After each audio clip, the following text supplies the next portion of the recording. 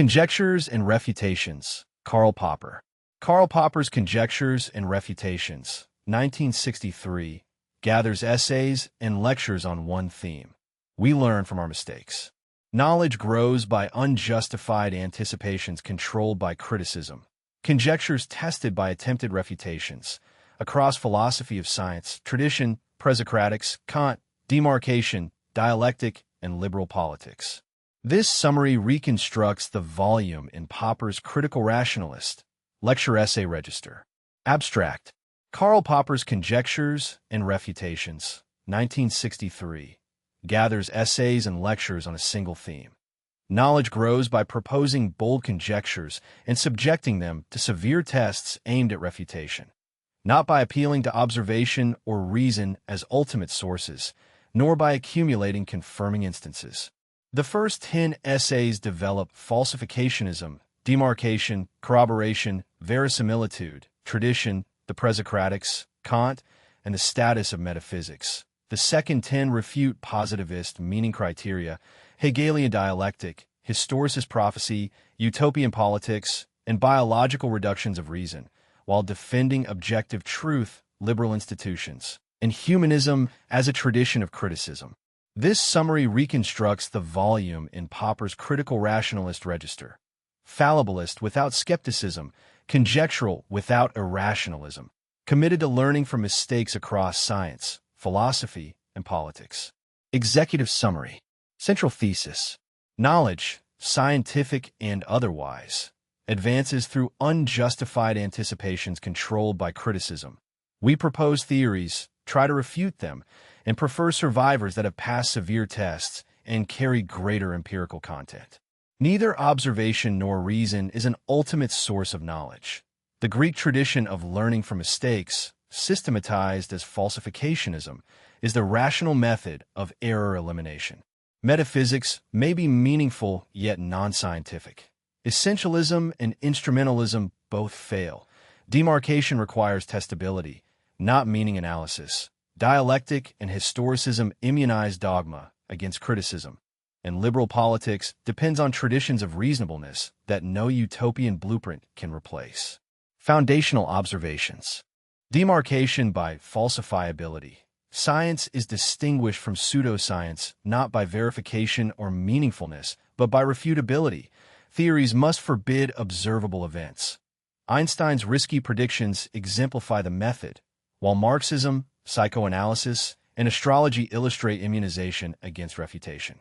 Manifest truth and conspiracy. Bacon's and Descartes' optimistic epistemology. Truth manifest once unveiled. Breeds fanaticism and the conspiracy theory of ignorance when truth fails to prevail. Neither observation nor intellectual intuition is a secure foundation. Critical rationalism. Error is detected by criticizing theories, not by appealing to ultimate sources. Socratic meutic, Kantian autonomy and ethics, and the presocratic invention of critical discussion precede and surpass classical empiricism and rationalism. 3 views of knowledge. Essentialism seeks hidden essences. Instrumentalism reduces theories to calculation rules. Popper's conjectural realism holds that testable theories describe a corrigible but real world. The Galilean view corrected a false certainty. Tradition and critical dualism. Man-made conventions differ from natural facts. Institutions require living traditions to interpret abstract liberal principles. Rational reform criticizes traditions without utopian abolition on a tabula rasa. Growth through problems. Science progresses from problem to problem of increasing depth. Rationality lies in choosing better theories by empirical content and severity of tests, not in deductive axiomatization or high probability. Truth and verisimilitude. Objective truth is a regulative idea rehabilitated through Tarski. We may approach truth through theories of increasing content that survive tests under which predecessors failed, without ever achieving certainty. Refutation of positivism.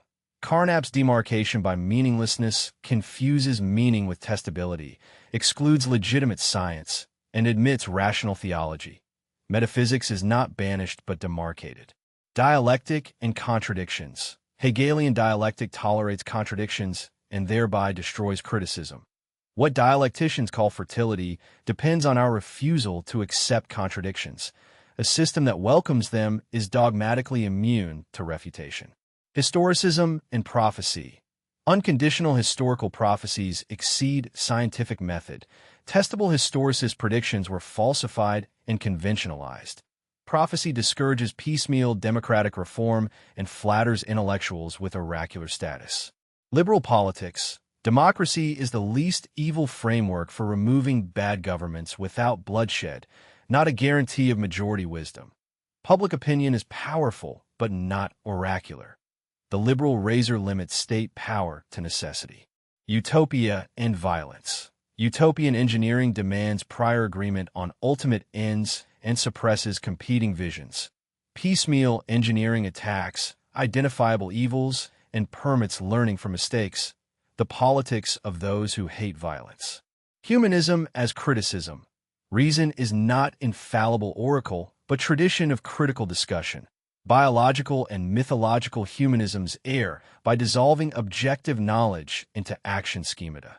Mind grows by conjecture, refutation, and intellectual humility. Significance and recommendation. Conjectures and Refutations is the most accessible entry to Popper's philosophy of science and its extension to politics and humanism. More wide-ranging than the logic of scientific discovery, less historical than the open society and its enemies, and indispensable for understanding falsificationism, demarcation, and critical rationalism in their mature form. Read the introduction and chapters 1, 10, and 11 for the core epistemology. Chapters 3, 7, and 8 to 9 for the critique of essentialism, instrumentalism, and positivism. Chapters 15 to 16 and 18 for dialectic, historicism, and utopia. Chapters 17 and 20 for liberal politics and humanism. Pair with the poverty of historicism for the methodological case against prophecy and with the open society for the historical critique of Plato, Hegel, and Marx. Do not treat Popper's hostility to induction, dialectic, or utopianism as hostility to science, progress, or reform. His point is precisely that genuine growth and humane politics require fallible criticism, not foundations, prophecies, or blueprints. Introduction on the sources of knowledge and of ignorance. The paradox of ignorance and the conspiracy theory. The title of this lecture is likely, I fear, to offend some critical ears. Although sources of knowledge is in order and sources of error would have been in order too, the phrase sources of ignorance is another matter. Ignorance is something negative. It is the absence of knowledge. But how on earth can the absence of anything have sources? A friend put this question to me when I confided the title I had chosen. Hard-pressed for a reply, I found myself improvising a rationalization. I hoped, through the phrasing of the title, to direct attention to a number of historically important, although unrecorded philosophical doctrines, and especially to a conspiracy theory of ignorance, which interprets ignorance not as a mere lack of knowledge, but as the work of some mischievous power, the source of impure and evil influences which pervert and poison our minds and instill in us the habit of resistance to knowledge. I am not quite sure whether this explanation allayed my friend's misgivings, but it did silence him. Your case is different since you are silenced by the rules of the present transactions. So I can only hope that I have allayed your misgivings sufficiently, for the time being, to allow me to begin my story at the other end, with the sources of knowledge rather than with the sources of ignorance. However, I shall presently come back to the sources of ignorance, and also to the conspiracy theory of these sources. Conspiracy theory of ignorance. The view that when manifest truth fails to prevail, the failure must be due to malicious suppression, priests, capitalists, or corrupt authorities who poison minds and keep the people in darkness. Popper traces this to the optimistic belief that truth, if given a fair chance, must win in a free encounter. Quote, when Milton's truth was put to the worse, the necessary inference was that the encounter had not been free and open. If the manifest truth does not prevail, it must have been maliciously suppressed. British empiricism versus continental rationalism. The problem which I wish to examine afresh in this lecture and which I hope not only to examine but to solve, may perhaps be described as an aspect of the old quarrel between the British and the continental schools of philosophy. The quarrel between the classical empiricism of Bacon, Locke, Berkeley, Hume, and Mill, and the classical rationalism or intellectualism of Descartes, Spinoza, and Leibniz. In this quarrel, the British school insisted that the ultimate source of all knowledge was observation, while the continental school insisted that it was the intellectual intuition of clear and distinct ideas. Most of these issues are still very much alive. Not only has empiricism, still the ruling doctrine in England, conquered the United States, but it is now widely accepted even on the European continent as the true theory of scientific knowledge. Cartesian intellectualism, alas, has been only too often distorted into one or another of the various forms of modern irrationalism. I shall try to show in this lecture that the differences between classical empiricism and rationalism are much smaller than their similarities, and that both are mistaken. I hold that they are mistaken, although I am myself both an empiricist and a rationalist of sorts. But I believe that, though observation and reason have each an important role to play, these roles hardly resemble those which their classical defenders attributed to them. More especially, I shall try to show that neither observation nor reason can be described as a source of knowledge, in the sense in which they have been claimed to be sources of knowledge, down to the present day. Epistemology's practical stakes. Our problem belongs to the theory of knowledge, or to epistemology, reputed to be the most abstract and remote and altogether irrelevant region of pure philosophy. Hume, one of the greatest thinkers in the field, predicted that because of the remoteness and abstractness and practical irrelevance of some of his results, none of his readers would believe in them for more than an hour. Kant's attitude was different. He thought that the problem, "What can I know?" was one of the three most important questions a man could ask. Bertrand Russell, in spite of being closer to Hume in philosophic temperament, seems to side in this matter with Kant. And I believe that Russell is right when he attributes to epistemology practical consequences for science, for ethics, and even for politics. He points out, for example, that epistemological relativism, or the idea that there is no such thing as objective truth, and epistemological pragmatism, or the idea that truth is the same as usefulness, are closely linked with authoritarian and totalitarian ideas. Some recent philosophers have developed a doctrine of the essential impotence and practical irrelevance of all genuine philosophy, and thus, one can assume, of epistemology.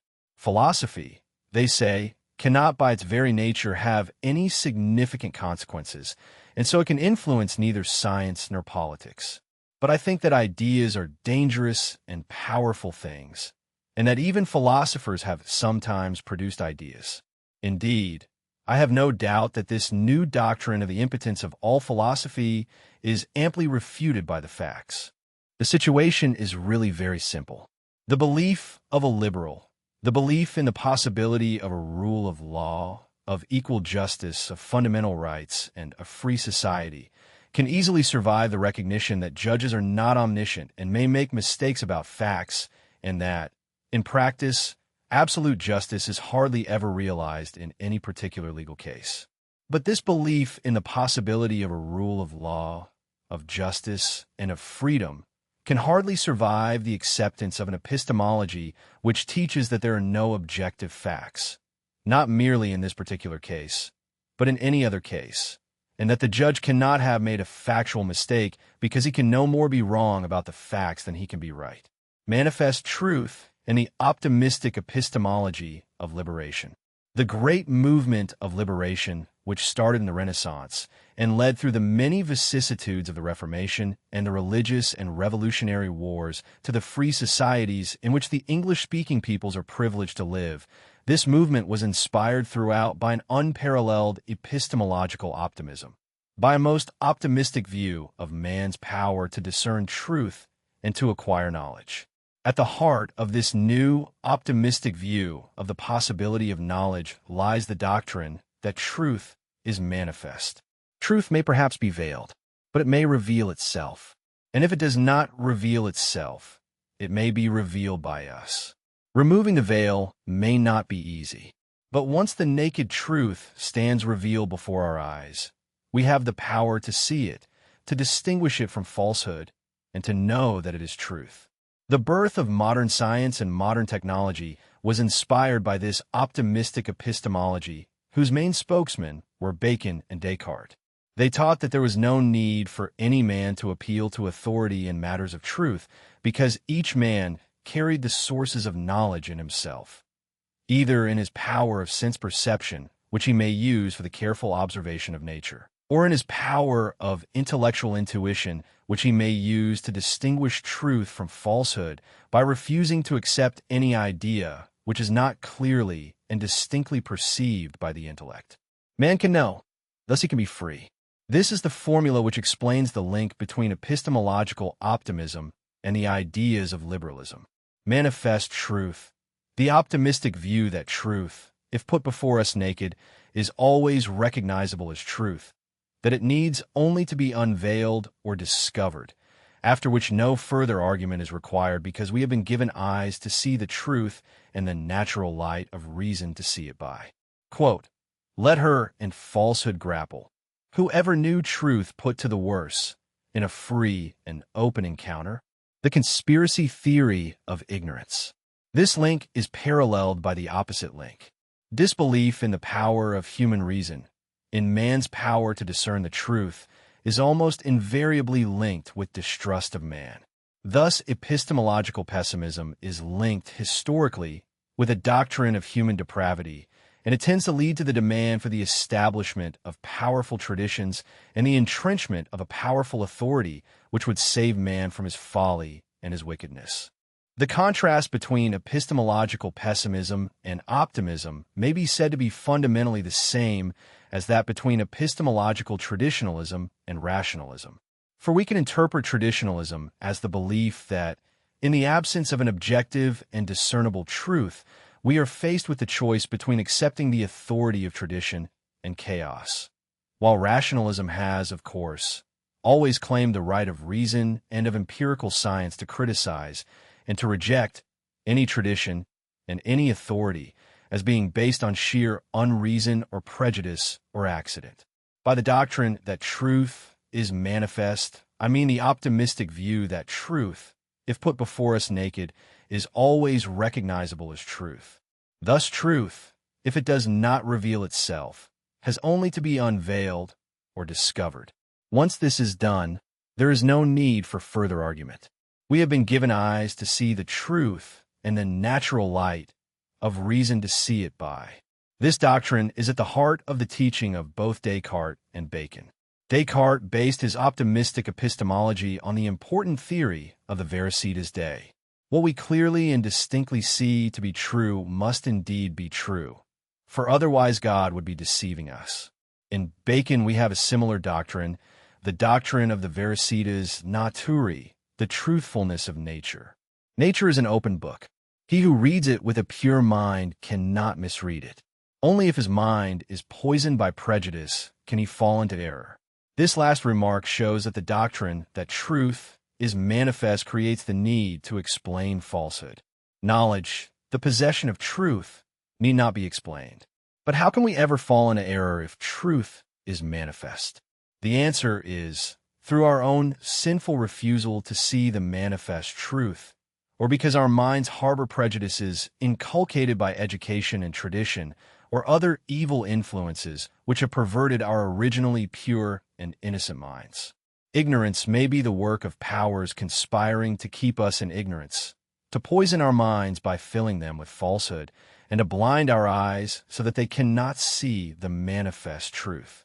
The conspiracy theory of ignorance is fairly well known in its Marxian form as the conspiracy of a capitalist press that perverts and suppresses truth and fills the workers' minds with false ideologies. Prominent among these, of course, are the doctrines of religion. It is surprising to find how unoriginal this Marxist theory is. The wicked and fraudulent priest who keeps the people in ignorance was a stock figure of the 18th century and, I am afraid, one of the inspirations of liberalism. I do not assert that there was never a grain of truth in this conspiracy theory, But in the main, it was a myth, just as the theory of manifest truth from which it grew was a myth. For the simple truth is that truth is often hard to come by, and that once found it may easily be lost again. Erroneous beliefs may have an astonishing power to survive for thousands of years in defiance of experience, and without the aid of any conspiracy. The history of science, and especially of medicine, could furnish us with a number of good examples. One example is, indeed, the general conspiracy theory itself. Plato's prehistory, from manifest truth to the cave. Thus, the optimistic epistemology of Bacon and of Descartes cannot be true. Yet perhaps the strangest thing in this story is that this false epistemology was the major inspiration of an intellectual and moral revolution without parallel in history. It encouraged men to think for themselves. It gave them hope that through knowledge they might free themselves and others from servitude and misery. It made modern science possible. It became the basis of the fight against censorship and the suppression of free thought. It is a case of a bad idea inspiring many good ones. This false epistemology, however, has also led to disastrous consequences. The theory that truth is manifest, that it is there for everyone to see, if only he wants to see it. This theory is the basis of almost every kind of fanaticism. For only the most depraved wickedness can refuse to see the manifest truth. Only those who have every reason to fear truth can deny it and conspire to suppress it. Yet the theory that truth is manifest not only breeds fanatics, men possessed by the conviction that all those who do not see the manifest truth must be possessed by the devil, but it may also lead, though perhaps less directly than does a pessimistic epistemology, to authoritarianism. For truth is not manifest as a rule. The allegedly manifest truth is therefore in constant need not only of interpretation and affirmation, but also of reinterpretation and reaffirmation. An authority is required to pronounce upon and lay down, almost from day to day, what is to be the manifest truth, and it may learn to do so arbitrarily and cynically. And many disappointed epistemologists will turn away from their own former optimism and erect a resplendent authoritarian theory on the basis of a pessimistic epistemology. It seems to me that the greatest epistemologist of all, Plato, exemplifies this tragic development. Plato plays a decisive part in the prehistory of Descartes' doctrine of the Veracetas Dei, the doctrine that our intellectual intuition does not deceive us because God is truthful and will not deceive us. The Greek poets refer to the sources of their knowledge. The sources are divine. They are the Muses. Precisely the same two claims were raised by the philosophers Heraclitus and Parmenides. Parmenides forms the missing link between Homer or Hesiod on the one side and Descartes on the other. His guiding star and inspiration is the goddess Dike, described by Heraclitus as the guardian of truth. Parmenides is told by his divine guarantor of truth that in order to distinguish between truth and falsehood, he must rely upon the intellect alone, to the exclusion of the senses of sight, hearing, and taste. In Plato's theory of anamnesis, there is nothing which our immortal soul does not know prior to our birth. The birth of a man is his fall from grace. It is his fall from a natural or divine state of knowledge, and it is thus the origin and cause of his ignorance. It is clear that there is a close link between this theory of anamnesis and the doctrine of manifest truth. If, even in our depraved state of forgetfulness, we see the truth, we cannot but recognize it as the truth. Yet disappointment must have come to Plato, for in the Republic we find the beginnings of a pessimistic epistemology. In the famous story of the prisoners in the cave, he shows that the world of our experience is only a shadow, a reflection of the real world. The difficulties in the way of an understanding of the real world are almost superhuman, and only the very few, if anybody at all, can attain to the divine state of understanding the real world, the divine state of true knowledge of episteme. The authoritarian and traditionalist consequences of this pessimistic theory are fully elaborated in the laws. Baconian induction as Socratic meutic. In the Meno, Plato was conscious of the highly optimistic character of his theory of anamnesis, for he describes it as a doctrine which makes men eager to learn, to search, and to discover. I believe that this famous Socratic method, called in the Theaetetus the art of midwifery or maieutic, is what Aristotle alluded to when he said that Socrates was the inventor of the method of induction.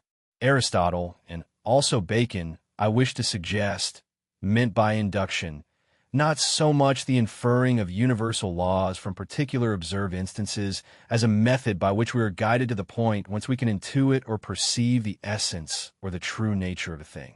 The maieutic art of Socrates consists, essentially, in asking questions designed to destroy prejudices, false beliefs which are often traditional or fashionable beliefs, false answers, given in the spirit of ignorant cocksureness. Socrates himself does not pretend to know. His attitude is described by Aristotle in the words, Socrates raised questions but gave no answers, for he confessed that he did not know. Thus, Socrates' maieutic is not an art that aims at teaching any belief, but one that aims at purging or cleansing the soul of its false beliefs, its seeming knowledge, its prejudices. It achieves this by teaching us to doubt our own convictions. Fundamentally, the same procedure is part of Bacon's induction. Bacon distinguishes in the Novum Organum between a true method, interpretatio naturae, and a false method, anticipatio mentis. What Bacon means by interpretatio naturae is, I suggest, the reading of, or better still, the spelling out of, the book of nature. The phrase should suggest the avoidance of all interpretation in the modern sense, and should not contain any suggestion of an attempt to interpret what is manifest in nature in the light of non-manifest causes or of hypotheses. For all this would be an anticipatio mentis, in Bacon's sense. As to anticipatio mentis, we have only to quote Locke. Men give themselves up to the first anticipations of their minds. Prejudice also derives from a legal term, and according to the Oxford English Dictionary, it was Bacon who introduced the verb to prejudge into the English language, in the sense of to judge adversely in advance, that is, in violation of the judge's duty. Thus the two methods are 1. The spelling out of the open book of nature, leading to knowledge or episteme, and 2. The prejudice of the mind that wrongly prejudges, and perhaps misjudges, nature, leading to doxa, or mere guesswork. How can we prepare ourselves to read the book of nature properly or truly? Bacon's answer is, by purging our minds of all anticipations or conjectures or guesses or prejudices. Like Socrates, we must, by purifying our intellects, prepare our souls to face the eternal light of essences or natures. Only after our souls have been cleansed in this way may we begin the work of spelling out diligently the open book of nature, the manifest truth. Interpretatio naturae, Bacon's true method of spelling out the open book of nature, not subjective interpretation in the modern sense, but reading nature as one reads law, without latitude. Anticipatio mentis, the prejudice of the mind that wrongly prejudges nature, the method of conjecture or hypothesis, which Bacon rejected, but which I happen to be a convinced advocate of. Quote, in spite of the religious character of their epistemologies, Bacon's and Descartes' attacks upon prejudice and upon traditional beliefs, which we carelessly or recklessly harbor, are clearly anti-authoritarian and anti-traditionalist. Fallibility, tolerance, and the split in man. In spite of their individualistic tendencies, Bacon and Descartes did not dare to appeal to our critical judgment, to your judgment, or to mine, perhaps because they felt that this might lead to subjectivism and to arbitrariness. Yet whatever the reason may have been, they certainly were unable to give up thinking in terms of authority, much as they wanted to do so. They could only replace one authority, that of Aristotle and the Bible, by another. Each of them appealed to a new authority, the one to the authority of the senses and the other to the authority of the intellect. This means that they failed to solve the great problem. How can we admit that our knowledge is a human, an all too human, affair without at the same time implying that it is all individual whim and arbitrariness? Yet this problem had been seen and solved long ago. First, it appears by Xenophanes, and then by Democritus, and by Socrates, the Socrates of the apology rather than of the Meno. The solution lies in the realization that all of us may and often do err, singly and collectively, but that this very idea of error and human fallibility involve another one, the idea of objective truth, the standard which we may fall short of. Thus, the doctrine of fallibility should not be regarded as part of a pessimistic epistemology.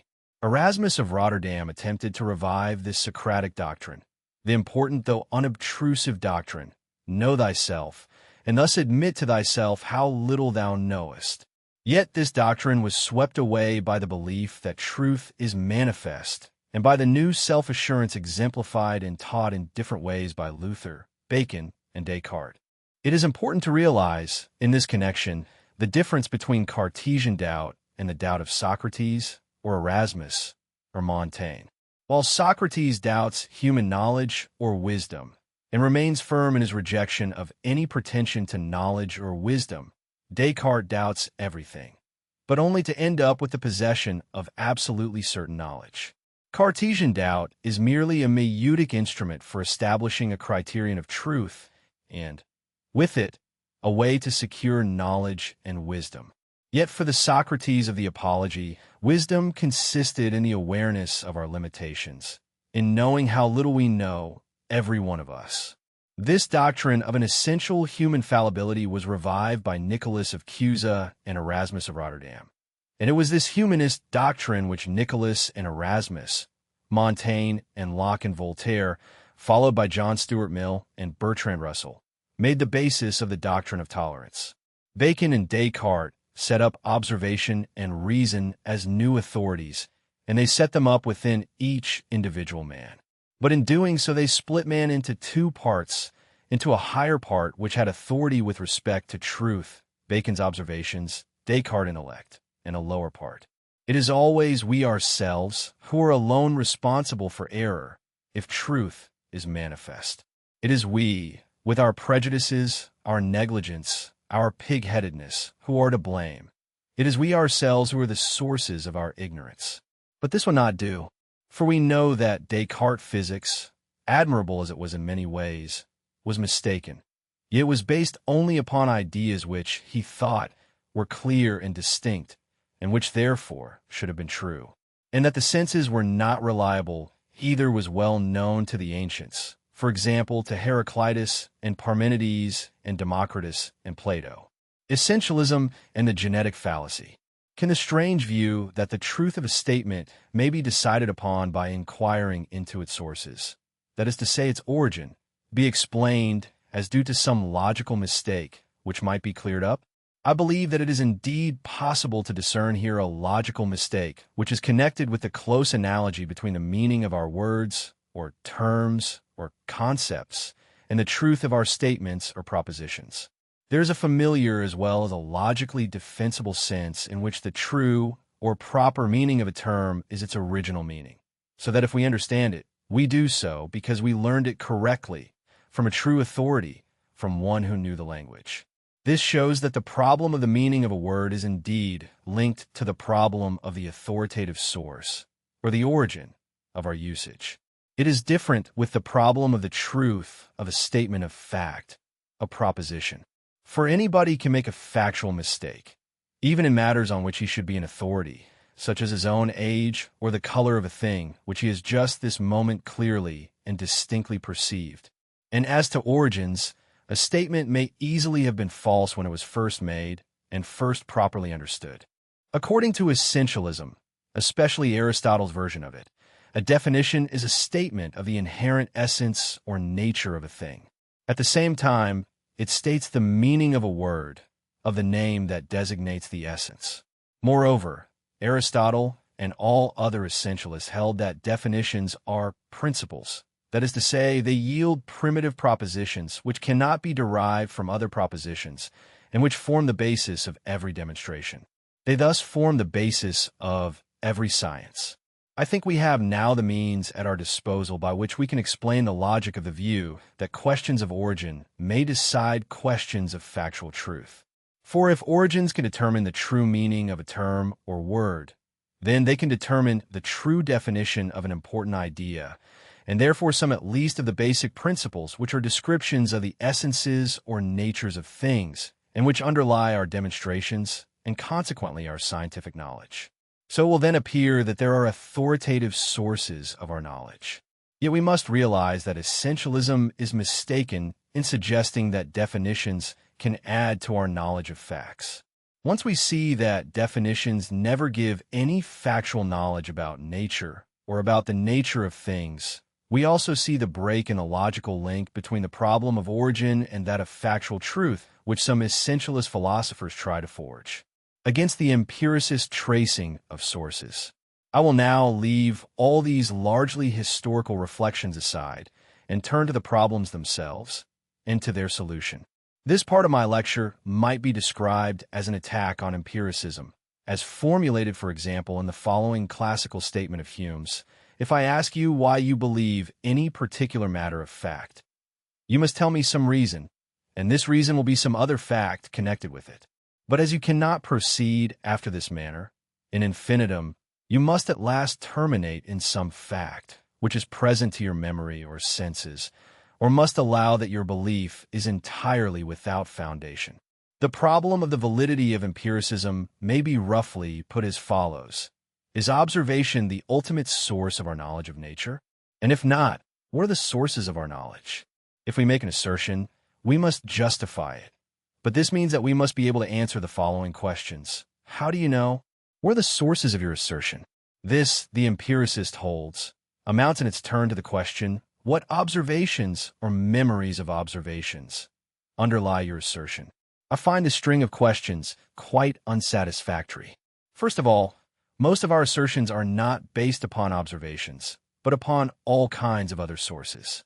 I read it in the Times, or perhaps I read it in the Encyclopedia Britannica, is a more likely and a more definite answer to the question, how do you know? Then I have observed it, or I know it from an observation I made last year. Here we have the empiricist case, as it is still put by some of my positivist friends. I shall try to show that this case is as little valid as Bacon's, that the answer to the question of the sources of knowledge goes against the empiricist, and, finally, that this whole question of ultimate sources to which one may appeal as one might to a higher court or a higher authority, must be rejected as based upon a mistake. First, I want to show that if you actually went on questioning the Times and its correspondents about the sources of their knowledge, you would in fact never arrive at all those observations by eyewitnesses in the existence of which the empiricist believes. You would find, rather, that with every single step you take, the need for further steps increases in snowball-like fashion. Take as an example the sort of assertion for which reasonable people might simply accept as sufficient the answer, I read it in the Times. Let us say the assertion, the Prime Minister has decided to return to London several days ahead of schedule. Now assume for a moment that somebody doubts this assertion or feels the need to investigate its truth. What shall he do? If he has a friend in the Prime Minister's office, the simplest and most direct way would be to ring him up, and if this friend corroborates the message, then that is that. In other words, the investigator will, if possible, try to check or to examine the asserted fact itself, rather than trace the source of the information. There is a simple reason why this tedious sequence of questions never comes to a satisfactory conclusion.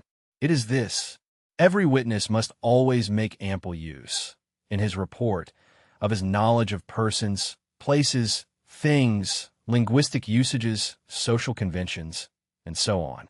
He cannot rely merely upon his eyes or ears, especially if his report is to be of use in justifying any assertion worth justifying. But this fact must, of course, always raise new questions as to the sources of those elements of his knowledge which are not immediately observational. This is why the program of tracing back all knowledge to its ultimate source and observation is logically impossible to carry through. It leads to an infinite regress. The doctrine that truth is manifest cuts off the regress. This is interesting because it may help to explain the attractiveness of that doctrine. I wish to mention, in parenthesis, that this argument is closely related to another, that all observation involves interpretation in the light of our theoretical knowledge, or that pure observational knowledge, unadulterated by theory, would, if at all possible, be utterly barren and futile. The most striking thing about the observationalist program of asking for sources, apart from its tediousness, is its stark violation of common sense. For if we are doubtful about an assertion, then the normal procedure is to test it, rather than to ask for its sources. And if we find independent corroboration, then we shall often accept the assertion without bothering at all about sources. Critical rationalism and the 9 theses. But what, then, are the sources of our knowledge? The answer, I think, is this. There are all kinds of sources of our knowledge, but none has authority. We may say that the Times can be a source of knowledge, or the Encyclopedia Britannica. We may say that certain papers in the Physical Review about a problem in physics have more authority and are more of the character of a source than an article about the same problem in the Times or the Encyclopedia. But it would be quite wrong to say that the source of the article in the Physical Review must have been wholly or even partly observation. The source may well be the discovery of an inconsistency in another paper, or the discovery of the fact that a hypothesis proposed in another paper could be tested by such and such an experiment. All these non-observational discoveries are sources in the sense that they all add to our knowledge. The fundamental mistake made by the philosophical theory of the ultimate sources of our knowledge is that it does not distinguish clearly enough between questions of origin and questions of validity. In general, we do not test the validity of an assertion or information by tracing its sources or its origin, but we test it much more directly by a critical examination of what has been asserted, of the asserted facts themselves. Thus, the empiricist questions, how do you know? What is the source of your assertion? Are wrongly put. They are not formulated in an inexact or slovenly manner, but they are entirely misconceived. They are questions that beg for an authoritarian answer. The traditional systems of epistemology may be said to result from yes answers or no answers to questions about the sources of knowledge. They never challenge these questions or dispute their legitimacy. The questions are taken as perfectly natural, and nobody seems to see any harm in them. This is quite interesting, for these questions are clearly authoritarian in spirit. They can be compared with that traditional question of political theory, who should rule, which begs for an authoritarian answer such as the best or the wisest, or the people or the majority. The question about the sources of our knowledge can be replaced in a similar way. I propose to assume, instead, that no such ideal sources exist, no more than ideal rulers, and that all sources are liable to lead us into error at times. And I propose to replace, therefore, the question of the sources of our knowledge by the entirely different question. How can we hope to detect and eliminate error? The question of the sources of our knowledge, like so many authoritarian questions, is a genetic one. It asks for the origin of our knowledge, in the belief that knowledge may legitimize itself by its pedigree. My modified question, how can we hope to detect error, may be said to derive from the view that such pure, untainted, and certain sources do not exist, and that questions of origin or of purity should not be confounded with questions of validity or of truth. Critical rationalism, the view that we detect and eliminate error by criticizing the theories or guesses of others, and, if we can train ourselves to do so, by criticizing our own theories or guesses, a tradition we owe to the Greeks, distinct from Cartesian intellectualism and from Kant epistemology, though Kant approached it in ethics with his principle of autonomy.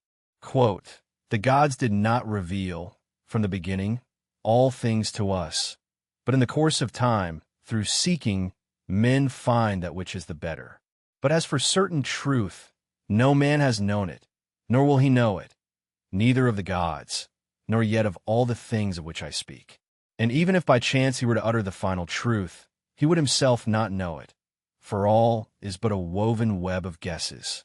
The proper answer to my question, how can we hope to detect and eliminate error, is, I believe, by criticizing the theories or guesses of others, and, if we can train ourselves to do so, by criticizing our own theories or guesses. Kant boldly carried the idea of critical examination into the field of religion.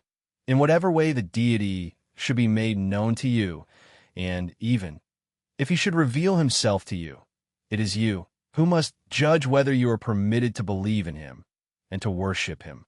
In view of this bold statement, it seems strange that Kant did not adopt the same attitude, that of critical examination, of the critical search for error in the field of science. I feel certain that it was only his acceptance of the authority of Newton's cosmology, a result of its almost unbelievable success in passing the most severe tests, which prevented Kant from doing so. If this interpretation of Kant is correct, then the critical rationalism, which I advocate, merely puts the finishing touch to Kant's own critical philosophy. And this was made possible by Einstein, who taught us that Newton's theory may well be mistaken in spite of its overwhelming success. So my answer to the questions, how do you know? What is the source or the basis of your assertion? What observations have led you to it? Would be, I do not know. My assertion was merely a guess. Never mind the source or the sources from which it may spring. There are many possible sources, and I may not be aware of half of them, and origins or pedigrees have in any case little bearing upon truth. But if you are interested in the problem, which I try to solve by my tentative assertion, you may help me by criticizing it as severely as you can, and if you can design some experimental test which you think might refute my assertion, I shall gladly, and to the best of my powers, help you to refute it. 9 Theses and Learned Ignorance. It is high time now, I think, to formulate the epistemological results of this discussion. I will put them in the form of 9 theses. There are no ultimate sources of knowledge. Every source, every suggestion is welcome, and every source, every suggestion is open to critical examination. The proper epistemological question is not one about sources. Rather, we ask whether the assertion made is true, that is to say, whether it agrees with the facts. In connection with this examination, all kinds of arguments may be relevant. A typical procedure is to examine whether our theories are consistent with our observations. Quantitatively and qualitatively, by far the most important source of our knowledge, apart from inborn knowledge, is tradition. Most things we know we have learned by example, by being told, by reading books, by learning how to criticize, how to take and to accept criticism, how to respect truth. The fact that most of the sources of our knowledge are traditional condemns anti-traditionalism as futile. But this fact must not be held to support a traditionalist attitude. Every bit of our traditional knowledge, and even our inborn knowledge, is open to critical examination and may be overthrown. Nevertheless, without tradition, knowledge would be impossible. Knowledge cannot start from nothing, from a tabula rasa, nor yet from observation. The advance of knowledge consists, mainly, in the modification of earlier knowledge. Pessimistic and optimistic epistemologies are about equally mistaken. The pessimistic cave story of Plato is the true one, and not his optimistic story of anamnesis. But although the world of appearances is indeed a world of mere shadows on the walls of our cave, we all constantly reach out beyond it. And although, as Democritus said, the truth is hidden in the deep, we can probe into the deep. There is no criterion of truth at our disposal, and this fact supports pessimism. But we do possess criteria which, if we are lucky, may allow us to recognize error and falsity. Clarity and distinctness are not criteria of truth, but such things as obscurity or confusion may indicate error. Similarly, coherence cannot establish truth, but incoherence and inconsistency do establish falsehood. Neither observation nor reason are authorities. Intellectual intuition and imagination are most important, but they are not reliable.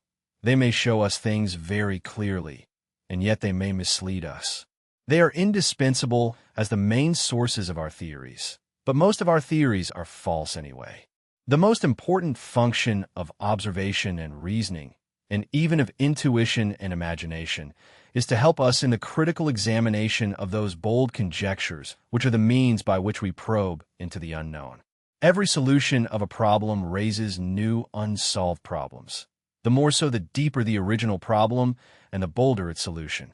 The more we learn about the world, and the deeper our learning, the more conscious, specific, and articulate will be our knowledge of what we do not know, our knowledge of our ignorance. Truth above human authority. If only we look for it, we can often find a true idea, worthy of being preserved, in a philosophical theory which must be rejected as false.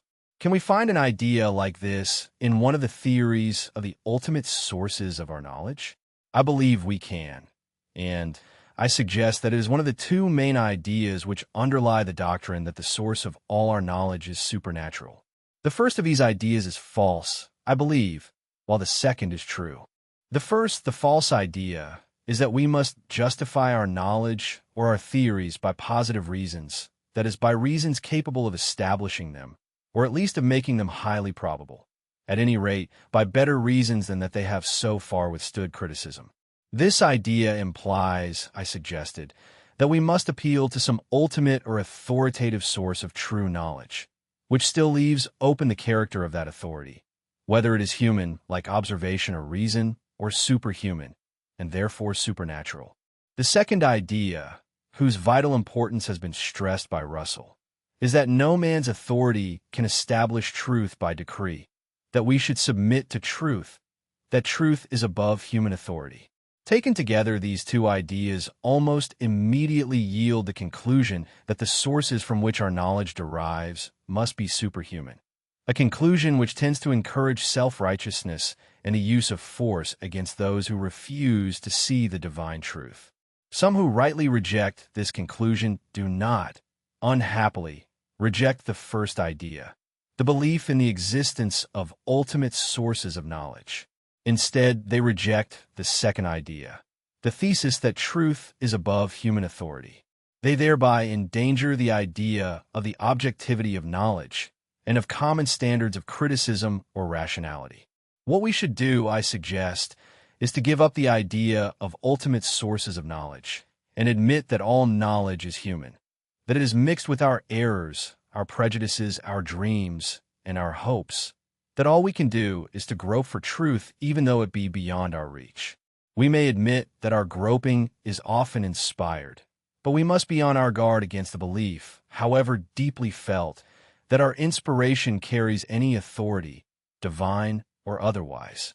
If we thus admit that there is no authority beyond the reach of criticism to be found within the whole province of our knowledge, however far it may have penetrated into the unknown, then we can retain, without danger, the idea that truth is beyond human authority, and we must retain it. For without this idea, there can be no objective standards of inquiry, no criticism of our conjectures, no groping for the unknown, no quest for knowledge. Quote, if we thus admit that there is no authority beyond the reach of criticism to be found within the whole province of our knowledge, however far it may have penetrated into the unknown, then we can retain, without danger, the idea that truth is beyond human authority, and we must retain it. For without this idea, there can be no objective standards of inquiry, no criticism of our conjectures, no groping for the unknown, no quest for knowledge. Chapter 1. Science, Conjectures, and Refutations. The problem of demarcation in 1919.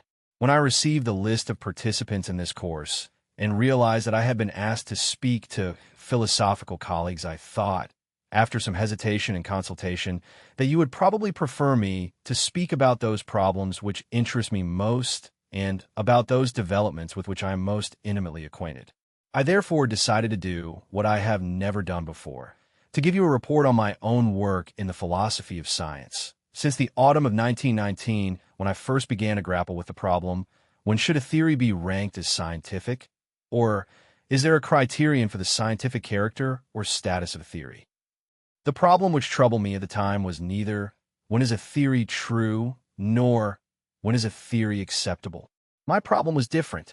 I wished to distinguish between science and pseudoscience, knowing very well that science often errs, and that pseudoscience may happen to stumble on the truth.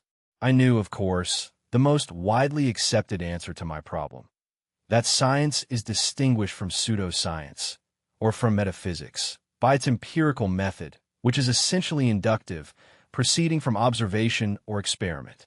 But this did not satisfy me. On the contrary, I often formulated my problem as one of distinguishing between a genuinely empirical method and a non-empirical or even a pseudo-empirical method, That is to say, a method which, although it appeals to observation and experiment, nevertheless does not come up to scientific standards.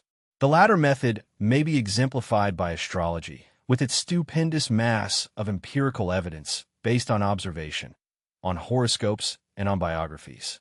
After the collapse of the Austrian Empire, there had been a revolution in Austria.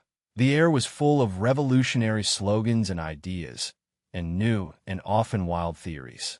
Among the theories which interested me, Einstein's theory of relativity was no doubt by far the most important. Three others were Marx's theory of history, Freud's psychoanalysis, and Alfred Adler's so-called individual psychology. It was during the summer of 1919 that I began to feel more and more dissatisfied with these three theories: the Marxist theory of history, psychoanalysis, and individual psychology, and I began to feel dubious about their claims to scientific status. My problem perhaps first took the simple form: what is wrong with Marxism, psychoanalysis, and individual psychology? Why are they so different from physical theories, from Newton's theory, and especially from the theory of relativity? Few of us at the time would have said that we believed in the truth of Einstein's theory of gravitation. This shows that it was not my doubting the truth of those other three theories which bothered me, but something else. Yet neither was it that I merely felt mathematical physics to be more exact than the sociological or psychological type of theory. What worried me was that these other three theories, though posing as sciences, had in fact more in common with primitive myths than with science, that they resembled astrology rather than astronomy. Confirmations, risky predictions, and falsifiability. I found that those of my friends who were admirers of Marx, Freud, and Adler were impressed by a number of points common to these theories, and especially by their apparent explanatory power. These theories appeared to be able to explain practically everything that happened within the fields to which they referred. The study of any of them seemed to have the effect of an intellectual conversion or revelation, opening your eyes to a new truth hidden from those not yet initiated. Once your eyes were thus opened, you saw confirming instances everywhere. The world was full of verifications of the theory. Whatever happened always confirmed it. Thus, its truth appeared manifest. And unbelievers were clearly people who did not want to see the manifest truth.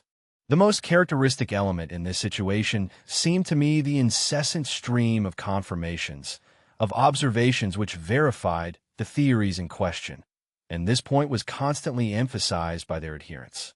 A Marxist could not open a newspaper without finding on every page confirming evidence for his interpretation of history. The Freudian analysts emphasized that their theories were constantly verified by their clinical observations. As for Adler, I was much impressed by a personal experience. Once, in 1919, I reported to him a case which to me did not seem particularly Adlerian, but which he found no difficulty in analyzing in terms of his theory of inferiority feelings, although he had not even seen the child. Slightly shocked, I asked him how he could be so sure. "Because of my thousand-fold experience," he replied, whereupon I could not help saying, "And with this new case, I suppose, your experience has become 1,001-fold."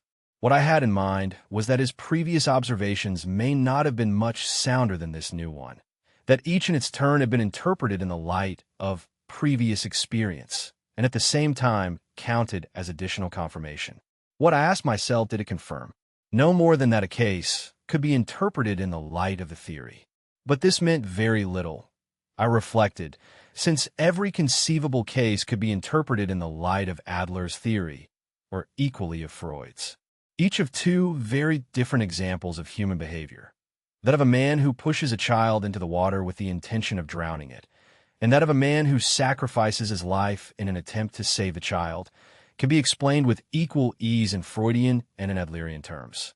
According to Freud, the first man suffered from repression, while the second man had achieved sublimation. According to Adler, the first man suffered from feelings of inferiority, and so did the second man. I could not think of any human behavior which could not be interpreted in terms of either theory. It was precisely this fact, that they always fitted, that they were always confirmed, which in the eyes of their admirers constituted the strongest argument in favor of these theories. it began to dawn on me that this apparent strength was in fact their weakness. With Einstein's theory, the situation was strikingly different. Take one typical instance. Einstein's prediction, just then confirmed by the findings of Eddington's expedition. Einstein's gravitational theory had led to the result that light must be attracted by heavy bodies, precisely as material bodies were attracted. As a consequence, it could be calculated that light from a distant fixed star, whose apparent position was close to the Sun, would reach the Earth from such a direction that the star would seem to be slightly shifted away from the Sun. Now, the impressive thing about this case is the risk involved in a prediction of this kind. If observation shows that the predicted effect is definitely absent, then the theory is simply refuted. The theory is incompatible with certain possible results of observation. In fact, with results which everybody before Einstein would have expected. This is quite different from the situation I have previously described, when it turned out that the theories in question were compatible with the most divergent human behavior, so that it was practically impossible to describe any human behavior that might not be claimed to be a verification of these theories. Falsifiability, the criterion of the scientific status of a theory, its refutability or testability, as opposed to verifiability or the accumulation of confirming instances. Risky prediction, a prediction that could have refuted the theory if the expected effect had been absent. Confirming evidence counts only when it results from such a genuine test. Quote, "The impressive thing about this case is the risk involved in a prediction of this kind. If observation shows that the predicted effect is definitely absent, then the theory is simply refuted. The theory is incompatible with certain possible results of observation. In fact, with results which everybody before Einstein would have expected." 7 Theses on demarcation. These considerations led me, in the winter of 1919 to 20, to conclusions which I may now reformulate as follows. It is easy to obtain confirmations or verifications for nearly every theory if we look for confirmations. Confirmations should count only if they are the result of risky predictions. That is to say, if, unenlightened by the theory in question, we should have expected an event which was incompatible with the theory, an event which would have refuted the theory. Every good scientific theory is a prohibition. It forbids certain things to happen. The more a theory forbids, the better it is. A theory which is not refutable by any conceivable event is non-scientific. Irrefutability is not a virtue of a theory, but a vice. Every genuine test of a theory is an attempt to falsify it or to refute it. Testability is falsifiability, but there are degrees of testability. Some theories are more testable, more exposed to refutation than others. They take, as it were, greater risks. Confirming evidence should not count except when it is the result of a genuine test of the theory. And this means that it can be presented as a serious but unsuccessful attempt to falsify the theory. Some genuinely testable theories, when found to be false, are still upheld by their admirers. For example, by introducing ad hoc some auxiliary assumption, or by reinterpreting the theory ad hoc in such a way that it escapes refutation. Such a procedure is always possible, but it rescues the theory from refutation only at the price of destroying, or at least lowering, its scientific status. One can sum up all this by saying that the criterion of the scientific status of a theory is its falsifiability or refutability or testability. Astrology, Marxism, and psychoanalysis. Einstein's theory of gravitation clearly satisfied the criterion of falsifiability. Even if our measuring instruments at the time did not allow us to pronounce on the results of the test with complete assurance, there was clearly a possibility of refuting the theory. Astrology did not pass the test. Astrologers were greatly impressed and misled by what they believed to be confirming evidence, so much so that they were quite unimpressed by any unfavorable evidence. Moreover, by making their interpretations and prophecies sufficiently vague, they were able to explain away anything that might have been a refutation of the theory had the theory and the prophecies been more precise. In order to escape falsification, they destroyed the testability of their theory. It is a typical soothsayer's trick to predict things so vaguely that the predictions can hardly fail. The Marxist theory of history, in spite of the serious efforts of some of its founders and followers, ultimately adopted this soothsaying practice. In some of its earlier formulations, their predictions were testable and in fact falsified. Yet instead of accepting the refutations, the followers of Marx reinterpreted both the theory and the evidence in order to make them agree. In this way, they rescued the theory from refutation, but they did so at the price of adopting a device which made it irrefutable. They thus gave a conventionalist twist to the theory, and by this stratagem, they destroyed its much advertised claim to scientific status. The two psychoanalytic theories were in a different class. They were simply non-testable, irrefutable. There was no conceivable human behavior which could contradict them. This does not mean that Freud and Adler were not seeing certain things correctly.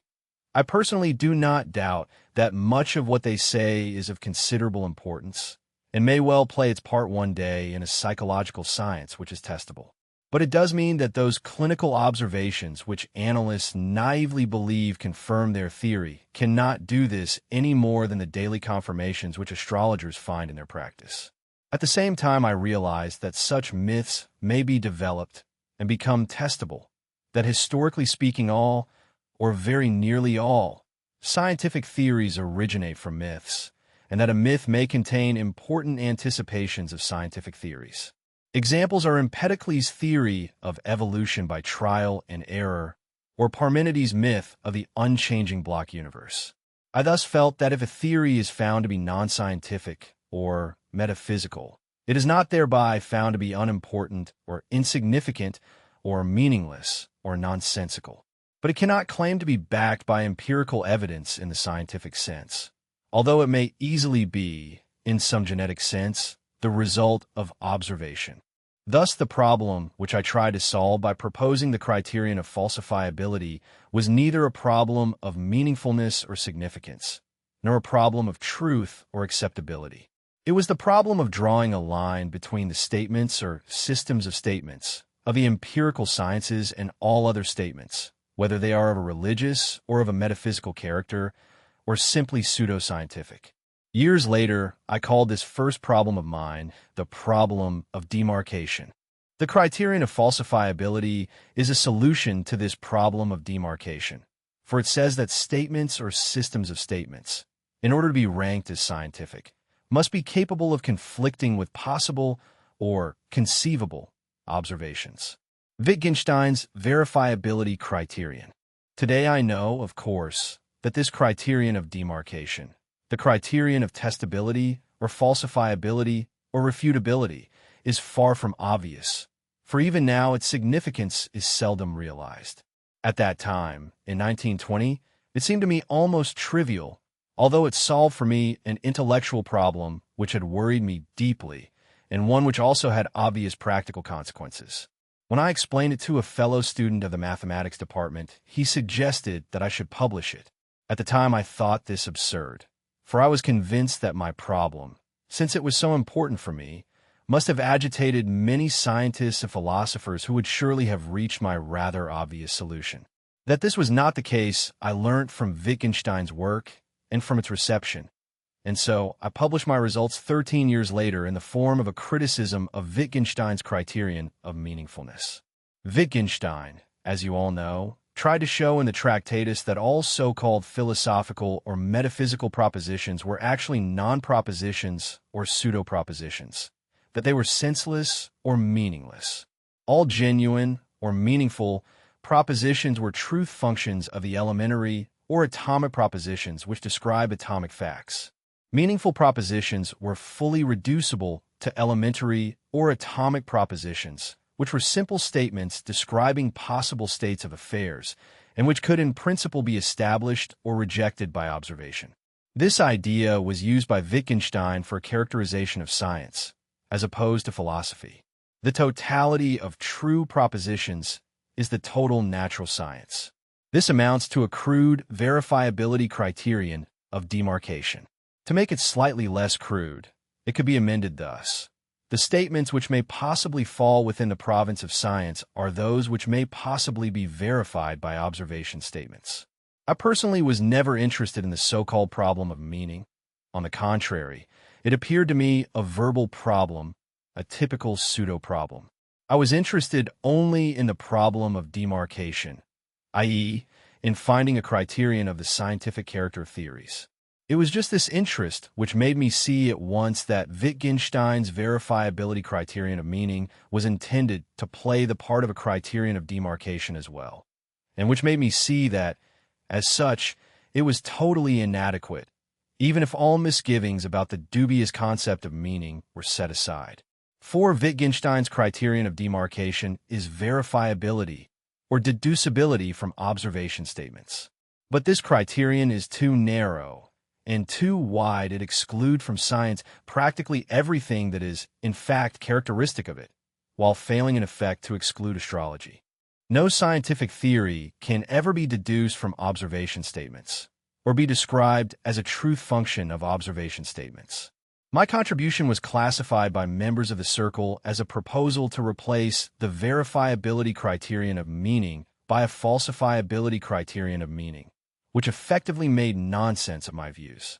My protest that I was trying to solve, not their pseudo-problem of meaning, but the problem of demarcation, were of no avail. Meanwhile, testability is being widely accepted as a criterion of demarcation. Hume's logical and psychological critique of induction. I had become interested in the problem of induction in 1923. Although this problem is very closely connected with the problem of demarcation, I did not fully appreciate the connection for about 5 years. I approached the problem of induction through Hume. Hume, I felt, was perfectly right in pointing out that induction cannot be logically justified.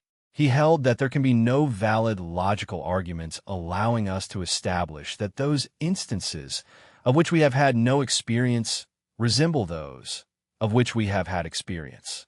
Consequently, even after the observation of the frequent or constant conjunction of objects, we have no reason to draw any inference concerning any object beyond those of which we have had experience. As a result, we can say that theories can never be inferred from observation statements or rationally justified by them. I found Hume's refutation of inductive inference clear and conclusive, but I felt completely dissatisfied with his psychological explanation of induction in terms of custom or habit. Hume's psychology, which is the popular psychology, was mistaken, I felt, about at least 3 different things. A. The typical result of repetition. B. The genesis of habits, and especially C. The character of those experiences or modes of behavior which may be described as believing in a law or expecting a law-like succession of events. The typical result of repetition, say, of repeating a difficult passage on the piano, is that movements which at first needed attention are in the end executed without attention. Such a process, far from creating a conscious expectation of law-like succession or a belief in a law, may on the contrary begin with a conscious belief and destroy it by making it superfluous. Habits or customs do not, as a rule, originate in repetition. Even a habit of walking or of speaking or of feeding at certain hours begins before repetition can play any part whatever. Belief in a law is not quite the same thing as behavior which betrays an expectation of a law-like succession of events. But these two are sufficiently closely connected to be treated together. I was prepared to concede that in exceptional cases they may result from a mere repetition of sense impressions. But I contended that normally, and in most cases of any interest, they cannot be so explained. Similarity for us and the infinite regress. The central idea of Hume's theory is that of repetition, based upon similarity or resemblance. This idea is used in a very uncritical way. We must respond to situations as if they were equivalent, take them as similar, interpret them as repetitions. The clever puppies, we may assume, showed by their response that they recognized or interpreted the second situation as a repetition of the first, that they expected its main element, the objectionable smell, to be present. The situation was a repetition for them because they responded to it by anticipating its similarity to the previous one. This apparently psychological criticism has a purely logical basis, which may be summed up in the following simple argument. The kind of repetition envisaged by Hume can never be perfect. The cases he has in mind cannot be cases of perfect sameness. They can only be cases of similarity. Thus, they are repetitions only from a certain point of view. But this means that, for logical reasons, there must always be a point of view, such as a system of expectations, anticipations, assumptions, or interests, before there can be any repetition, which point of view, consequently, cannot be merely the result of repetition. We must thus replace, for the purposes of a psychological theory of the origin of our beliefs, the naive idea of events which are similar by the idea of events to which we react by interpreting them as being similar. But if this is so, then Hume's psychological theory of induction leads to an infinite regress, precisely analogous to that other infinite regress, which was discovered by Hume himself and used by him to explode the logical theory of induction. Similarity for us is the product of a response involving interpretations, which may be inadequate, and anticipations or expectations, which may never be fulfilled. It is therefore impossible to explain anticipations or expectations as resulting from many repetitions, as suggested by Hume. For even the first repetition for us must be based upon similarity for us, and therefore upon expectations, precisely the kind of thing we wish to explain. Hume, I felt, had never accepted the full force of his own logical analysis. Having refuted the logical theory of induction, he was faced with the following problem. How do we actually obtain our knowledge, as a matter of psychological fact, if induction is a procedure which is logically invalid and rationally unjustifiable? I propose to turn the tables upon this theory of Hume's. Instead of explaining our propensity to expect regularities as the result of repetition, I propose to explain repetition for us as the result of our propensity to expect regularities and to search for them. Theory-laden observation and conjectural science. Thus, I was led by purely logical considerations to replace the psychological theory of induction by the following view. Without waiting passively for repetitions to impress or impose regularities upon us, we actively try to impose regularities upon the world. We try to discover similarities in it, and to interpret it in terms of laws invented by us. Without waiting for premises, we jump to conclusions. These may have to be discarded later, should observation show that they are wrong. This was a theory of trial and error, of conjectures and refutations. It made it possible to understand why our attempts to force interpretations upon the world were logically prior to the observation of similarities. Since there are logical reasons behind this procedure, I thought that it would apply in the field of science also, that scientific theories were not the digest of observations, but that they were inventions, conjectures boldly put forward for trial, to be eliminated if they clashed with observations. With observations which were rarely accidental, but as a rule undertaken with the definite intention of testing a theory by obtaining, if possible, a decisive refutation.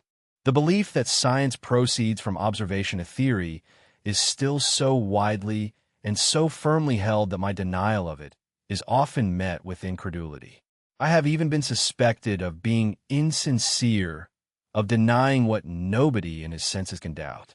But in fact, the belief that we can start with pure observations alone, without anything in the nature of a theory, is absurd, as may be illustrated by the story of the man who dedicated his life to natural science, wrote down everything he could observe, and bequeathed his priceless collection of observations to the Royal Society to be used as inductive evidence. This story should show us that though beetles may profitably be collected, observations may not. 25 years ago, I tried to bring home the same point to a group of physics students in Vienna by beginning a lecture with the following instructions. Take pencil and paper, carefully observe, and write down what you have observed. They asked, of course, what I wanted them to observe. Clearly, the instruction, observe, is absurd. Observation is always selective. It needs a chosen object, a definite task, an interest, a point of view, a problem. And its description presupposes a descriptive language with property words. It presupposes similarity and classification, which in its turn presupposes interests, points of view, and problems. Theory-laden observation, All observation involves interpretation in the light of theoretical knowledge. Pure observational knowledge, unadulterated by theory, would be utterly barren and futile. Horizon of expectations, the frame of reference, theoretical interests, special problems, conjectures, and accepted background theories, within which observation becomes selective and significant. Quote, "A hungry animal," writes Katz, "divides the environment into edible and inedible things. An animal in flight sees roads to escape and hiding places. Generally speaking, objects change according to the needs of the animal. We may add that objects can be classified and can become similar or dissimilar only in this way, by being related to needs and interests. The problem which comes first, the hypothesis, H, or the observation, O, is soluble, as is the problem which comes first, the hen, H, or the egg, O. The reply to the latter is an earlier kind of egg, to the former, an earlier kind of hypothesis. It is quite true that any particular hypothesis we choose will have been preceded by observations. The observations, for example, which it is designed to explain. But these observations, in their turn, presuppose the adoption of a frame of reference, a frame of expectations, a frame of theories. Dogmatism, criticism, and the Hellenic tradition. Our propensity to look out for regularities and to impose laws upon nature leads to the psychological phenomenon of dogmatic thinking, or, more generally, dogmatic behavior. We expect regularities everywhere and attempt to find them even where there are none. Events which do not yield to these attempts we are inclined to treat as a kind of background noise. And we stick to our expectations even when they are inadequate and we ought to accept defeat. This dogmatism is to some extent necessary. It is demanded by a situation which can only be dealt with by forcing our conjectures upon the world. It is clear that this dogmatic attitude, which makes us stick to our first impressions, is indicative of a strong belief, while a critical attitude, which is ready to modify its tenets, which admits doubt and demands tests, is indicative of a weaker belief. Now, according to Hume's theory, and to the popular theory, the strength of a belief should be a product of repetition. Thus, it should always grow with experience. But dogmatic thinking, an uncontrolled wish to impose regularities, a manifest pleasure in rites and in repetition as such, are characteristic of primitives and children, and increasing experience and maturity sometimes create an attitude of caution and criticism rather than of dogmatism. The distinction between dogmatic and critical thinking, or the dogmatic and the critical attitude, brings us right back to our central problem. For the dogmatic attitude is clearly related to the tendency to verify our laws and schemata by seeking to apply them and to confirm them, even to the point of neglecting refutations, whereas the critical attitude is one of readiness to change them, to test them, to refute them, to falsify them, if possible. This suggests that we may identify the critical attitude with the scientific attitude, and the dogmatic attitude with the one which we have described as pseudoscientific. The critical attitude is not so much opposed to the dogmatic attitude as superimposed upon it. Criticism must be directed against existing and influential beliefs in need of critical revision. In other words, dogmatic beliefs. A critical attitude needs for its raw material, as it were, theories or beliefs which are held more or less dogmatically. Thus, science must begin with myths, and with the criticism of myths, neither with the collection of observations, nor with the invention of experiments, but with the critical discussion of myths and of magical techniques and practices. The scientific tradition is distinguished from the pre-scientific tradition in having two layers. Like the latter, it passes on its theories, but also passes on a critical attitude towards them. The theories are passed on, not as dogmas, but rather with the challenge to discuss them and improve upon them. This tradition is Hellenic. It may be traced back to Thales, founder of the first school, which was not mainly concerned with the preservation of a dogma. Trial and error and the logic of science assume that we have deliberately made it our task to live in this unknown world of ours, to adjust ourselves to it as well as we can, to take advantage of the opportunities we can find in it, and to explain it, if possible, and as far as possible, with the help of laws and explanatory theories. If we have made this our task, then there is no more rational procedure than the method of trial and error, of conjecture and refutation, of boldly proposing theories, of trying our best to show that these are erroneous, and of accepting them tentatively if our critical efforts are unsuccessful. From the point of view here developed, all laws, all theories, remain essentially tentative, or conjectural, or hypothetical, even when we feel unable to doubt them any longer. Before a theory has been refuted, we can never know in what way it may have to be modified. That the sun will always rise and set within 24 hours is still proverbial as a law, established by induction beyond reasonable doubt. It is odd that this example is still in use, though it may have served well enough in the days of Aristotle and Pythias of Massalia, the great traveler who for centuries was called a liar because of his tales of Thule, the land of the frozen sea and the midnight sun. The method of trial and error is not, of course, simply identical with the scientific or critical approach, with the method of conjecture and refutation. The method of trial and error is applied not only by Einstein, but in a more dogmatic fashion by the amoeba also. The difference lies not so much in the trials as in a critical and constructive attitude towards errors. Errors which the scientist consciously and cautiously tries to uncover in order to refute his theories with searching arguments, including appeals to the most severe experimental tests which his theories and his ingenuity permit him to design. The critical attitude may be described as the conscious attempt to make our theories, our conjectures, suffer in our stead in the struggle for the survival of the fittest. It gives us a chance to survive the elimination of an inadequate hypothesis, when a more dogmatic attitude would eliminate it by eliminating us. We thus obtain the fittest theory within our reach by the elimination of those which are less fit. Solving the problem of induction. Let us now turn from our logical criticism of the psychology of experience to our real problem, the problem of the logic of science. From what I have said, it is obvious that there was a close link between the two problems which interested me at that time, demarcation and induction or scientific method. It was easy to see that the method of science is criticism, i.e., attempted falsifications.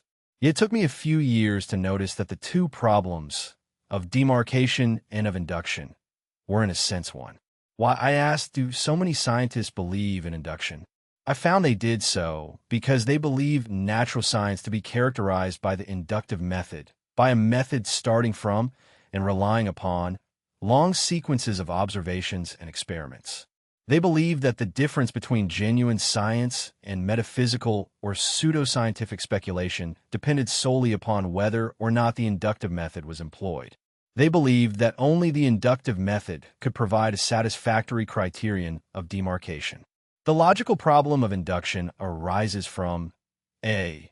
Hume's discovery that it is impossible to justify a law by observation or experiment, since it transcends experience. b. The fact that science proposes and uses laws everywhere and all the time. And c. The principle of empiricism, which asserts that in science, only observation and experiment may decide upon the acceptance or rejection of scientific statements, including laws and theories. These three principles appear at first sight to clash, and this apparent clash constitutes the logical problem of induction. But in fact, the principles do not clash. We can see this the moment we realize that the acceptance by science of a law or of a theory is tentative only, which is to say that all laws and theories are conjectures or tentative hypotheses, and that we may reject a law or theory on the basis of new evidence, without necessarily discarding the old evidence which originally led us to accept it. The principle of empiricism can be fully preserved, since the fate of a theory, its acceptance or rejection, is decided by observation and experiment, by the result of tests. So long as a theory stands up to the severest test we can design, it is accepted. If it does not, it is rejected. But it is never inferred, in any sense, from the empirical evidence. There is neither a psychological nor a logical induction. Only the falsity of the theory can be inferred from empirical evidence, and this inference is a purely deductive one. Thus, the problem of induction is solved. But nothing seems less wanted than a simple solution to an age-old philosophical problem. Wittgenstein and his school hold that genuine philosophical problems do not exist, from which it clearly follows that they cannot be solved. Others among my contemporaries do believe that there are philosophical problems and respect them, but they seem to respect them too much. They seem to believe that they are insoluble, if not taboo. One question which may be asked is this: how do we really jump from an observation statement to a theory?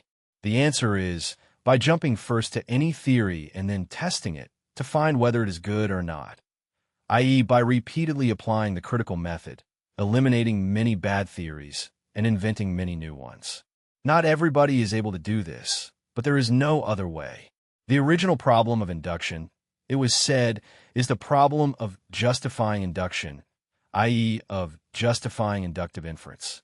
If you answer this problem by saying that what is called an inductive inference is always invalid, and therefore clearly not justifiable, the following new problem must arise.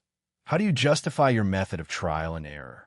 Reply: the method of trial and error is a method of eliminating false theories by observation statements. And the justification for this is the purely logical relationship of deducibility, which allows us to assert the falsity of universal statements if we accept the truth of singular ones. Why is it reasonable to prefer non-falsified statements to falsified ones? The only correct answer is the straightforward one. Because we search for truth, even though we can never be sure we have found it. And because the falsified theories are known or believed to be false, while the non-falsified theories may still be true. Besides, we do not prefer every non-falsified theory, only one which, in the light of criticism, appears to be better than its competitors, which solves our problems, which is well tested, and of which we think, or rather conjecture or hope, that it will stand up to further tests. Probability, corroboration, and further questions. It has also been said that the problem of induction is: why is it reasonable to believe that the future will be like the past? And that a satisfactory answer to this question should make it plain that such a belief is, in fact, reasonable. My reply is that it is reasonable to believe that the future will be very different from the past in many vitally important respects. Admittedly, it is perfectly reasonable to act on the assumption that it will, in many respects, be like the past, and that well-tested laws will continue to hold. But it is also reasonable to believe that such a course of action will lead us at times into severe trouble, since some of the laws upon which we now heavily rely may easily prove unreliable. I think that those who put the problem of induction in terms of the reasonableness of our beliefs are perfectly right if they are dissatisfied with a Humean or post-Humean skeptical despair of reason. We should split this problem into three: our old problem of demarcation, the problem of the rationality of the scientific or critical procedure, and of the role of observation within it. And lastly, the problem of the rationality of our acceptance of theories for scientific and for practical purposes. To all these three problem solutions have been offered here. Yet another way of putting the problem of induction is in terms of probability. In the logic of scientific discovery, I explained why I think that this approach to the problem is fundamentally mistaken. I introduced there the distinction between probability and degree of corroboration or confirmation. I explained in my book why we are interested in theories with a high degree of corroboration. And I explained why it is a mistake to conclude from this that we are interested in highly probable theories. I pointed out that the probability of a statement is always the greater the less the statement says. It is inverse to the content or the deductive power of the statement, and thus to its explanatory power. Accordingly, every interesting and powerful statement must have a low probability, and vice versa. A statement with a high probability will be scientifically uninteresting because it says little and has no explanatory power. Although we seek theories with a high degree of corroboration, as scientists we do not seek highly probable theories but explanations, that is to say, powerful and improbable theories. Appendix: some problems in the philosophy of science. I was led to most of these problems by trying to think out the consequences of the solutions to the two problems of demarcation and induction. So this list contains, by implication, an apology for my unwillingness to break with the old tradition of trying to solve problems with the help of rational argument. Frequency theory and propensities. The frequency theory of probability. In the logic of scientific discovery, I was interested in developing a consistent theory of probability as it is used in science, which means a statistical or frequency theory of probability. But I also operated there with another concept which I called logical probability. I therefore felt the need for a generalization, for a formal theory of probability which allows different interpretations, as a theory of the logical probability of a statement relative to any given evidence, as a theory of the probability of an event relative to any given ensemble of events, and also as a calculus of propensities. Quantum theory and the propensity interpretation. The propensity interpretation of probability, especially of quantum theory. I tried to show that the propensity interpretation is needed to make sense of the probability statements of quantum theory, and that it allows us to see that these statements are not about ensembles of similar experiments, but about single experiments. The propensity interpretation of natural selection. The propensity interpretation of natural selection. I try to show that the theory of natural selection can be understood as a theory of propensities, of the propensity of organisms of a certain kind to survive in a given environment. The body-mind problem and world 3. The body-mind problem and a theory of world 3, the world of objective contents of thought, such as scientific theories, works of art, and institutions. I try to show that world 3 is autonomous, and that it interacts with world 2, the world of subjective experiences, and world 1, the world of physical objects. Operationalism, instrumentalism, and theoreticism. Operationalism and instrumentalism must, I believe, be replaced by theoreticism, if I may call it so, by the recognition of the fact that we are always operating within a complex framework of theories, and that we do not aim simply at correlations, but at explanations. Operationalism shows the need for a general theory of measurement, a theory which does not naively take the practice of measuring as given, but explains it by analyzing its function in the testing of scientific hypotheses. Instrumentalism asserts that scientific theories can be best understood as instruments for the prediction of impending events. That theories may be used in this way cannot be doubted, but instrumentalism asserts that they can be best understood as instruments, and that this is mistaken. I have tried to show by a comparison of the different functions of the formulae of applied and pure science. Explanation, historicism, and objectivity. The problem of explanation itself. It has often been said that scientific explanation is reduction of the unknown to the known. If pure science is meant, nothing could be further from the truth. Scientific explanation is, on the contrary, the reduction of the known to the unknown. In pure science, as opposed to an applied science which takes pure science as given or known, explanation is always the logical reduction of hypotheses to others which are of a higher level of universality. This brings me to the problem of the relationship between explanation in the natural sciences and historical explanation, and to the vast field of problems in the methodology of the social sciences, especially the problems of historical prediction, historicism and historical determinism, and historical relativism. A further problem of interest is the analysis of what is called scientific objectivity. I have treated this problem in several places, especially in connection with a criticism of the so-called sociology of knowledge. One type of solution of the problem of induction should be mentioned here again, in order to warn against it. The view I have in mind may be described as follows. It is first taken for granted that nobody seriously doubts that we do, in fact, make inductions and successful ones.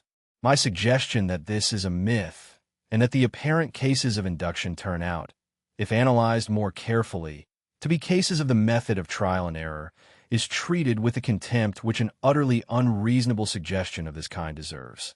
This defense of induction is mistaken.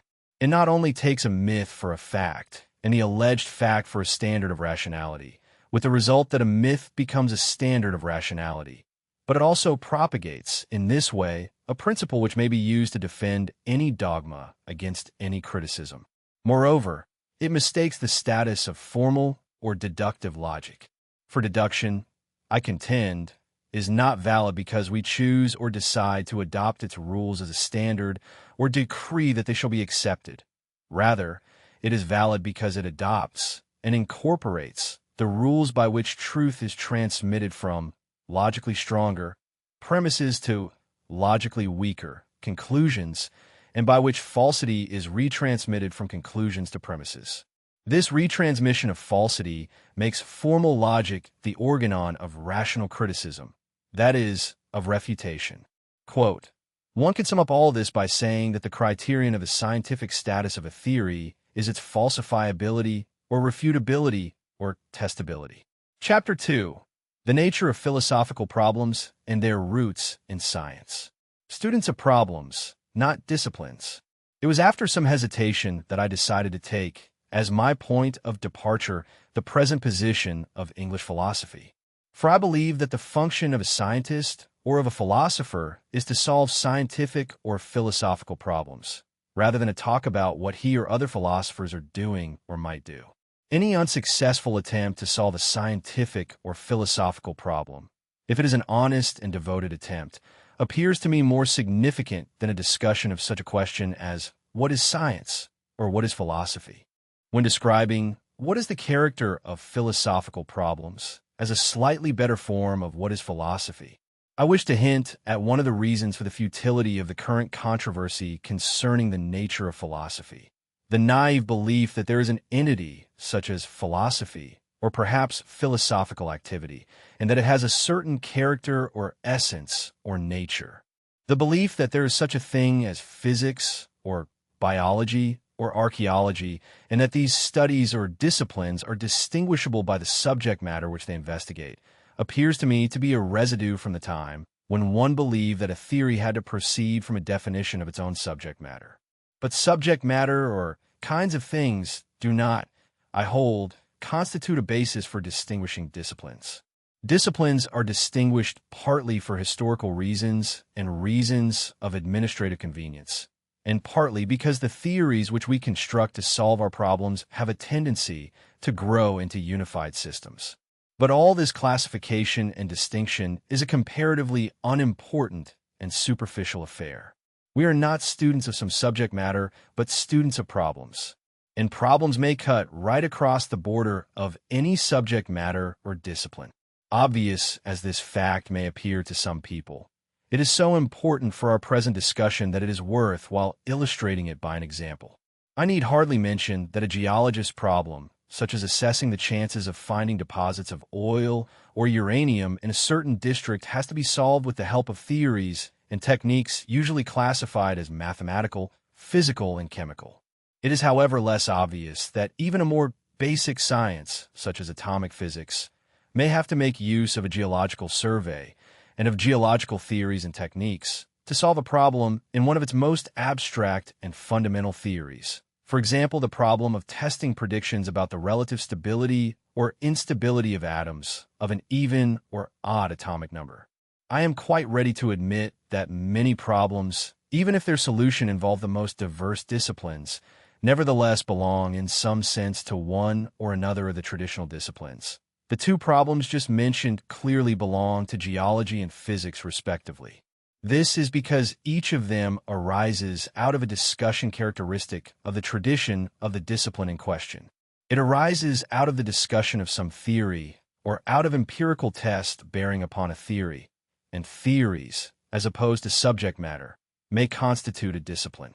But this does not affect my point that the classification into disciplines is comparatively unimportant and that we are students not of disciplines, but of problems. What are their philosophical problems? The present position of English philosophy, my point of departure, originates, I believe, in the late Professor Ludwig Wittgenstein's doctrine that there are none, that all genuine problems are scientific problems, that the alleged problems of philosophy are pseudo-problems, that the alleged propositions or theories of philosophy are pseudo-propositions or pseudo-theories, that they are not false, but strictly meaningless combinations of words, no more meaningful than the incoherent babbling of a child who has not yet learned to speak properly. As a consequence, philosophy cannot contain any theories. Its true nature, according to Wittgenstein, is not that of a theory, but that of an activity. The task of all genuine philosophy is to unmask philosophical nonsense and to teach people to talk sense. Wittgenstein's dissolution program. My plan is to take this doctrine of Wittgenstein's as my starting point. I shall try to explain it, to defend it to some extent, and to criticize it. And I shall illustrate all this by some examples from the history of scientific ideas. But before proceeding to carry out this plan, I wish to reaffirm my conviction that a philosopher should philosophize. He should try to solve philosophical problems, rather than talk about philosophy. If Wittgenstein's doctrine is true, then nobody can philosophize in my sense. Were this my opinion, I would give up philosophy. But it so happens that I am not only deeply interested in certain philosophical problems, but possessed by the hope that I may contribute, if only a little, and only by hard work, to their solution. My only excuse for talking here about philosophy, instead of philosophizing, is my hope that in carrying out my program for this address an opportunity may turn up to do a little philosophizing after all. Ever since the rise of Hegelianism, there has existed a dangerous gulf between science and philosophy. Philosophers were accused, rightly, I believe, of philosophizing without knowledge of fact, and their philosophies were described as mere fancies, even imbecile fancies. Although Hegelianism was the leading influence in England and on the continent, opposition to it and contempt of its pretentiousness never died out completely. Its downfall was brought about by a philosopher who, like Leibniz, Kant, and J.S. Mill before him, had a sound knowledge of science, and especially of mathematics. I am speaking of Bertrand Russell. Russell is also the author of the classification, which is the basis of Wittgenstein's view of philosophy, the classification of the expressions of a language into true statements, false statements, and meaningless expressions, among which there are statement-like sequences of words, which may be called pseudo-statements. Russell used this distinction to solve the problem of the logical paradoxes, which he discovered. For his solution, it was essential to distinguish more especially between false statements and meaningless expressions. We might say, in ordinary speech, that a false statement like 3 times 4 equals 173, or all cats are cows, is meaningless. Russell, however, reserved the term meaningless for expressions such as 3 times 4 are cows, or all cats equal 173. That is, for expressions of a sort which it is better not to describe as false statements. They are better not described as false because the negation of a meaningful but false statement will always be true. But the prima facie negation of the pseudo-statement, all cats equal 173, is some cats do not equal 173, and this is just as unsatisfactory a pseudo-statement as the original statement. Wittgenstein went further, led perhaps by the feeling that what philosophers, especially Hegelian philosophers, were saying was somewhat similar to the paradoxes of logic. He used Russell's distinction in order to denounce all philosophy as strictly meaningless. As a result, there could be no genuine philosophical problems. All alleged philosophical problems could be classified under 4 heads: those which are purely logical or mathematical, those which are factual, to be answered by empirical science, those which are combinations of the two, and meaningless pseudo-problems such as, do all cats equal 173, or is Socrates identical, or does an invisible, untouchable, and apparently altogether unknowable Socrates exist? Wittgenstein's idea of eradicating philosophy with the help of an adaptation of Russell's theory of types was ingenious and original. This idea became the inspiration of the powerful modern school of language analysts who have inherited his belief that there are no genuine philosophical problems, and that all a philosopher can do is to unmask and dissolve the linguistic puzzles which have been proposed by traditional philosophy. Pseudo-problem, a question that appears philosophical but rests on a misuse of language or on a category mistake. Wittgenstein held that traditional philosophy consisted largely of such pseudo-problems. Language analysis, the activity of unmasking philosophical nonsense by exposing violations of the logical grammar of ordinary language, the only legitimate task of philosophy, on Wittgenstein's view. Quote, Whereof one cannot speak, thereof one must be silent. Philosophical degeneration and the prima facie method. My own view of the matter is that only as long as I have genuine philosophical problems to solve shall I continue to take an interest in philosophy. I fail to understand the attraction of a philosophy without problems. I know, of course, that many people talk nonsense, and it is conceivable that it should become one's task to unmask somebody's nonsense, for it may be dangerous nonsense.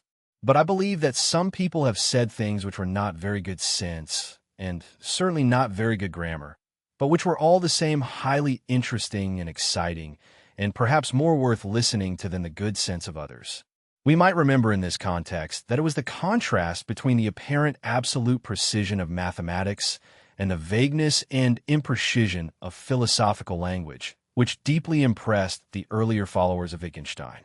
But had there been a Wittgenstein to use his weapons against the pioneers of the calculus, and had he succeeded in eliminating their nonsense where their contemporary critics failed, he would have strangled one of the most fascinating and philosophically important developments in the history of thought. Erwin Schrödinger replied to Wittgenstein's silence. But it is only here that speaking becomes worthwhile. The history of the calculus, and perhaps of Schrödinger's own theory, bears him out. No doubt we should all train ourselves to speak as clearly, as precisely, as simply, and as directly as we can. Yet I believe that there is not a classic of science or of mathematics, or indeed a book worth reading that could not be shown, by a skillful application of the technique of language analysis, to contain many meaningless pseudo-propositions and what some people might call tautologies. I have promised to say something in defense of Wittgenstein's views. What I wish to say is, first, that there is much philosophical writing, especially in the Hegelian school, which may justly be criticized as meaningless verbiage. Secondly, that this kind of irresponsible writing was checked, for a time at least, by the influence of Wittgenstein and the language analysts. But I am prepared to admit more. In partial defense of Wittgenstein's views, I am prepared to defend the following two theses. My first thesis is that every philosophy, and especially every philosophical school, is liable to degenerate in such a way that its problems become practically indistinguishable from pseudo-problems, and its cant, accordingly, practically indistinguishable from meaningless babble. This, I shall try to show, is a consequence of philosophical inbreeding. The degeneration of philosophical schools is in its turn the consequence of the mistaken belief that one can philosophize without being compelled to turn to philosophy by problems which arise outside philosophy. In mathematics, for example, or in cosmology, or in politics, or in religion, or in social life. Genuine philosophical problems are always rooted in urgent problems outside philosophy, and they die if these roots decay. My second thesis is that what appears to be the prima facie method of teaching philosophy is liable to produce a philosophy which answers Wittgenstein's description. What I mean by prima facie method of teaching philosophy is that of giving the beginner the works of the great philosophers to read, the works, say, of Plato and Aristotle, Descartes and Leibniz, Locke, Berkeley, Hume, Kant, and Mill. What is the effect of such a course of reading? A new world of astonishingly subtle and vast abstractions opens itself before the reader. Abstractions on an extremely high and difficult level. Thoughts and arguments are put before his mind which sometimes are not only hard to understand, but which seem to him irrelevant, because he cannot find out what they may be relevant to. Yet the student knows that these are the great philosophers, that this is the way of philosophy. Thus, he will make an effort to adjust his mind to what he believes to be their way of thinking. I feel that we ought to respect the man who, having made his effort, comes ultimately to what may be described as Wittgenstein's conclusion. I have learned the jargon as well as anybody. It is very clever and captivating. In fact, it is dangerously captivating. For the simple truth about the matter is that it is much ado about nothing, just a lot of nonsense. Now I believe such a conclusion to be grossly mistaken. Yet it is the almost inescapable outcome, I contend, of the prima facie method of teaching philosophy here described. For the student's chance of discovering the extra-philosophical problems which inspired these great philosophers is very small indeed. As a rule, These problems can be discovered only by studying the history of scientific ideas, and especially the problem situation in mathematics and the sciences during the period in question. And this in turn presupposes a considerable acquaintance with mathematics and science. Pure philosophy, genuine problems, and the simple dichotomy. My two theses amount to the contention that as philosophy is deeply rooted in non-philosophical problems, Wittgenstein's negative judgment is correct, by and large, so far as philosophies are concerned which have forgotten their extra-philosophical roots, and that these roots are easily forgotten by philosophers who study philosophy, instead of being forced into philosophy by the pressure of non-philosophical problems. My view of Wittgenstein's doctrine may be summed up as follows. It is perhaps true, by and large, that pure philosophical problems do not exist. For indeed the purer a philosophical problem becomes, the more is lost of its original significance, and the more liable is its discussion to degenerate into empty verbalism. On the other hand, there exist not only genuine scientific problems, but genuine philosophical problems. Even if, upon analysis, these problems turn out to have factual components, they need not be classified as belonging to science. And even if they should be soluble by, say, purely logical, means they need not be classified as purely logical or tautological. Analogous situations arise in physics. For example, the problem of explaining certain spectral terms may turn out to be soluble by purely mathematical calculations. But this again does not imply that the problem belonged to pure mathematics rather than to physics. We are perfectly justified in calling a problem physical if it is connected with problems and theories which have been traditionally discussed by physicists, even if the means used for its solution turn out to be purely mathematical. Similarly, a problem may rightly be called philosophical if we find that although originally it arose in connection with, say, atomic theory, it is more closely connected with the problems and theories which have been discussed by philosophers than with theories nowadays treated by physicists. Wittgenstein's doctrine turns out to be the result of the thesis that all genuine statements can be classified into one of two exclusive classes: factual statements, synthetic a posteriori, to be treated by the empirical sciences, and logical statements, analytic a priori, to be treated by pure formal logic or pure mathematics. This simple dichotomy, although extremely valuable for a rough survey, turns out to be, for many purposes, too simple. But although it is specially designed to exclude the existence of philosophical problems, it falls considerably short of this aim. For even if we accept the dichotomy, we can still claim that factual or logical or mixed problems may turn out, in certain circumstances, to be philosophical. Plato and the crisis in early Greek atomism. I now turn to my first example, Plato and the crisis in early Greek atomism. My thesis here is that Plato's central philosophical doctrine, the so-called theory of forms or ideas, cannot be properly understood except in an extra-philosophical context, more especially in the context of the critical problem situation in Greek science, mainly in the theory of matter, which developed as a result of the discovery of the irrationality of the square root of 2. If my thesis is correct, Plato's theory has not so far been fully understood. A more important consequence would be that it can never be understood by philosophers trained in accordance with the prima facie method described in the foregoing section, unless, of course, they're specially and ad hoc informed of the relevant facts. It seems likely that Plato's theory of forms is both in origin and in content closely connected with the Pythagorean theory that all things are in essence numbers. The details of this connection and the connection between atomism and Pythagoreanism are perhaps not so well known. It appears that the founder of the Pythagorean order was deeply impressed by two discoveries.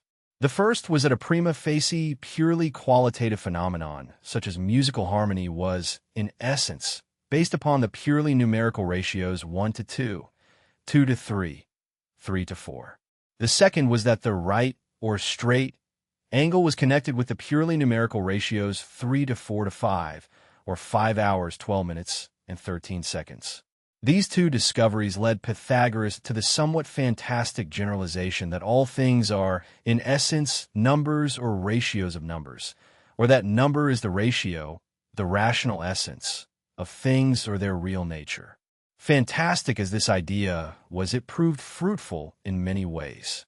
One of its most successful applications was to simple geometrical figures such as squares, rectangular and isosceles triangles, and also to certain simple solids such as pyramids. The treatment of some of these geometrical problems was based upon the so-called gnomon, the addition of successive odd numbers to form square numbers or successive natural numbers to form triangular numbers. These considerations were extended to solids. For example, by summing the first triangular numbers, pyramid numbers were obtained. But the main application was to plane figures or shapes or forms. These were believed to be characterized by the appropriate sequence of numbers, and thus by the numerical ratios of the consecutive numbers of the sequence. In other words, forms are numbers or ratios of numbers. On the other hand, not only shapes of things, but also abstract properties such as harmony and straightness are numbers. In this way, the general theory that numbers are the rational essences of all things is arrived at. The table of opposites and Plato's theory of forms.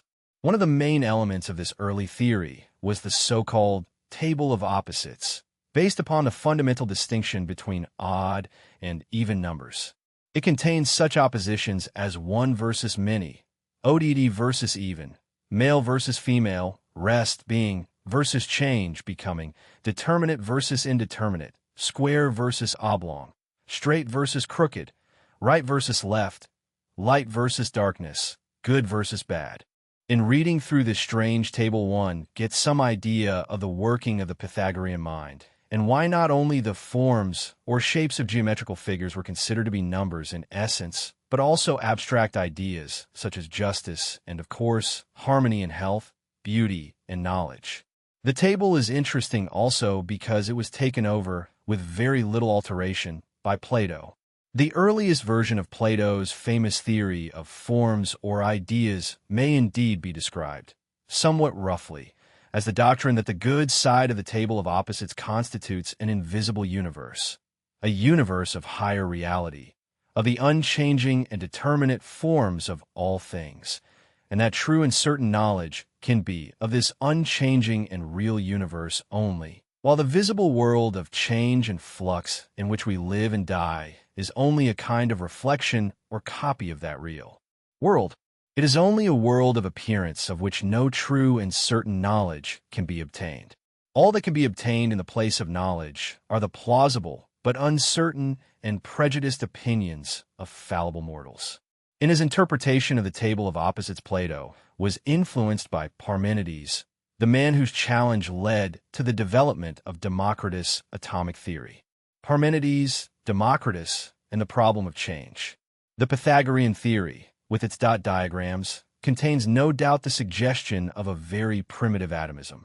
Its main influences came, so much seems certain, from the Eleatic school, from Parmenides, and from Zeno. The basic problem of this school, and of Democritus, was that of the rational understanding of change. I think that this problem derives from Heraclitus, and thus from Ionian rather than from Pythagorean thought, and that it still remains the fundamental problem of natural philosophy.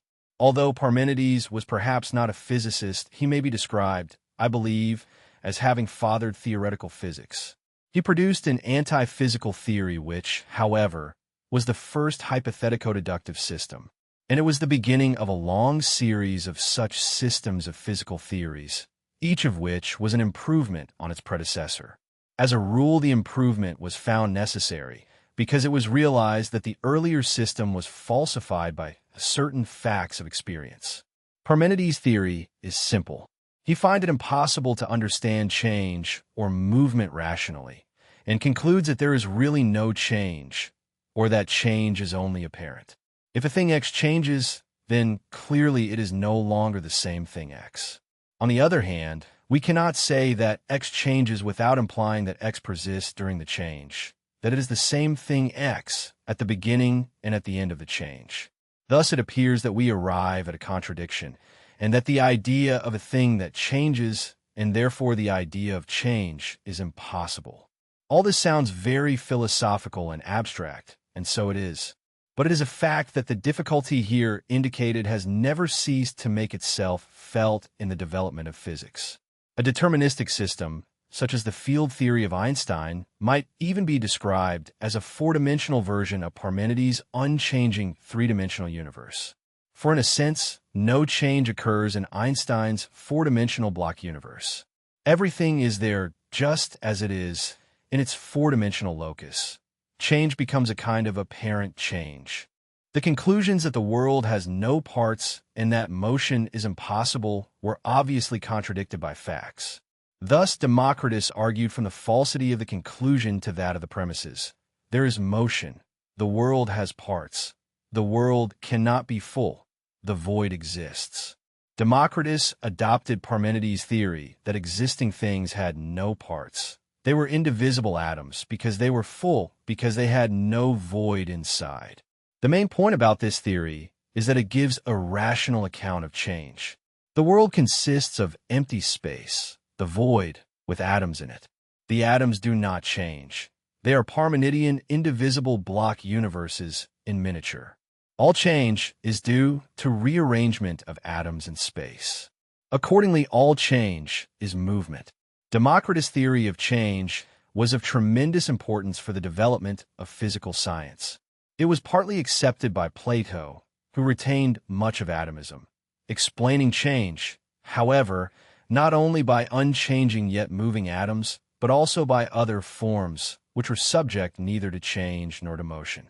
But it was condemned by Aristotle, who taught in its stead that all change was the unfolding of the inherent potentialities of essentially unchanging substances. Democritus' theory was a marvelous achievement.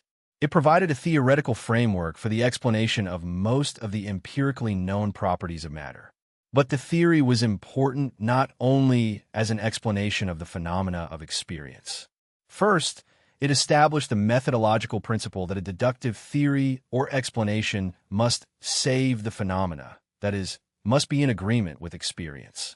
Secondly, it showed that a theory may be speculative and based upon the fundamental Parmenidean principle that the world as it must be understood by argumentative thought turns out to be different from the world of prima facie experience, and that such a speculative theory may nevertheless accept the empiricist criterion, that it is the visible that decides the acceptance or rejection of a theory of the invisible. Hypothetico-deductive method, the program, inaugurated by Parmenides and perfected by Democritus, of explaining the visible world by postulating an invisible structure testable against experience. The visible decides the acceptance or rejection of a theory of the invisible. Problem situation, the extra-philosophical crisis. Here, the discovery of irrationals that gives rise to a philosophical problem and dies when its scientific roots decay. Quote, "It is the visible that decides the acceptance or rejection of a theory of the invisible." The discovery of irrationals and Plato's geometrical revolution. Democritus' atomism was developed and expounded as a point-for-point reply to the detailed arguments of his Eleatic predecessors, of Parmenides and his pupil Zeno. Especially Democritus' theory of atomic distances and time intervals is the direct result of Zeno's arguments, or more precisely, of the rejection of Zeno's conclusions. We do not know the date of the proof of the irrationality of the square root of 2. Whether Democritus knew about it is uncertain. I now feel inclined to believe that he did not. My belief that Democritus was unaware of the problem of irrationals is based on the fact that there are no traces of a defense of his theory against the blow which it received from his discovery. Yet the blow was as fatal to atomism as it was to Pythagoreanism. Both theories were based on the doctrine that all measurement is, ultimately, counting of natural units, so that every measurement must be reducible to pure numbers. The distance between any two atomic points must, therefore, consist of a certain number of atomic distances. Thus, all distances must be commensurable. But this turns out to be impossible even in the simple case of the distances between the corners of a square, because of the incommensurability of its diagonal with its side. What is meant is the non-existence of a ratio of natural numbers. For example, in the case of the diagonal of the unit square, What can be proved is that there do not exist two natural numbers, n and m, whose ratio equals the diagonal of the unit square. Incommensurability, thus, does not mean incomparability by geometrical methods, or by measurement, but incomparability by arithmetical methods of counting, or by natural numbers. For the Pythagoreans, all measurement was counting rather than measuring. It was the counting of numbers, of invisible essences or natures, which were numbers of little dots. The significance of measurements was interpreted as revealing, indirectly, the true ratios of the natural units or the natural numbers. The famous proof of the irrationality of the diagonal consists in showing that the assumption that square root 2 is equal to a ratio of any two natural numbers leads to an absurdity. This proof uses only the arithmetic of natural numbers. It therefore uses purely Pythagorean methods, and the tradition that it was discovered within the Pythagorean school need not be questioned. But it is improbable that the discovery was made by Pythagoras, or that it was made very early. Zeno does not seem to know it, nor does Democritus. Moreover, as it destroys the basis of Pythagoreanism, it is reasonable to assume that it was not made long before the order reached the height of its influence. The realization that irrational magnitudes existed and that their existence could be proved undermined the faith of the Pythagorean order and destroyed the hope of deriving cosmology or even geometry from the arithmetic of natural numbers. Plato's rescue of science through geometry. It was Plato who realized this fact, and who in the Laws stressed its importance in the strongest possible terms, denouncing his compatriots for their failure to gauge its implications. I believe that his whole philosophy, and especially his theory of forms or ideas, was influenced by it. Plato was very close to the Pythagorean as well as to the Eleatic school, and although he appears to have felt antipathetic to Democritus, he was himself a kind of automist. But all this was threatened by the discovery of the irrationals. I suggest that Plato's main contribution to science sprang from his realization of the problem of the irrational, and from the modification of Pythagoreanism and atomism, which he undertook in order to rescue science from a catastrophic situation. He realized that the purely arithmetical theory of nature was defeated, and that a new mathematical method for the description and explanation of the world was needed. Thus, he encouraged the development of an autonomous geometrical method. It found its fulfillment in the elements of the Platonist Euclid. Pythagoreanism and atomism in Democritus' form were both fundamentally based on arithmetic, that is to say, on counting. Plato emphasized the catastrophic character of the discovery of the irrationals. He inscribed over the gates of the academy, "Nobody untrained in geometry may enter my house." But geometry, according to Plato's immediate pupil Aristotle as well as Euclid, typically treats of incommensurables or irrationals, in contradistinction to arithmetic, which treats of the odd and the even. Within a short time after Plato's death, his school produced, in Euclid's Elements, a work one of whose main points was that it freed mathematics from the arithmetical assumption of commensurability or rationality. Plato himself contributed to this development, and especially to the development of solid geometry. More especially, he gave in the Timaeus a specifically geometrical version of the formerly purely arithmetical atomic theory, a version which constructed the elementary particles out of triangles, which incorporated the irrational square roots of 2 and of 3. Philosophy as the invention of the hypothetical method. These are the historical facts. They go a long way, I believe, towards establishing my contention that what I have described as the prima facie method of teaching philosophy cannot lead to an understanding of the problems which inspired Plato. The great physicists of the Renaissance, Copernicus, Galileo, Kepler, Gilbert, who turned from Aristotle to Plato, intended by this move to replace the Aristotelian qualitative substances or potentialities by a geometrical method of cosmology. Indeed, that is what the Renaissance in science largely meant, a renaissance of the geometrical method, which was the basis of the works of Euclid, Aristarchus, Archimedes, Copernicus, Kepler, Galileo, Descartes, Newton, Maxwell, and Einstein. But is this achievement properly described as philosophical? I believe that we can at this stage see fairly clearly why Plato's achievement was a philosophical achievement, why at least part of his philosophy of nature and of physics has lasted and, I believe, will last. What we find in Plato and his predecessors is the conscious construction and invention of a new approach towards the world and towards knowledge of the world.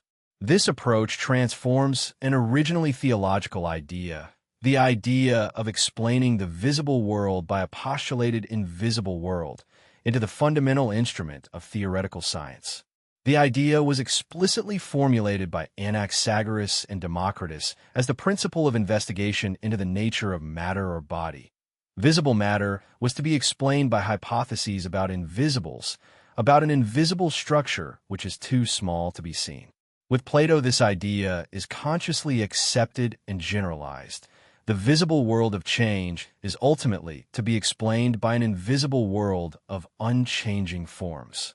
Is this idea about the invisible structure of matter a physical or a philosophical idea? If a physicist merely acts upon this theory, accepting the traditional problems of a subject as furnished by the problem situation with which he is confronted, and produces a new specific theory of the structure of matter, then I should not call him a philosopher. But if he reflects upon it and rejects it like Berkeley or Mach, preferring a phenomenological or positivistic physics to the theoretical approach, then he may be called a philosopher. Similarly, those who consciously sought the theoretical approach, who constructed it, and who explicitly formulated it, and thus transferred the hypothetical and deductive method from theology to physics, were philosophers, even though they were physicists insofar as they acted upon their own precepts and tried to produce actual theories of the invisible structure of matter. Plato's theory of the structure of matter can be found in the Timaeus. It has at least a superficial similarity to the modern theory of solids, which interprets them as crystals. His physical bodies are composed of invisible elementary particles of various shapes, the shapes being responsible for the macroscopic properties of visible matter. The shapes of the elementary particles are determined in their turn by the shapes of the plane figures which form their sides. And these plane figures are ultimately all composed of two elementary triangles. The half-square triangle, which incorporates the square root of 2, and a half-equilateral rectangular triangle, which incorporates the square root of 3, both of them are rationals. There is little doubt that the motive of this construction is the attempt to solve the crisis of atomism by incorporating irrationals into the last elements of which the world is built. Once this has been done, the difficulty arising from the existence of irrational distances is overcome. Plato did not pretend that he had a proof of his theory concerning these two triangles. On the contrary, he says that he assumes the two triangles as principles, in accordance with an account which combines likely conjecture with necessity. To sum up, it seems probable that Plato's theory of forms and also his theory of matter were both restatements of the theories of his predecessors, the Pythagoreans and Democritus respectively, in the light of his realization that the irrationals demanded that geometry should come before arithmetic. By encouraging this emancipation, Plato contributed to the development of Euclid's system, the most important and influential deductive theory ever constructed. By his adoption of geometry as the theory of the world, he provided Aristarchus, Newton, and Einstein with their intellectual toolbox. The calamity of Greek atomism was thus transformed into a momentous achievement. But Plato's scientific interests are partly forgotten. The problem situation in science, which gave rise to his philosophical problems, is little understood. Kant and Newton's apparent episteme. One example never suffices. As my second example, I choose Kant. His Critique of Pure Reason is one of the most difficult books ever written. Kant wrote in great haste, and about a problem which, I shall try to show, was not only insoluble but also misconceived. Nevertheless, it was not a pseudo-problem, but an inescapable problem which arose out of the contemporary situation of physical theory. His book was written for people who knew something about Newton's stellar dynamics and who had at least some idea of his forerunners, of Copernicus, Tycho Brahe, Kepler, and Galileo. It is perhaps hard for intellectuals of our own day, spoilt and blasé as we are by the spectacle of scientific success, to realize what Newton's theory meant, not just for Kant, but for any 18th century thinker. After the unmatched daring with which the ancients had tackled the riddle of the universe, there had come long periods of decay and recovery, and then a staggering success. Newton had discovered the long-sought secret. His geometrical theory, based on and modeled after Euclid, had been received at first with great misgivings, even by its own originator. The reason was that the gravitational force of attraction was felt to be occult, or at least something which needed an explanation. But although no plausible explanation was found, all misgivings had disappeared long before Kant made his own important contribution to Newtonian theory, 78 years after the Principia. No qualified judge of the situation could doubt any longer that Newton's theory was true. It had been tested by the most precise measurements, and it had always been right. Thus, for Kant, Newton's theory was simply true, and the belief in its truth remained unshaken for a century after Kant's death. Kant, to the end, accepted what he and everybody else took for a fact, the attainment of scientia or episteme. At first, he accepted it without question. This state he called his dogmatic slumber. He was roused from it by Hume. Hume had taught that there could be no such thing as certain knowledge of universal laws or episteme, that all we knew was obtained with the help of observation, which could be only of singular instances, so that all theoretical knowledge was uncertain. His arguments were convincing, and he was, of course, right. Yet there was a fact, or what appeared as a fact, Newton's attainment of episteme. Hume roused Kant to the realization of the near absurdity of what he never doubted to be a fact. Here was a problem which could not be dismissed. How could a man have got hold of such knowledge? Knowledge which was general, precise, mathematical, demonstrable, and indubitable, like Euclidean geometry, and yet capable of giving a causal explanation of observed facts? Thus arose the central problem of the critique. How is pure natural science possible? By pure natural science, scientia, episteme, Kant simply meant Newton's theory. Although the critique is badly written, and although bad grammar abounds in it, this problem was not a linguistic puzzle. Here was knowledge. How could Newton ever attain it? The question was inescapable, but was also insoluble. For the apparent fact of the attainment of episteme was no fact. As we now know, or believe we know, Newton's theory is no more than a marvelous conjecture, an astonishingly good approximation, unique indeed, but not as divine truth, only as a unique invention of a human genius, not episteme, but belonging to the realm of doxa. With this, Kant's problem collapses, and the most disturbing of his perplexities disappears. Kant's Copernican revolution and its kernel of truth. Kant's proposed solution of his insoluble problem consisted of what he proudly called his Copernican revolution of the problem of knowledge. Knowledge, episteme, was possible because we are not passive receptors of sense data, but they're active digesters. By digesting and assimilating them, we form and organize them into a cosmos, the universe of nature. In this process, we impose upon the material presented to our senses the mathematical laws, which are part of our digestive and organizing mechanism. Thus, our intellect does not discover universal laws in nature, but prescribes its own laws and imposes them upon nature. This theory is a strange mixture of absurdity and truth. It is as absurd as the mistaken problem it attempts to solve, for it proves too much, being designed to prove too much.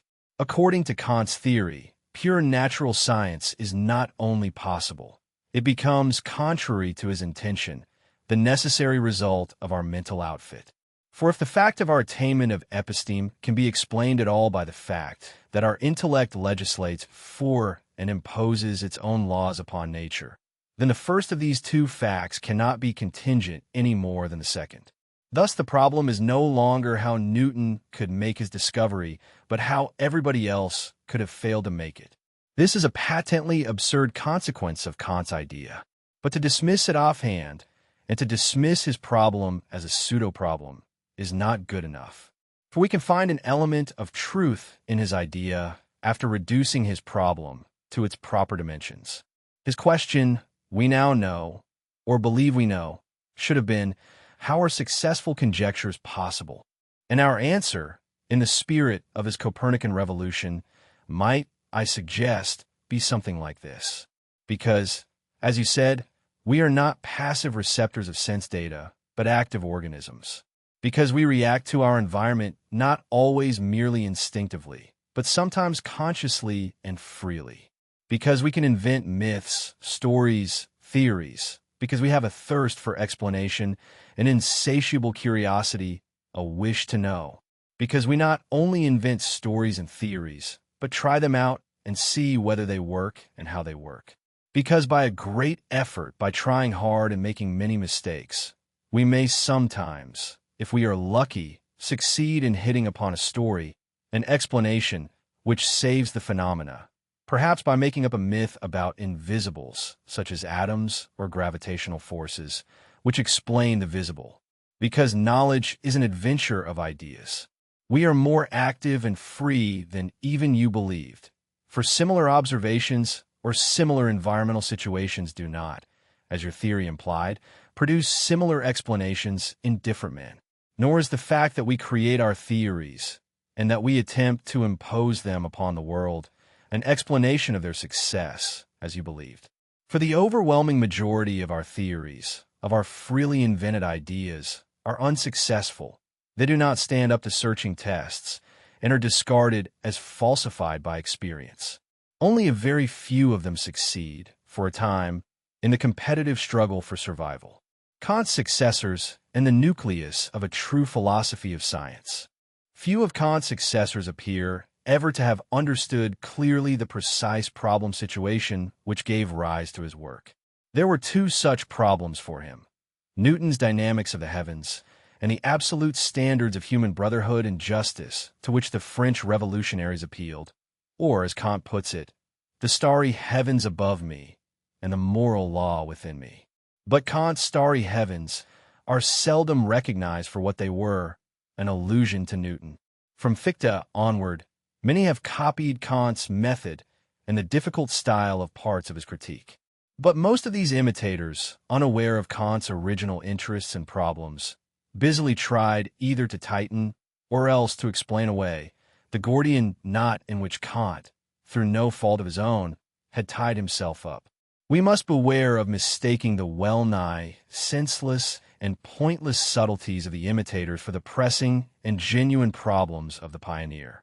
We should remember that his problem, although not an empirical one in the ordinary sense, nevertheless turned out, unexpectedly, to be in some sense factual, since it arose from an apparent, but non-existent, instance of scientia or episteme. And we should, I submit, seriously consider the suggestion that Kant's answer, in spite of its partial absurdity, contained the nucleus of a true philosophy of science.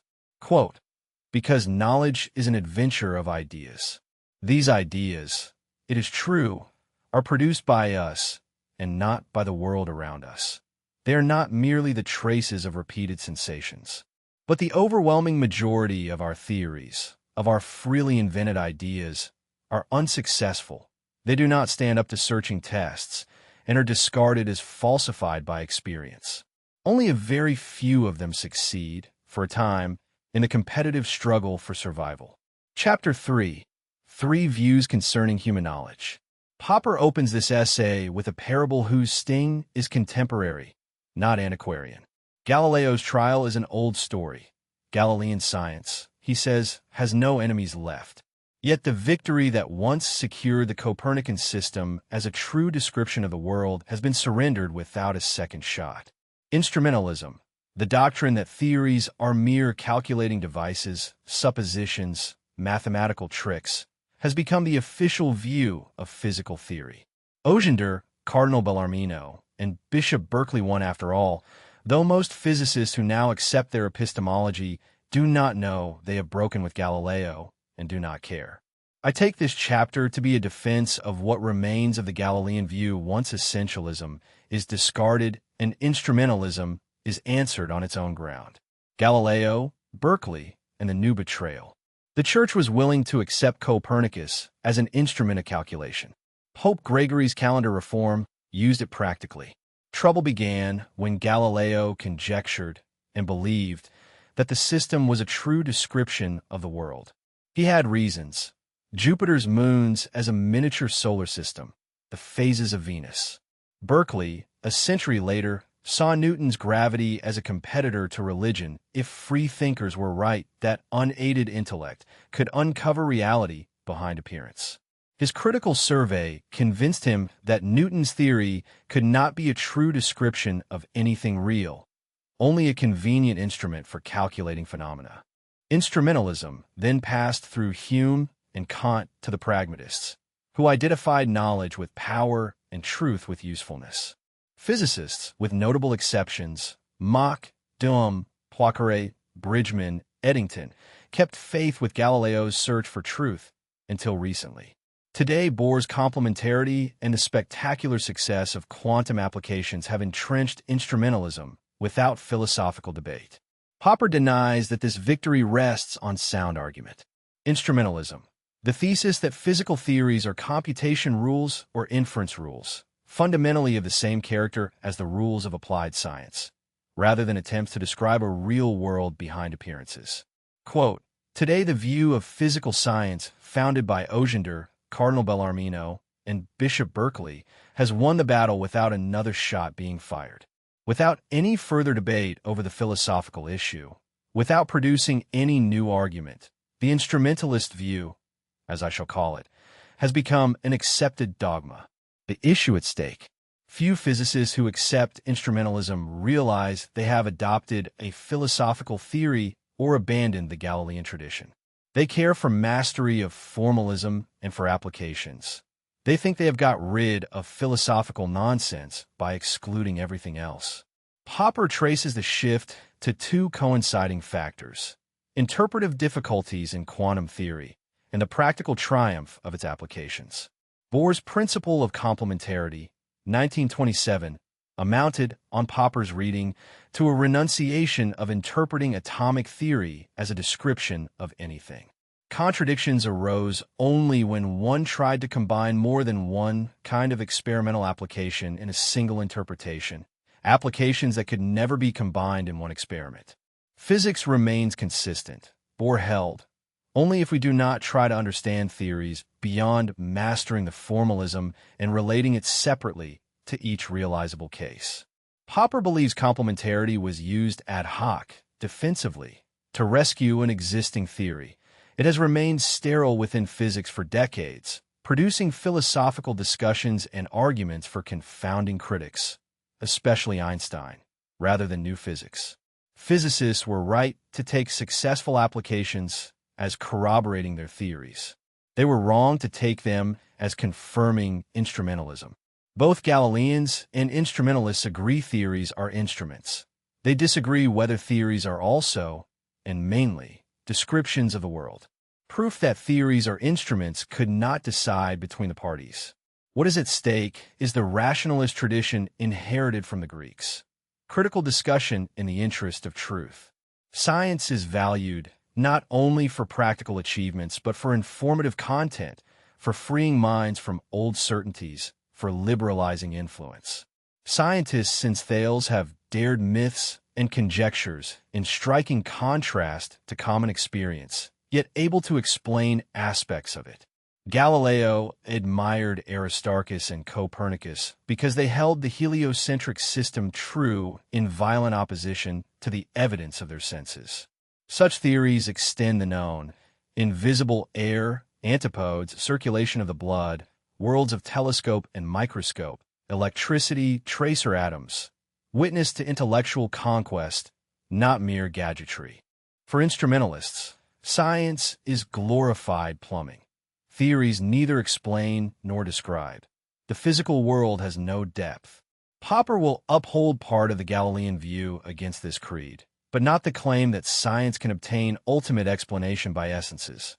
Instrumentalism's strength lies in its attack on essentialism. Hence three views: essentialism, instrumentalism, and what remains of Galileo after both are corrected, conjectural realism. Essentialism.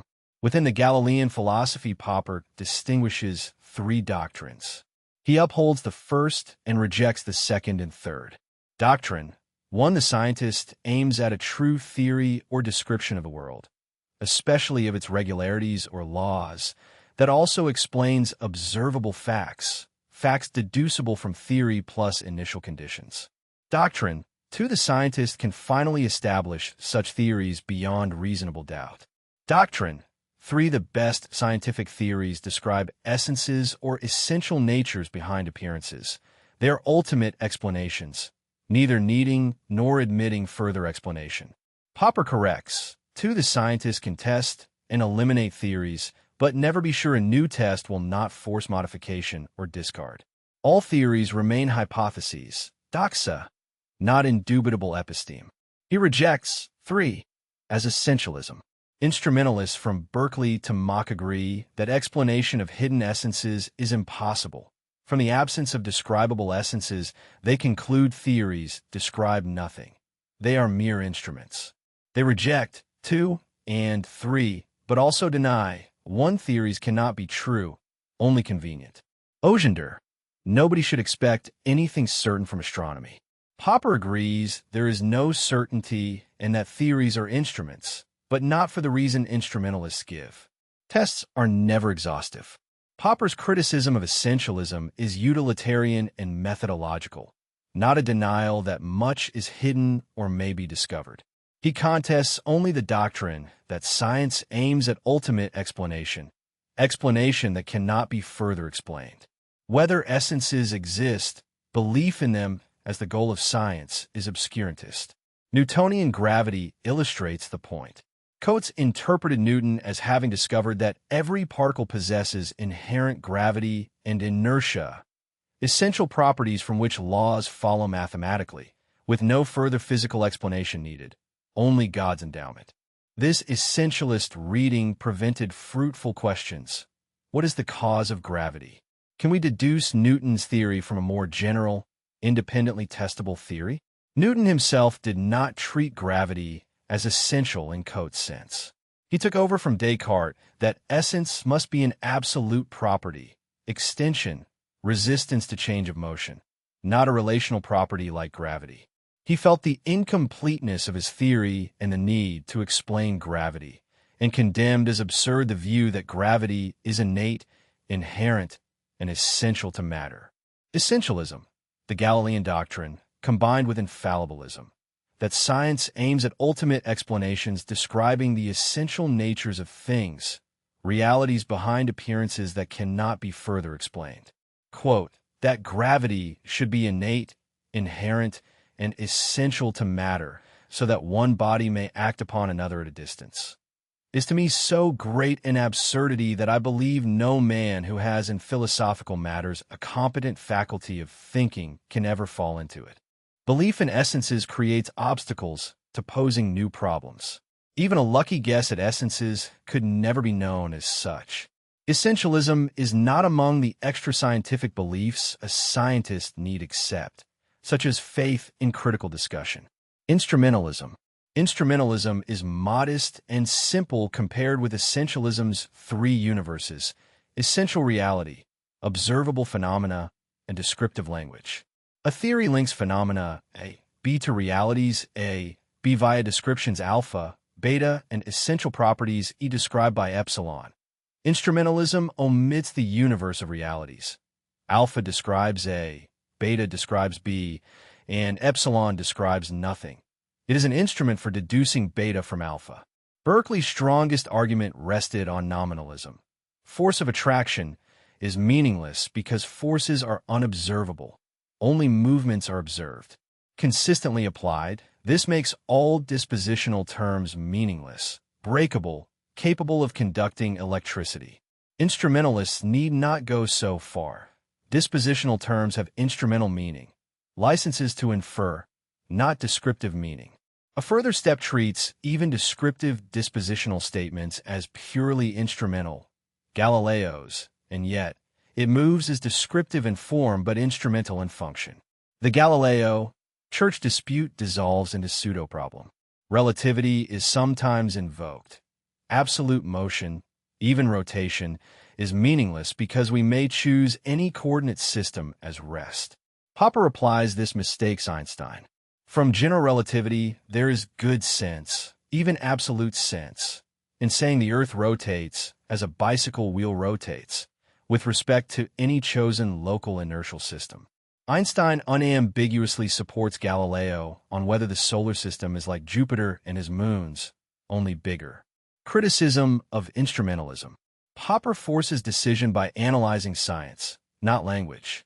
Instrumentalism describes computation rules well, but cannot account for the profound differences between pure theories and technological rules, asymmetrical logical relations, different ways of trying out and testing, different skills for application versus theoretical discussion. The decisive difference: theories are tested by attempted refutations. Instruments are not. We select crucial cases where we should expect failure if the theory is not true.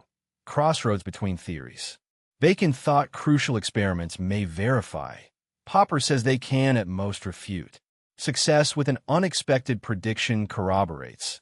Better corroboration when the result was less expected. Duhem objected that whole systems of background knowledge are involved. Popper replies, "We compare two systems differing only over the theories at stake. We may later reject parts of background knowledge. Nothing similar exists for instruments. An airframe tested to destruction yields information about limits of applicability. We do not reject the frame qua instrument when it breaks. An astronomer who believes Newton false still uses the formalism within its limits. Instrumentalism cannot account for attempted refutations and therefore for scientific progress." Heisenberg, "Classical mechanics is right where its concepts apply," which says little. Neglecting falsification for application. Instrumentalism is as obscurantist as essentialism. Only in searching for refutations does science learn. Mere instruments cannot be falsified. Apparent falsification becomes a rider on limited applicability, as Bohr used instrumentalism ad hoc against contradictions in quantum theory. Conjectural realism, the third view. Neither Bacon nor Berkeley believe the Earth rotates. Today, everyone does, including physicists who embrace instrumentalism only as escape from quantum difficulties. Maxwell began essentialist and contributed to essentialism's decline. Einstein began instrumentalist on simultaneity and repented. Popper trusts physicists will see complementarity as ad hoc, its function to avoid criticism of physical interpretations. The third view preserves Galileo's aim: true description and true explanation of observable facts, combined with fallibilism. We may establish with reasonable certainty that a theory is false, never that it is true. Scientific theories are genuine conjectures, highly informative guesses, not verifiable, yet submitted to severe critical tests. Like Goldbach's conjecture, essentialism treats the ordinary world as mere appearance behind real essence. Once we see each theory's world may be explained by further theories of higher abstraction, universality, and testability, ultimate reality, and ultimate explanation collapse. All layers, ordinary world, molecules, quantized fields, are equally real aspects of one reality. Primary and secondary qualities stand on the same footing. Forces and fields are real, though hypothetical. Popper distinguishes two senses of real, all levels equally real in one sense. Higher, more conjectural levels more real in another. More abstract, universal, testable, explanatory of lower-level anomalies. Testable conjectures assert something about reality by forbidding certain events. The Berkeleyan mistake, to be is to be known, underlies instrumentalism. Theories are our inventions, yet they can clash with reality, proving there is something to remind us our ideas may be mistaken. Conjectural realism. Science makes real discoveries through intellect triumphing over sense experience. Discoveries remain conjectural, like geographical exploration. Columbus and Peary guessed, yet discovered. Instrumentalism cannot distinguish predicting known kinds of events, eclipses, from predicting new effects, wireless waves, zero-point energy, artificial elements. Discoveries guided by theory, not mere instruments with predetermined purpose. Instrumentalism's denial of descriptive function to disposition words exhibits an essentialist strain, observable incidents more real than dispositions. Popper holds most observations indirect. Newtonian forces no more occult than accelerations, both dispositional. All universals are dispositional. Even broken depends on behavior under conditions. We are committed to conjecturing dispositions, forces, fields, propensities, without essences. A propensity interpretation of probability might offer a new physical reading of quantum theory, agreeing with Born that probability statements are tested only statistically, yet differing from pure statistical instrumentalism, perhaps helping resolve difficulties that today imperil the Galilean tradition. Quote, "Scientific theories are genuine conjectures, highly informative guesses about the world which, although not verifiable, i.e., capable of being shown to be true, can be submitted to severe critical tests. They are serious attempts to discover the truth." Quote, "I cannot express strongly enough my unbounded admiration for the greatness of mind of these men who conceived the heliocentric system and held it to be true, in violent opposition to the evidence of their own senses." Chapter 4. Towards a Rational Theory of Tradition. This lecture, delivered to the Rationalist Press Association in 1948, does not offer a full theory of tradition. Popper explains the questions such a theory must answer, sketches useful ideas, and argues why rationalists cannot ignore the problem Burke and his heirs pressed against them. I read it as a bridge between Popper's philosophy of science and his social thought. The same structure that makes science grow, bold myths subjected to critical discussion, also explains how traditions persist, how they orient us in an unpredictable social world, and why the rationalist who pretends to judge everything de novo is already captive to a rationalist tradition he has not examined. Why rationalists must take tradition seriously. Popper came to tradition through studying social science method after natural science method. Anti-rationalists treat tradition as given. You cannot rationalize it. You must understand and accept its significance. Burke's analysis of tradition as a rational power against the French Revolution has never, Popper thinks, been properly answered. Rationalists ignored the challenge and persevered in anti-traditionalism. Oakeshott's attack on rationalism in the Cambridge Journal showed how thin the rationalist literature was on this point. Personal experience reinforced the theme. Moving from Vienna to England and later to New Zealand made atmosphere, factory atmosphere, scientific atmosphere, musical atmosphere, vivid. Scientific tradition is local and hard to transplant. Destroyed in Greece for 2 millennia. Overseas transplants from England often weak. A New Zealand university inquiry denounced neglect of research, yet one speech does not establish a research tradition. Mozart's Requiem on American records under a director untouched by Mozartian tradition showed what loss of musical tradition means. Science is Popper's main illustration, not the only important one. 2 attitudes toward tradition. Only 2 main attitudes are possible. First, accept a tradition uncritically, often without awareness, wearing a watch on the left wrist, hundreds of daily acts under unnoticed traditions. Unconscious tradition cannot be criticized. It is accepted blindly. Second, a critical attitude yielding acceptance, rejection, or compromise, but only after knowing and understanding the tradition. We cannot free ourselves entirely from tradition. Freeing means changing one tradition for another. We can free ourselves from taboo by thinking whether to accept or reject. Rationalists must deal with this because they challenge everything, including their own tradition, at least in principle. Yet the rationalist tradition itself contains points to challenge.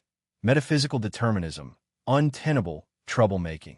Indeterminism need not entail doctrines of free will or the soul. Observationalism, the prejudice that knowledge starts from opening eyes and taking down what we see, which impedes understanding scientific method. Conspiracy theory and the task of social science. A theory of tradition must be sociological. Many rationalists hold the opposite of the true aim of social science. The conspiracy theory of society, Homer's gods on Olympus translated into sinister pressure groups blamed for depressions and evils. It has little truth. Only when conspiracy theorists gain power does conspiracy somewhat account for events. Oedipus effect Hitler's myth of the Elders of Zion produced counter-conspiracy. Such conspiracies never turn out as intended. Hitler's conspiracy failed, not merely because others conspired against him, but because in social life nothing comes off exactly as intended. Unwanted consequences accompany intended ones. A man selling a house depresses the market price by selling. A buyer raises it by buying, typically without intending either. Social science problems arise from unintended and especially unwanted consequences of action, wars, depressions, not from what people wanted and got. Institutions and collectives must be analyzed through individual actions and their intended and unintended consequences, not as group personalities conspiring. Traditions rarely arise from conscious intent to create them. They persist as unintended consequences of action. Two problems: how traditions arise and persist, what their function is in social life. Rationally understandable like schools, police, grocers, stock exchange. Conspiracy theory of society. The primitive view that social outcomes are explained by asking who wanted them. A secular theism replacing God with powerful men and groups. Quote, "The real task of the social sciences is to explain those things which nobody wants, such as, for example, a war or a depression." Science as critical second-order tradition. Popper draws a parallel between scientific hypotheses tested and held after criticism and beliefs, attitudes, and traditions that orient us, especially in the social world. The Greek invention was not first trying to understand nature. Mythmakers did that. Pre-scientific explanation. Zeus is angry. Poseidon is angry. The decisive difference was not easier intelligibility. Zeus is simpler than a scientific thunderstorm account. The innovation was discussion, challenging religious tradition instead of handing it on unaltered like children protesting if Ant alters a fairy tale. New myths replaced old, but with something new, a second-order tradition of critical attitude toward myths. Science differs from older myths not by being non-myth, but by accompanying critical discussion. I hand it on, but tell me what you think. Perhaps you can give a better story. Under criticism, myths change toward better accounts and provoke observation of what we would not have noticed. Systematic observation is guided by myth and theory, probing truth of the myth, not the reverse. Scientific theories are products of myth-making and tests. Observation rejects, eliminates, criticizes, and challenges new myths. Popper challenges observationalists to observe here and now and produce science. A lifetime notebook bequeathed to the Royal Society would be a curiosity, not knowledge. Science arises when observations are selected with an eye on problems and the situation of science, continuing a line of inquiry with the whole background of science behind it. Young scientists are badly advised to go round and observe, well advised to learn what is discussed, where difficulties arise, where disagreements exist, to stand on predecessor shoulders. We cannot start afresh. Without tradition, we would be where Adam and Eve or Neanderthal man ended. The world is immensely, Popper almost says infinitely, complex. Tradition tells where others started and got to, providing a theoretical framework as coordinates for checking and criticizing. Two pictures of scientific growth: accumulation, growing library, versus criticism, revolutionary destruction and alteration, including language. Accumulation is less important than believed. If science grew only by accumulation, losing tradition would not matter much. If it advances by changing traditional myths critically, you need something to alter. Two beginnings, new myths, a tradition of changing them critically. Rare beginnings, long gap from language to science. Language grew with myth and argumentative description. Tradition, order, and social reform. Traditions create regularities we need. Without them, we are anxious, terrified, frustrated. Social life requires predictable response. Discipline is one aid. Institutions and traditions give expectations. Traditions play a role like theories. bringing order into chaos for rational predictability. Legislation shares this function. The analogy goes further. Myths become objects of criticism and change. Traditions give us something to criticize and change. Social reformers who would wipe the canvas clean and blueprint a new rational world indulge nonsense. No reason a blueprint world would be happier. Engineers develop from earlier models with small changes. Why not start adjustments here and now in the world we know, where we know what pinches? Canvas cleaning is impossible. Sweeping away tradition sweeps away the reformer, his ideas, and his blueprints, meaningless in a social vacuum. In science, revolutionize and correct, do not sweep away. New theory solves problems the old did not. Traditions arise and persist as unintended consequences. People learn laws of natural and social environment, cling to uniformities, especially primitives and children, from fear of irregularity and wish to reassure others of predictability, creating and reaffirming taboos. Traditional intolerance opposes rationalism, but rationalists who attacked all tradition mistook their aim. Replace tabooism with critical consideration of merits and demerits, remembering the merit of establishedness.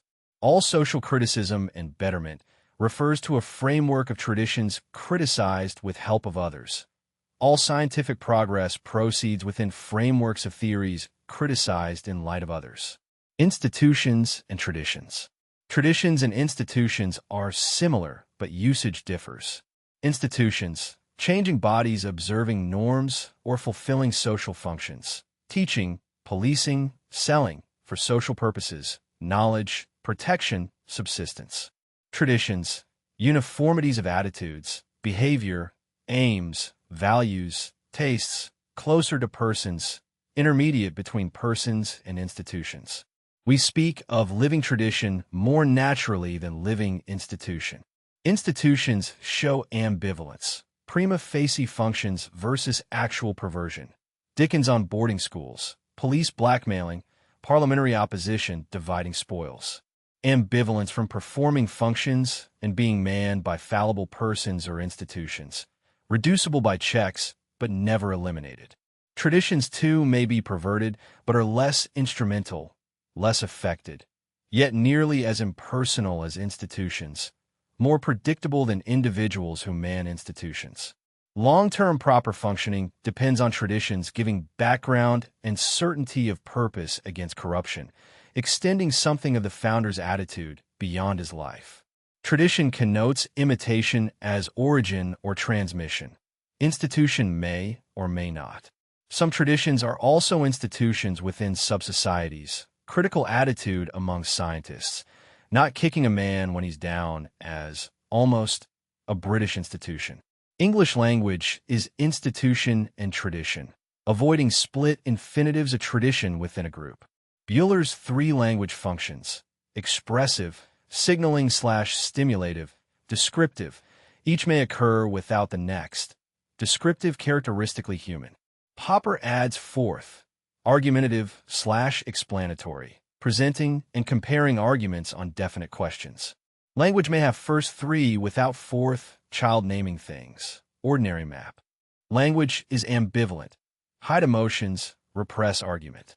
Traditions connect with each function. English understatement versus Italian expressiveness. Descriptive function needs tradition favoring correct description against lying. Argumentative function needs tradition against pseudo-argument and propaganda. Clear speaking and clear thinking, the critical tradition of reason. Modern enemies of reason destroy this by perverting argumentative and perhaps descriptive functions. Romantic reversion to emotive and stimulative functions in poetry, prose, philosophy, without arguable problems.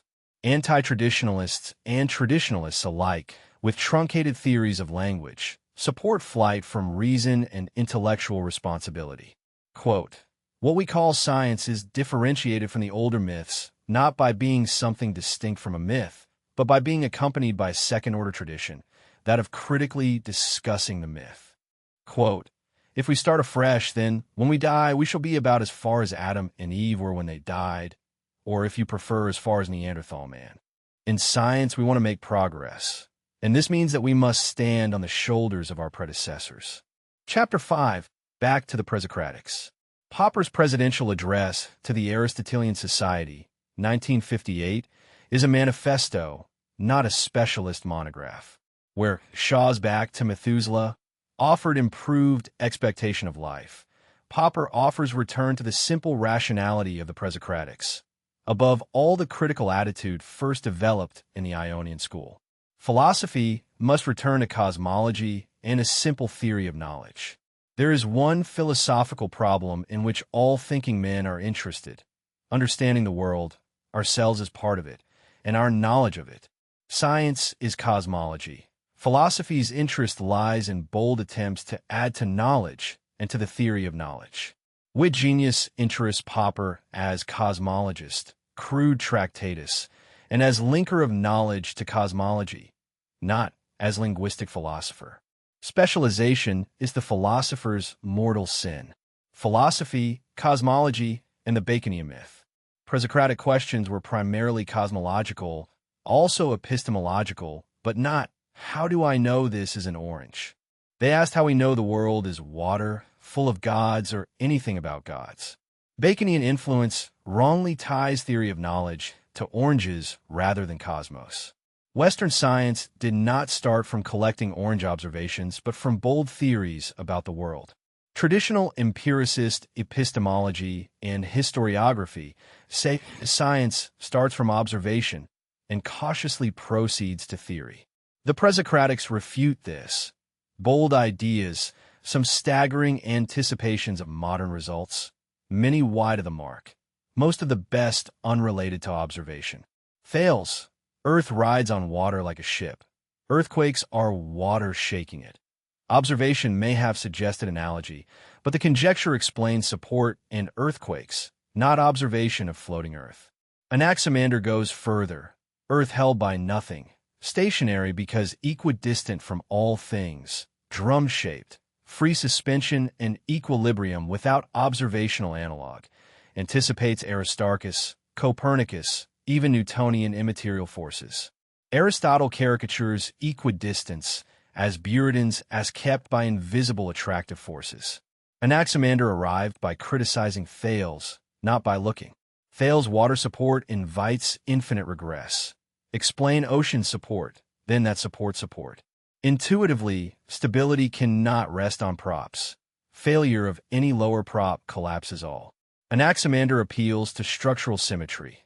No preferred direction of collapse. Equality of distances from all things. This abolishes absolute up and down. Hard to grasp. He still thought Earth a drum because experience taught flatness. Speculative criticism nearly found the globe. Observation led astray. Asymmetry of sun and moon on one side. He met with wheels of fire. Founder of spheres theory. Critical speculation served him better than observation. Baconians say this is philosophy, not science, because science begins when speculation yields to observation and deduction to induction. Popper denies scientific status should be defined by origin and induction. What matters is explanatory power and survival of criticism and tests. Origin, inductive or intuitive, concerns biographers, not scientific character. Continuity between Presocratics and later physics is perfect whether we call them philosophers or scientists. Anaximander cleared the way for Aristarchus, Copernicus, Kepler, Galileo, not mere influence, but achievement, making other achievements possible, valuable like art. False theories can be scientific and helpful. Falsity does not unscientificize. False theories suggest modifications and stimulate criticism. Thales' floating Earth reappears in Anaximenes and Wegener. Anaximander's free globe leads to spheres, reflected moonlight, Pythagorean central fire, heliocentrism. Milesian cosmology and the problem of change. Milesians envisaged the world as home. Architecture mattered. Structure, ground plan, building material, origin. Anaximander answered all three. Drew first map, building material the Epeiron. His world had fire needing breathing holes, eclipses, lunar phases, winds changing weather, vapors from drying causing winds and solstices. First hint of the general problem of change central to Greek cosmology until Ptolemy's and Democritus. Accepted until Maxwell's ether models broke down. 1905. For Anaximander, our cosmos was one of infinitely many worlds in boundless space and time. Eternal motion needed no general theory of change, unlike Heraclitus later. He explained familiar changes via hot/cold, dry/wet. Living creatures from moisture evaporated by sun. Vapors and winds agents of almost all change. Anaximenes systematized condensation and rarefaction between opposites, replaced a pyrrhon with air, almost boundless yet movable per vapor theory. Sun is earth heated by rapid motion. Earth stable because flat lid covering air beneath. Thales reinstated. Anaximander's argument not understood. Anaximenes, eclectic empiricist, common sense, least revolutionary Milesian. Heraclitus, the house on fire. For Heraclitus the house was on fire. No stability. Everything in flux. Beams, earth, rocks, bronze cauldron. Rotting, washing, splitting verdigris. Fuel burns. Bull holding fire is eaten by fire though we do not see it burn. Children grow, age, die, unnoticed day by day. No solid bodies. Things are processes like flames. Stability is law, measure. The lamp supplying definite oil to a stable flame. Message. Listen to logos. All things one. Everlasting fire flaring and dying in measures. Traditional interpretation, all in flux, is disputed. Kirk and Raven offer nothing of philosophical interest replacing it. Burnet objected flux was not new. Popper replies Milesians said there is fire in the house. Heraclitus said the house is on fire. Change presupposes identity through transition, green leaf browns, not substitution of brown for green leaf. Heraclitus saw opposites in transition, Milesian insight, yet identity through change, problem of change leading to reality versus appearance. Real nature loves to hide, unapparent harmony stronger. Life and death, waking and sleeping, youth and age the same, one turned round is the other. Path up and path down the same. Good and bad identical. For God all beautiful, for men some unjust. Not in man's nature to possess true knowledge. Divine nature has it. Doctrine of oneness threatens reality of change. Parmenides drew consequence. If opposites identical, change may be appearance only. Heraclitus' uncanny intuition. Things are processes. Bodies are flames. Rock and bronze undergo invisible change. Wind rubs, iron rusts by slow burning. Old iron unlike new, as old man unlike child. Parmenides, atomists and fields. Parmenides, pupil of Xenophanes one, unmoving God, taught reality one, homogeneous, motionless, undivided. Motion impossible in full world without void. What is not is not. Nothing/nothingness does not exist. World full, no parts separated by void. Belief in opposites reality yields illusion of change. First hypothetico-deductive world theory. Atomists accepted formal validity, rejected conclusion from experience. Void exists, full particles separated by empty space. Move in void, atoms and void. Qualitative change explained by spatial movement of unchanging matter until Maxwell replaced with changing field intensities. The Ionian critical tradition. Early Greek philosophy's freedom and creativity connect with critical discussion tradition. In most civilizations, schools impart definite doctrine, preserve it pure. New ideas, heresies, schisms. Inventors claim return to true orthodoxy. Changes surreptitious. No history of ideas, only schisms and defenses. No rational discussion, assertion, dogma, condemnation against dissenters and rival schools. Pythagoreans exception among Greeks.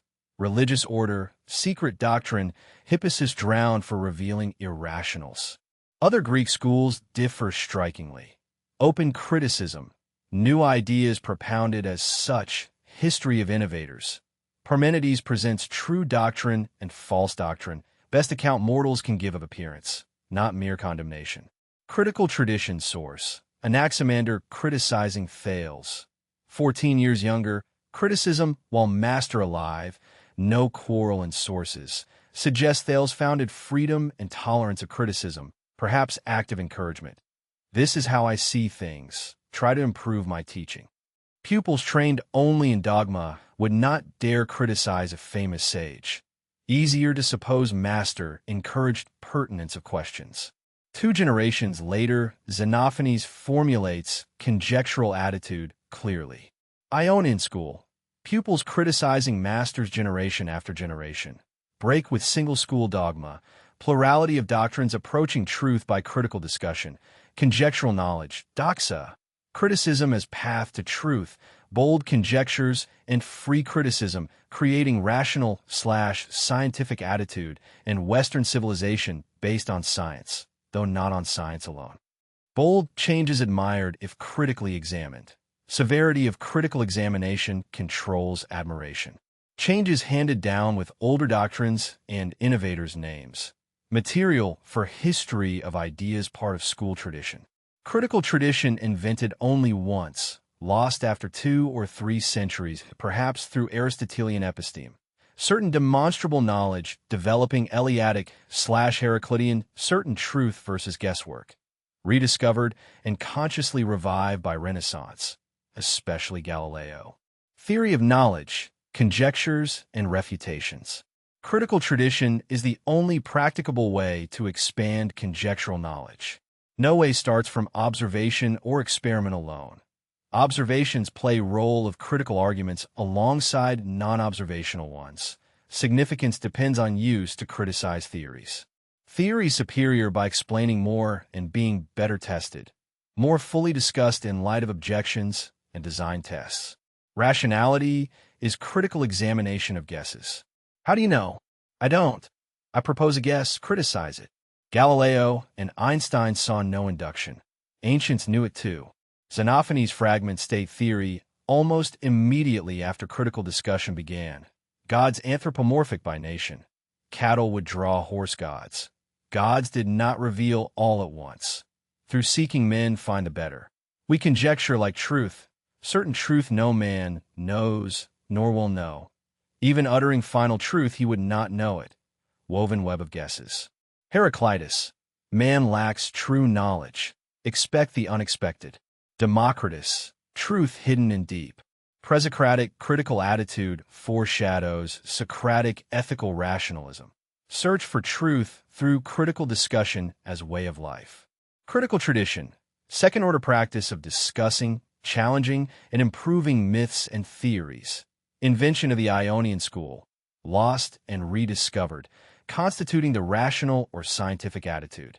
Quote, the Ethiops say that their gods are flat-nosed and black / while the Thracians say that there's blue eyes and red hair. / yet if cattle or horses or lions had hands and could draw / and could sculpture like men, then the horses would draw their gods / like horses and cattle like cattle, and each would then shape / bodies of gods in the likeness, each kind of its own.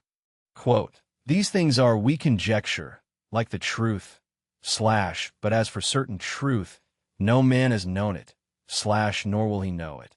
Neither of the gods, / nor yet of all the things of which I speak. / and even if by chance he were to utter / the final truth, he would himself not know it / for all is but a woven web of guesses. Appendix, Historical Conjectures and Heraclitus on Change. Popper's reply to G.S. Kirk, Mind, 1960, insists the fundamental issue is philosophical. Methodology shapes historiography. Kirk's counterattack explains Popper as victim of mistaken scientific methodology rather than answering definite criticisms point by point. Popper and Kirk agree philosophy influences interpretation of presocratic evidence. Kirk misreads Popper as Cartesian intuitionist, opposing Vienna's circle positivism. Inductivists think intuition the only alternative to induction, but critical empiricism is a third way. Popper is critical empiricist. Science starts from problems, not observations or intuitions. Theories arise from trying to solve problems in our experienced world. Experience largely expectations and theories, partly observational. No pure observation untainted by theory. Anaximander, criticizing Thales, exemplifies conscious criticism of predecessor as possible origin of rationalist tradition. Experience plays major role as tests constantly appealed to. Kirk's theories entirely based on intuitions is unrecognizable caricature. No positivist friend accused Popper of intuitionism. Kirk conjectures Popper's view of science was itself an intuition, not from observing scientists. Odd given Popper's first-hand physical science problems. Kirk misreads 1958 L. Doctor of Science preface. Popper did not say views formed against Vienna Circle there. Actual development was against Marx, Freud, Adler, see Science, Conjectures and Refutations. Kirk says Popper abandons absolute truth. Popper assumes absolute truth when saying we cannot know if a theory is true, like assuming a goal exists when saying one did not reach it. On method, Popper's disclaimer of Heraclitean linguistic expertise does not deny relevance of fragments. He quotes and discusses them extensively. Kirk's charge that Popper tests historicity by truth misquotes. Popper said traditional Heraclitean philosophy's truth shows attribution makes sense versus Kirk's absurd attribution, plus principle of historiography. Attribute interesting true theories rather than uninteresting false ones when evidence permits, not a test. Heraclitus problem, following Reinhardt. The problem of change. How can a thing change without losing identity? Heraclitus. No unchanging things. Apparent things are processes like flames. Stable things invisibly in flux, preparing Parmenides' appearance/reality distinction. Measured law-like process, from Milesian periodicities, explains apparent stability. Against Kirk, if fire is archetypal form of matter, matter is like flame, process. Fragment support. Sun new daily, B6. Barley brewed decomposes if not stirred, B125. Bow and lyre as tension/harmony, B51. River fragments, B12, 49a. Concrete and cosmic. We are and are not. Memento mori. Cold/hot, moist/dry, B126. Alive/dead, young/old turning, B88. Sight deceptive. Invisible harmony stronger, B46, 54. Nature loves to hide, B123. Kirk ultimately concedes invisible changes. Rusting iron may have struck Heraclitus. Extant fragment suggested. Kirk's conclusion. All natural changes regular and balanced. Fire cause of balance and logos. Popper finds absurd. Source via Hippolytus Christianizing of thunderbolt fragment, B64, as providential fire causing cosmic housekeeping. Reinhardt's lost per Froneman fits thinking fire souls, not Christian providence. Kirk's revised formulation, change preserved through logos ensuring equilibrium, is no longer absurd. Agrees with open society. Logos as law of change. Measure not fire causes balanced flame-like processes. Epistemological and logical problems arose from cosmological problem-solving and critical debate. Conjectural, but more than conjecture that this happened. Quote, listening not to me, but to the true account, it is wise to admit that all things are one. They are an everlasting fire, flaring up in measures and dying down in measures. Quote, everything is in flux and nothing is at rest. Quote, the real nature of things loves to hide itself. An unapparent harmony is stronger than the apparent one. Chapter 6. A note on Berkeley as precursor of Mach and Einstein. This note is not a full criticism of Berkeley. I admire him without agreeing with him. My purpose is narrower, to list those ideas in Berkeley's philosophy of physics that strike us today as startlingly modern.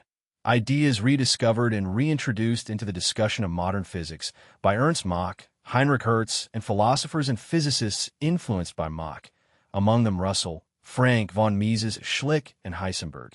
I may say at once that I do not agree with most of these positivistic views, but the historical point stands. Berkeley anticipated, with remarkable precision, a style of criticism of Newton that became revolutionary only in the 19th and 20th centuries.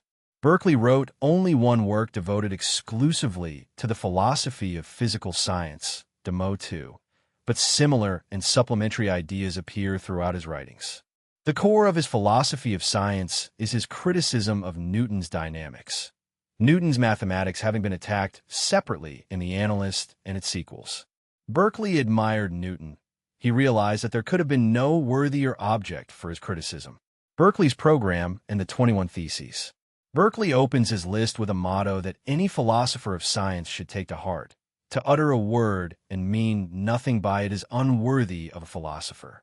From this operational and meaning-theoretic starting point, he develops a systematic critique of Newtonian absolute space, time, and motion, of force and gravity as occult metaphysical substances, and of essentialist causal explanation in mechanics. Absolute space and absolute time, he argues, lack empirical or operational meaning and must be rejected as physical theory. Relative space, determined by the fixed stars, may replace them for the purposes of mechanics. The same holds for absolute motion. Motion is discerned and measured only with the help of sensible things. Words like gravity and force are misused when they are introduced as causes or principles of motion. They import an occult metaphysical substance where only observable qualities belong. Newton's theory, Berkeley concedes, leads to correct results, but cannot be accepted as a truly causal explanation based on natural essences. The mechanical philosopher discovers laws of nature, regularities in perceived motions learned from experience, and may call the reduction of phenomena to such laws explanation, provided this is distinguished sharply from metaphysical explanation by hidden natures. A third kind of explanation appeals to mathematical hypotheses, calculating procedures, instruments comparable to calculating machines, judged by efficiency rather than truth. Newton's forces and absolute structures belong here when they work. When they do not, as with absolute space, they must be rejected. The same appearances may be calculated from competing mathematical hypotheses that even contradict one another, yet yield identical predictions. There may then be nothing to choose between them. Berkeley's analysis yields a fourfold scheme. A. Observations of particular things. B. Laws of nature, supported by experiment. C. Mathematical hypotheses, instrumental and multiply realizable. D. Essentialist explanations, which have no place in physical science and are false whenever they posit a world of essences behind appearances. From this follows what I propose to call Berkeley's razor. We may eliminate from physics all essentialist explanations a priori, retaining their mathematical and predictive content only qua hypotheses, while discarding essentialist interpretation. This razor is sharper than Occam's. All entities are ruled out except those which are perceived. The ultimate argument is positivist about meaning. The words in question do not stand for ideas, impressions, or their memory images, and therefore are meaningless in physical science. Berkeley's razor, a priori elimination of essentialist explanations from physics, sharper than Occam because only perceived entities survive. Mathematical hypothesis, a formal calculating instrument, admirable if efficient, but not science and not true, only useful. Descriptive explanation, reduction of phenomena to laws of nature proved or supported by experiment, as opposed to explanation by essences. Everybody who reads this list of 21 theses must be struck by their modernity. They are surprisingly similar, especially in the criticism of Newton, to the philosophy of physics which Mach taught for many years in the conviction that it was new and revolutionary. Mach's principle of the economy of thought goes beyond Berkeley's razor in allowing discrimination among competing mathematical hypotheses by simplicity. There is also a striking similarity to Hertz's principles of mechanics, in which he tried to eliminate force, and to Wittgenstein's Tractatus. What is perhaps most striking is that Berkeley and Mach, both great admirers of Newton, criticize absolute time, absolute space, and absolute motion on very similar lines, culminating in the suggestion that Foucault's pendulum, the rotating bucket, and centrifugal effects fail as argument for absolute space because these motions are relative to the system of the fixed stars. Mach wrote in 1912 that 30 years earlier the view that absolute motion is meaningless was felt to be very strange. Today, he said, it is upheld by many well-known investigators. Einstein, in his obituary of Mach, remarked that it is not improbable that Mach would have found the theory of relativity if, when his mind was still young, the problem of the constancy of the velocity of light had agitated physicists. This remark is more than generous. Mach survived Einstein's special theory by more than 11 years and remained opposed to it. But some reflection of the bright light it throws upon Mach must fall upon Berkeley. Quote, "To utter a word and mean nothing by it is unworthy of a philosopher." Quote, "It is plain, then, that it is useless to assume that the principle of motion is gravity or force. For how could this principle be known any more clearly through what has been called an occult quality? That which is itself occult explains nothing. Metaphysics, phenomenalism, and the third view." Berkeley's philosophy of science is very different from his metaphysics. Mach was an enemy of non-positivistic metaphysics, and especially of theology. Berkeley was a Christian theologian. Yet both agreed that absolute time, absolute space, and absolute motion are meaningless and must be eliminated from science. Mach would not have agreed with Berkeley's reason why physics cannot treat of real causes. For Berkeley, all true causes are efficient or final causes, spiritual, and utterly beyond physics. All appearances are truly caused by God. Physics can only describe regularities because it cannot find true causes. The similarity between Berkeley and Mach is not therefore superficial. Both are convinced that there is no physical world of primary qualities or atoms behind appearances. Both hold a phenomenalist doctrine. Physical things as bundles of experience qualities, Mach's complexes of elements. The difference is that for Berkeley these are directly caused by God. For Mach they are just there. The great historical importance of Berkeley, I believe, lies in his protest against essentialist explanations in science. Newton himself did not interpret his theory in an essentialist sense, but soon after him the essentialist interpretation became the ruling one until Mach. In our own day, essentialism has been dethroned. A Berkeleyan or Machian positivism or instrumentalism has, after all these years, become fashionable. Yet there is clearly a third possibility, a third view, as I call it. Essentialism is untenable. An essentialist explanation is neither in need of, nor capable of, further explanation. Yet we know, at least since Einstein, that explanation may be pushed further and further. But although we must reject essentialism, this does not mean that we have to accept positivism. We may accept the third view. I shall not here discuss the positivist dogma of meaning. I make only 6 observations. 1. One can work with something like a world behind appearances without essentialism. Through hierarchical levels of explanatory hypotheses, from laws of nature through Kepler and Newton to relativity. 2. These theories are not mere mathematical instruments for predicting appearances. Their function goes further. 3. There is no pure observation. What Berkeley called appearance is always the result of interpretation with theoretical admixture. 4. New theories may lead to reinterpretation of old appearances and thereby change the world of appearances. 5. The multiplicity of mathematical hypotheses Berkeley noted is used, wherever possible, to construct crucial tests between competing theories. 6. The main point of the third view is that science aims at true theories, even though we can never be sure any theory is true, and that science may progress by inventing theories describable as better approximations to what is true. We can admit, without becoming essentialist, that in science we try to explain the known by the unknown, the observed by the unobserved.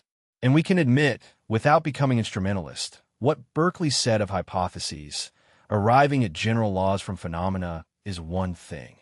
Framing a hypothesis and deducing phenomena is another.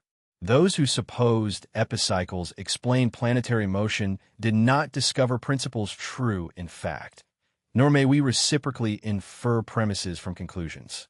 Quote, It is one thing to arrive at general laws of nature from a contemplation of the phenomena, and another to frame an hypothesis, and from thence deduce the phenomena.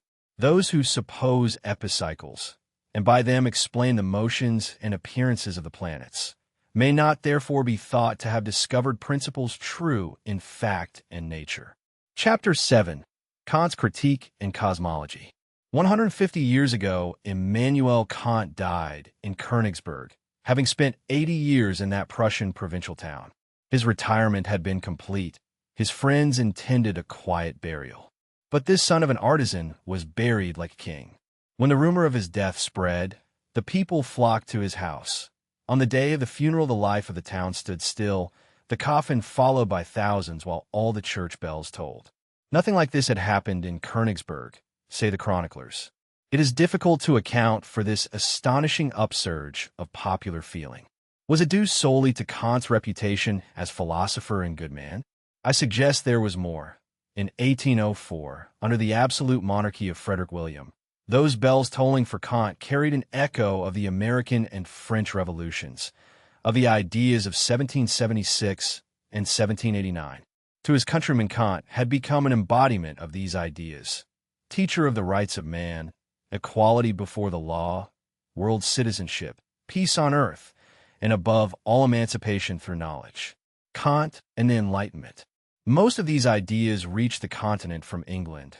In Voltaire's letters about the English, 1732 constitutional government contrasted with absolute monarchy, religious toleration with Roman intolerance, Newton's cosmology and Locke's empiricism with Cartesian dogmatism. Voltaire's book was burnt, yet its publication marks the beginning of a philosophical movement whose mood of intellectual aggressiveness was little understood in England, where there was no occasion for it. 60 years after Kant's death, these same English ideas were presented to the English as shallow and pretentious intellectualism. The word enlightenment, borrowed from German Aufklärung, still carries in English the disparaging connotations that romantics attach to Aufklärerie. No such connotation is intended when I use the word. Kant believed in enlightenment. He was its last great defender. This is not the usual view. Kant is more often taken as founder of the school that destroyed it. Fichte, Schelling, Hegel. I contend these two interpretations are incompatible. Fichte and Hegel tried to appropriate Kant as founder of their school, but Kant lived long enough to reject Fichte's persistent advances. In a public declaration concerning Fichte, Kant wrote, "May God protect us from our friends, for there are fraudulent and perfidious so-called friends who are scheming for our ruin while speaking the language of goodwill." Only after Kant's death was this world citizen pressed into the service of the nationalistic romantic school, in spite of all his warnings against romanticism, sentimental enthusiasm, and Schwärmerei. Kant himself describes the idea of the Enlightenment thus. Enlightenment is the emancipation of man from a state of self-imposed tutelage, of incapacity to use his own intelligence without external guidance. Such tutelage is self-imposed when it is due not to lack of intelligence, but to lack of courage to use one's own intelligence without a leader. Sapere aude. Dare to use your own intelligence. This is the battle cry of the Enlightenment. Kant is saying something very personal. Brought up in near poverty and pietism, his own life was emancipation through knowledge. In later years, he looked back with horror to the slavery of childhood. The dominant theme of his life was the struggle for spiritual freedom. Quote, "Enlightenment is the emancipation of man from a state of self-imposed tutelage, of incapacity to use his own intelligence without external guidance. Such a state of tutelage I call self-imposed if it is due not to lack of intelligence, but to lack of courage or determination to use one's own intelligence without the help of a leader. Sapere aude. Dare to use your own intelligence. This is the battle cry of the Enlightenment." Kant's Newtonian cosmology. A decisive role in Kant's struggle was played by Newton's theory, made known on the continent by Voltaire. The cosmology of Copernicus and Newton became the powerful inspiration of Kant's intellectual life. His first important book, The Theory of the Heavens, bears the subtitle, an essay on the Constitution and the mechanical origin of the universe, treated according to Newtonian principles. It is one of the greatest contributions ever made to cosmology and cosmogony, the first formulation of what is now called the Kant-Laplace hypothesis of the origin of the solar system, an application anticipating genes to the Milky Way, and above all Kant's identification of the nebulae as other Milky Ways, distant stellar systems similar to our own. It was the cosmological problem that led Kant to his theory of knowledge and to the critique of pure reason. He was concerned with the finitude or infinity of a universe in space and time. For space, Einstein later offered a world finite yet without limits, a solution cutting through the Kantian not with means unavailable to Kant. For time, no equally promising solution has been offered up to now. The critique and the cosmological problem. Kant tells us he came upon the central problem of the critique through the antinomies of pure reason. The world has a beginning, it has no beginning, and so on. These antinomies first stirred him from dogmatic slumber and drove him to the critique of reason in order to resolve the scandal of the apparent contradiction of reason with itself. The cosmological antinomies are not mere logical puzzles. They arise from the attempt to think the universe as a whole, and they force Kant to ask how synthetic a priori knowledge, especially the mathematics of Newtonian science, is possible at all. Three domains and the Greek ethos. Kant distinguished three domains: the starry heavens above us, the moral law within us, and the intermediate domain of human history and culture. His philosophy of man draws on Newtonian cosmology and on the ethics of freedom. Stepping back, we may compare him with Socrates, both accused of perverting state religion and corrupting the young. Both denied the charge. Both stood up for freedom of thought as a way of life, not mere absence of constraint. From Socrates' apology and death sprang the idea of a free man whose spirit cannot be subdued, self-sufficient, able to rule himself and accept freely the rule of law. Kant gave this Socratic heritage new meaning in knowledge and morals, and added the idea of a community of free men. Kant's Copernican revolution. Kant's faith in his theory of space and time as an intuitive frame of reference was confirmed when he found in it a key to Newtonian theory. Euclid's geometry is not based on observation, but on intuition of spatial relations. Newtonian science, though confirmed by observations, results from our ways of thinking, our attempts to order sense data. Nature as we know it, with its order and laws, is largely a product of the assimilating activities of our mind. In Kant's striking formulation, our intellect does not draw its laws from nature, but imposes its laws upon nature. This is his Copernican revolution. Copernicus, finding no progress in the theory of revolving heavens, turned the tables. Not the heavens revolve while we stand still, but we revolve while the heavens stand still. Similarly, Kant says, we must give up the view that we are passive observers waiting for nature to impress its regularity upon us. We actively impress the order and laws of our intellect upon sense data. Our cosmos bears the imprint of our minds. By emphasizing the role of the observer and theorist, Kant made an indelible impression on philosophy, physics, and cosmology. There is a Kantian climate without which Einstein's or Bohr's theories are hardly conceivable. Even those who, like myself, cannot follow Kant all the way can accept his view that the experimenter must not wait till it pleases nature to reveal her secrets, but must question her, cross-examine nature in the light of doubts, conjectures, theories, and inspirations. Here is a wonderful philosophical find. Science, theoretical or experimental, as human creation, its history part of the history of ideas, on a level with art or literature. There is a second meaning in Kant's Copernican revolution. Copernicus deprived man of his central place in the physical universe. Kant's revolution takes the sting out of this. Our location in the physical universe is irrelevant. In a sense, our universe may well be said to turn about us, for we produce, at least in part, the order we find in it.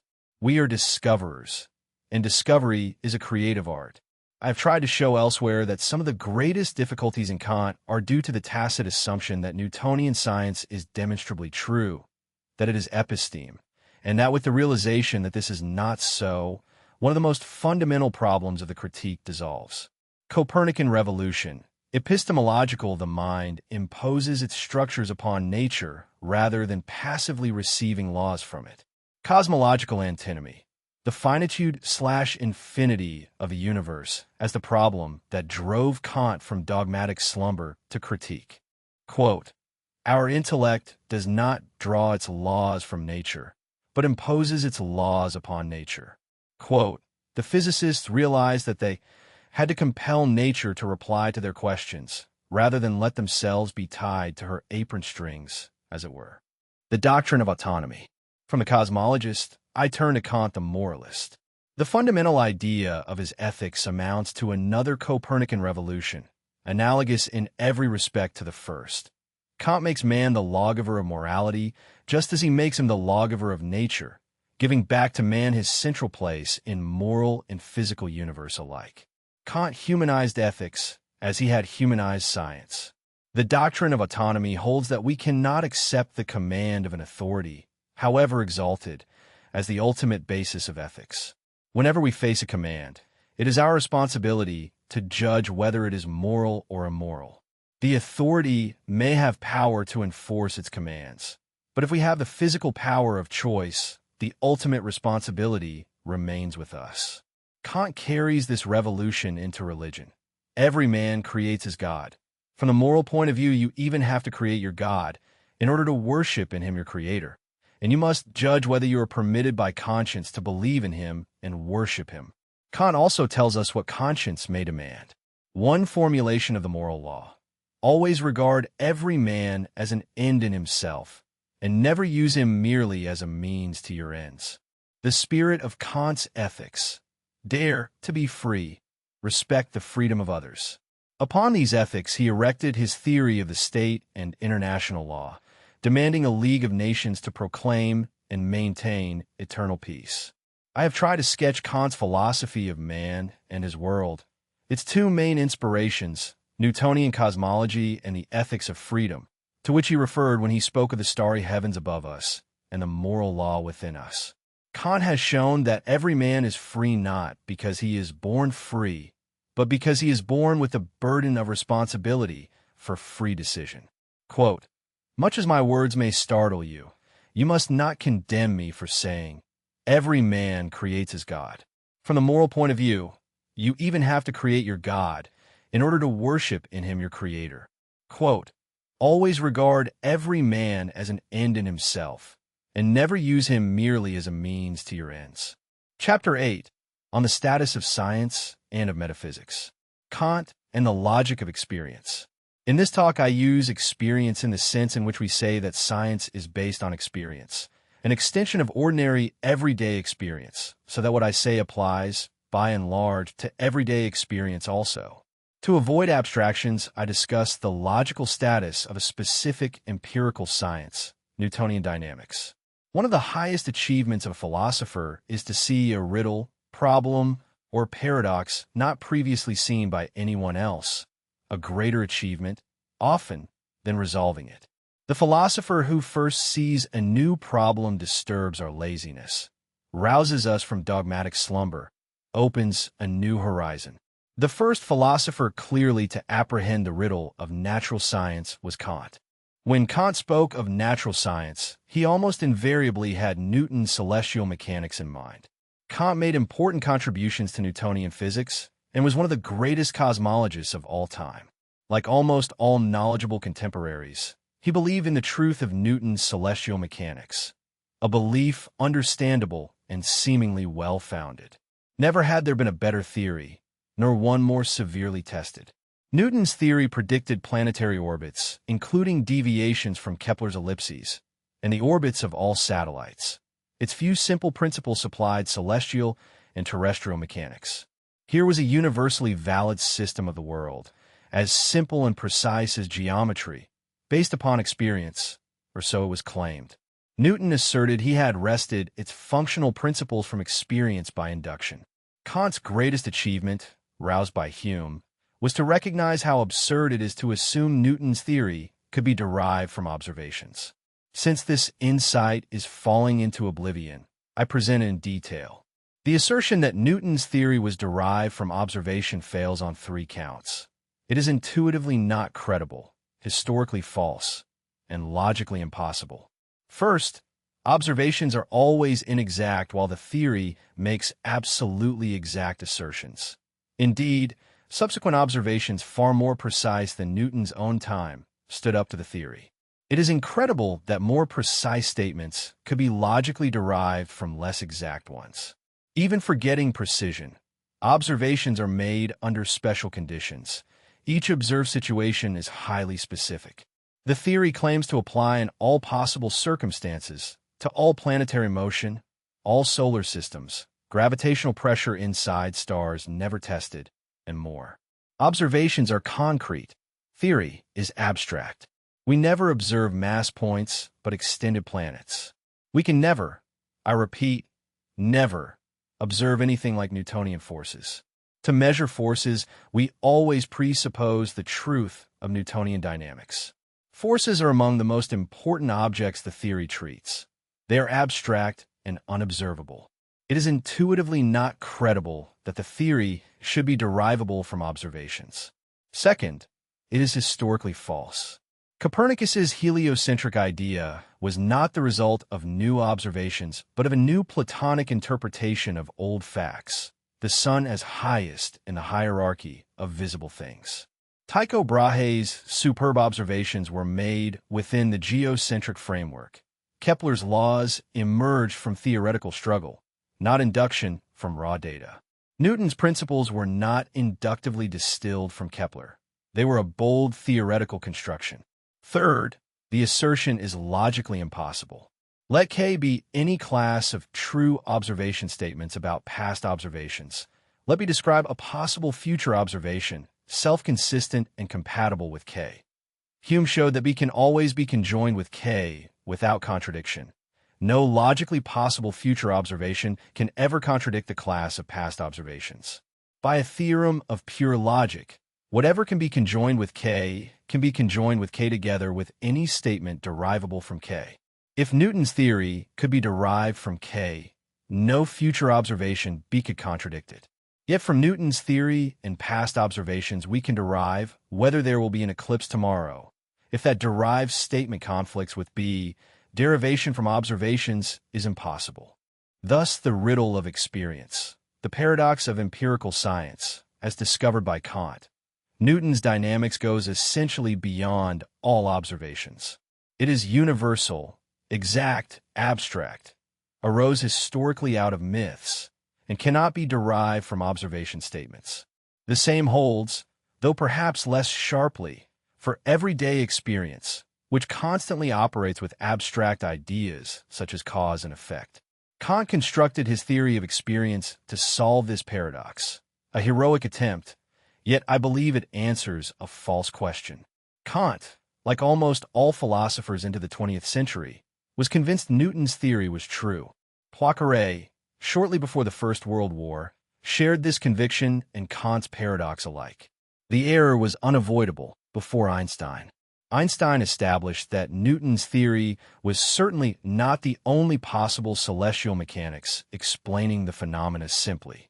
For the first time in more than 200 years, Newton's theory became problematical, a dangerous dogma of stupefying power. Thanks to Einstein, we look upon it as a hypothesis, perhaps the most magnificent in the history of science, an astonishing approximation to the truth.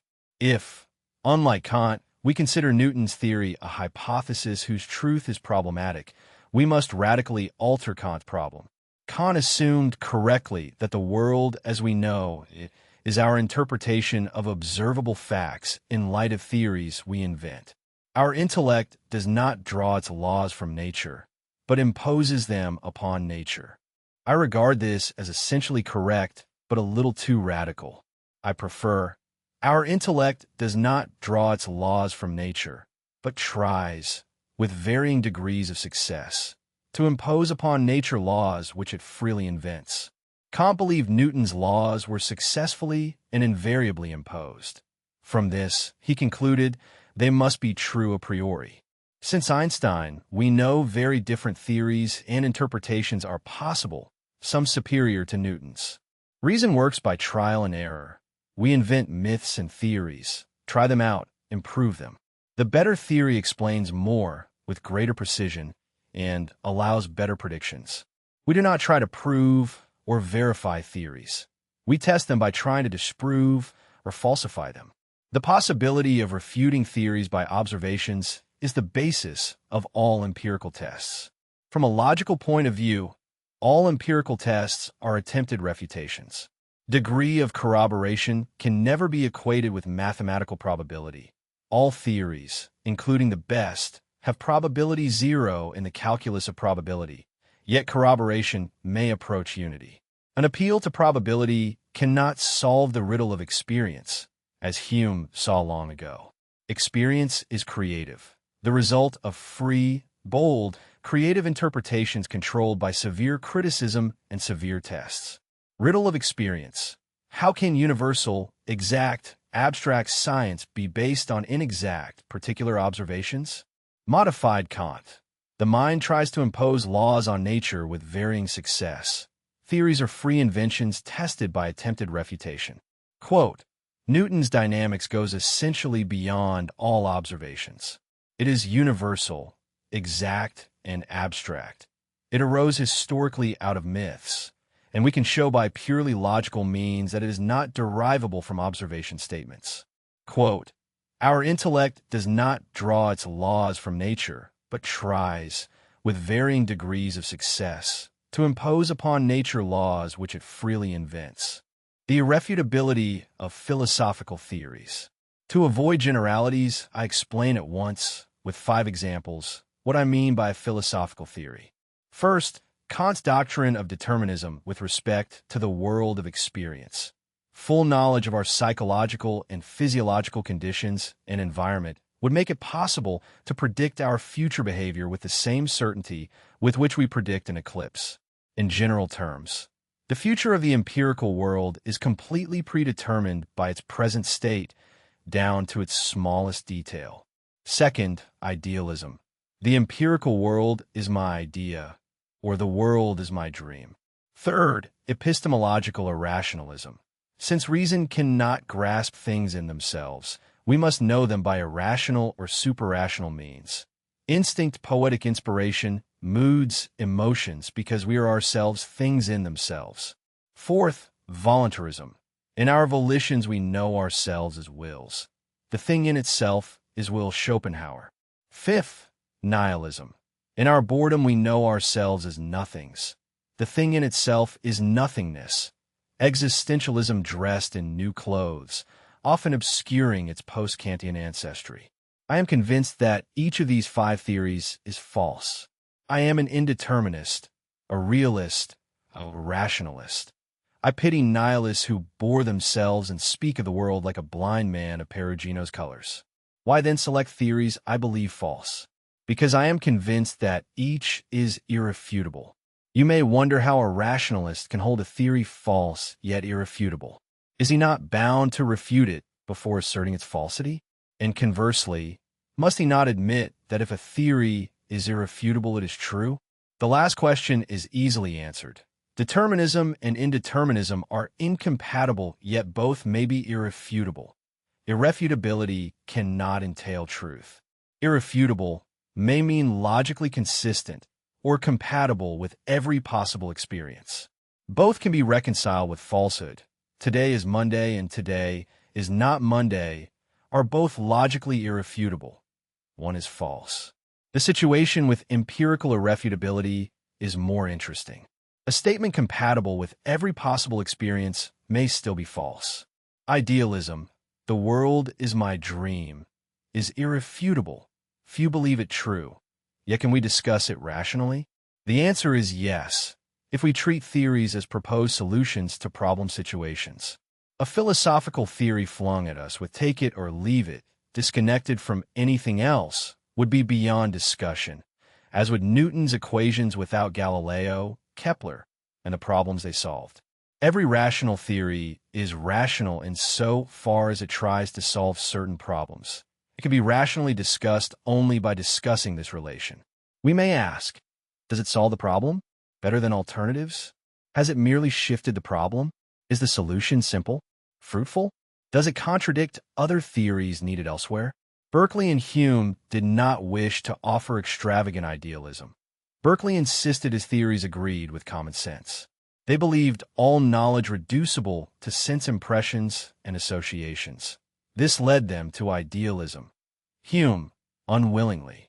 It is reasonable to criticize Hume's idealism by showing his sensualistic theory of learning inadequate, and that less inadequate theories have no idealistic consequences. Similarly with Kant's determinism. Kant was fundamentally an indeterminist who believed determinism an unavoidable consequence of Newton's theory in the phenomenal world, while man as moral being was not determined. He never solved the conflict to his satisfaction. We may ask whether determinism really follows from Newton's theory, and a clear proof that it does not might have persuaded Kant to renounce his doctrine, even though irrefutable. Irrationalism entered rational philosophy with Hume unintentionally. His conviction that we learn by Baconian induction, coupled with his proof that induction cannot be rationally justified, compelled him to accept irrational conclusions with the integrity of a real rationalist. Yet Hume's problem dissolves. We are not Baconian induction machines. Habit does not play the role he assigned it. Schopenhauer was genuinely opposed to irrationalism and wrote to be understood. Yet his Kantian limits on reason forced irrational solutions to problems transcending all possible experience. Kant's problems can and must be revised in the direction of critical, self-critical rationalism. The discovery of a philosophical problem can be final. Its solution never is. It cannot rest on final proof or refutation, nor on the formulae of inspired or bored prophets, but on conscientious critical examination of a problem situation and the various possible ways of resolving it. Problem situation, the context of difficulties that makes a theory comprehensible and open to rational criticism, even when irrefutable. Piecemeal criticism. Philosophical and scientific theories are criticized one problem at a time against a background of temporarily unquestioned knowledge. Quote, although I consider each one of these 5 theories to be false, I am nevertheless convinced that each of them is irrefutable. Quote, every rational theory, no matter whether scientific or philosophical, is rational in so far as it tries to solve certain problems. A theory is comprehensible and reasonable only in its relation to a given problem situation, and it can be rationally discussed only by discussing this relation. Chapter 9. Why are the calculi of logic and arithmetic applicable to reality? Professor Ryle confined his contribution to the applicability of rules of logic, rules of inference. I follow him in this and later extend the discussion to logical and arithmetical calculi. The distinction between rules of inference and logical calculi needs clarification first. Then I take up applicability of rules of inference and, in Section 8, of the calculi themselves. Rules of inference and logical calculi. Consider a simple argument in English. Rachel is the mother of Richard. Richard is the father of Robert. The mother of the father is the paternal grandmother. Thus, Rachel is the paternal grandmother of Robert. The word thus indicates a claim of validity. If the speaker is usually right in such claims, he knows how to argue, perhaps without being able to formulate the rules he observes, as a pianist may play without explaining technique. Most of us reason intuitively. Formulating rules of inference is the logician's specialized business. The rule underlying the argument can be schematized from premises x are y, y sc, or s equals t, conclude xtz, with appropriate substitutions for individuals and relations. This rule makes assertions about statements of certain form, that every statement of one form is deducible from statements of another. It must be distinguished from formula of the calculus of relations. For all r s, t, and for all x, y, z. If x are y and y s z, and r s equals t, then xtz. The formula asserts something conditionally about all relations and individuals. The rule asserts unconditionally about deducibility of statement forms. Similarly, distinguish Barbara, M-A-P, S-A-M, therefore S-A-P, from the class formula if M subset of P and S subset of M, then S subset of P, and modus ponens from if P and if P then Q, then Q. Important differences. 1. Rules are metalinguistic statements about statements. Formulae are not. 2. Rules are unconditional about deducibility. Formulae are conditional hypotheticals not mentioning inference. 3. After substitution, a rule asserts an argument valid. A formula yields a logical truism. 4. Rules are not used as premises in the arguments they govern. Formulae are enabling reduction of many rules to one, modus ponens, within a calculus. To every well-known rule corresponds a logician's hypothetical in some calculus. The converse fails for non-hypotheticals like P or not P. We may interpret hypotheticals as rules, but the distinction remains fundamental. Applicability, validity, and Ryle's analysis. Professor Ryle's central thesis. Rules of inference are rules of procedure applying to procedures, not to things or facts. They do not apply to reality in the sense in which a description fits a man or a theory fits uranium atoms. Logical rules apply to drawing inferences as highway codes apply to driving. To ask why rules of logic fit the facts assumes they can fit or fail to fit facts, which they cannot, any more than chess rules can. An illogical world would be a world of illogical men, not illogical facts. This analysis is true and important. It may indicate the direction of a solution. Yet I am not satisfied it offers a solution by itself. Whenever somebody reduces a problem to a pseudo-problem, I ask whether another interpretation shows a real problem behind it. Here, too, Ryle's analysis exposes muddled thinking but does not settle the matter. I accept that rules of logic are procedural and may be good, useful, helpful rules.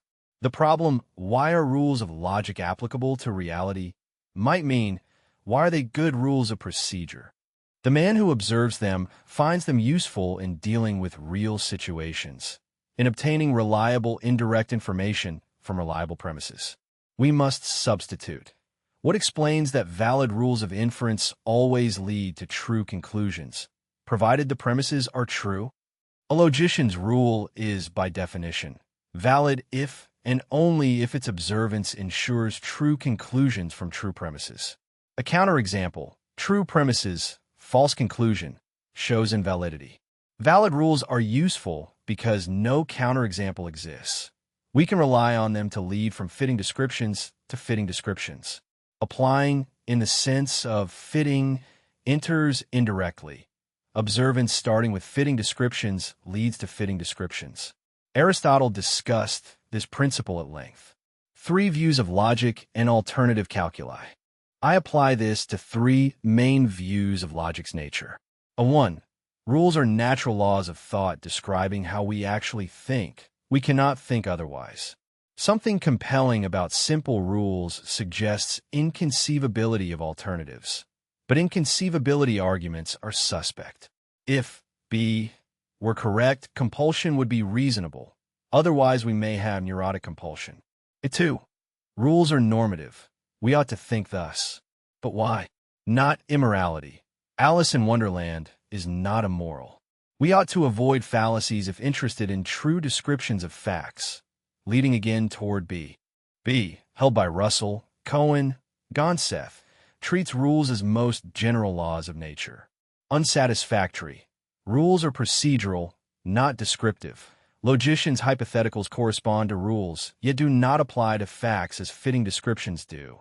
And logical truisms, all rocks are rocks, differ radically from physical truisms, all rocks are heavy. The former risk no falsification by any fact. C. Rules are laws of descriptive languages. Unsatisfactory when tied to mere symbolism void of meaning, since validity requires truth. But if a language allows true statements in Tarski's sense, objections to C lose force, A valid rule is one to which no counterexample exists in that language. Rules need not have the formal character of standard logic. Their character depends on the semantic language, Tarski, Carnap. Rules are relative to language systems, but share this. Observance leads from true premises to true conclusions. There cannot be alternative logics leading from true premises to false conclusions. We defined rule of inference to exclude this. Alternative logics formulate alternative rule systems for different languages with different logical structure. The language of categorical propositions cannot formalize the Rachel Richard Robert argument. Fusing mother of Richard into one predicate destroys the structure needed for valid inference. A language rich enough to describe facts may not permit rules covering all safe passages from true premises to true conclusions. Applicability of calculi, reality, and facts. Logical calculi aim to build languages formalizing all intuitive valid inferences with few explicit rules. Syllogistic logic attempted this. Principia Mathematica succeeded for practically all inferences in ordinary and mathematical discourse. Yet the fundamental problem of constructing one language formalizing all valid intuitive inferences appears insoluble. Tarski, Gödel, for any given inference some language can formalize it, but not one language for all. Why are asserted formulae of logical calculi, which may contain arithmetic, applicable to reality? 3 statements. A. Calculi are as a rule semantical systems designed for describing facts. If they serve this purpose, no surprise. B. They may be so designed that they do not serve the purpose.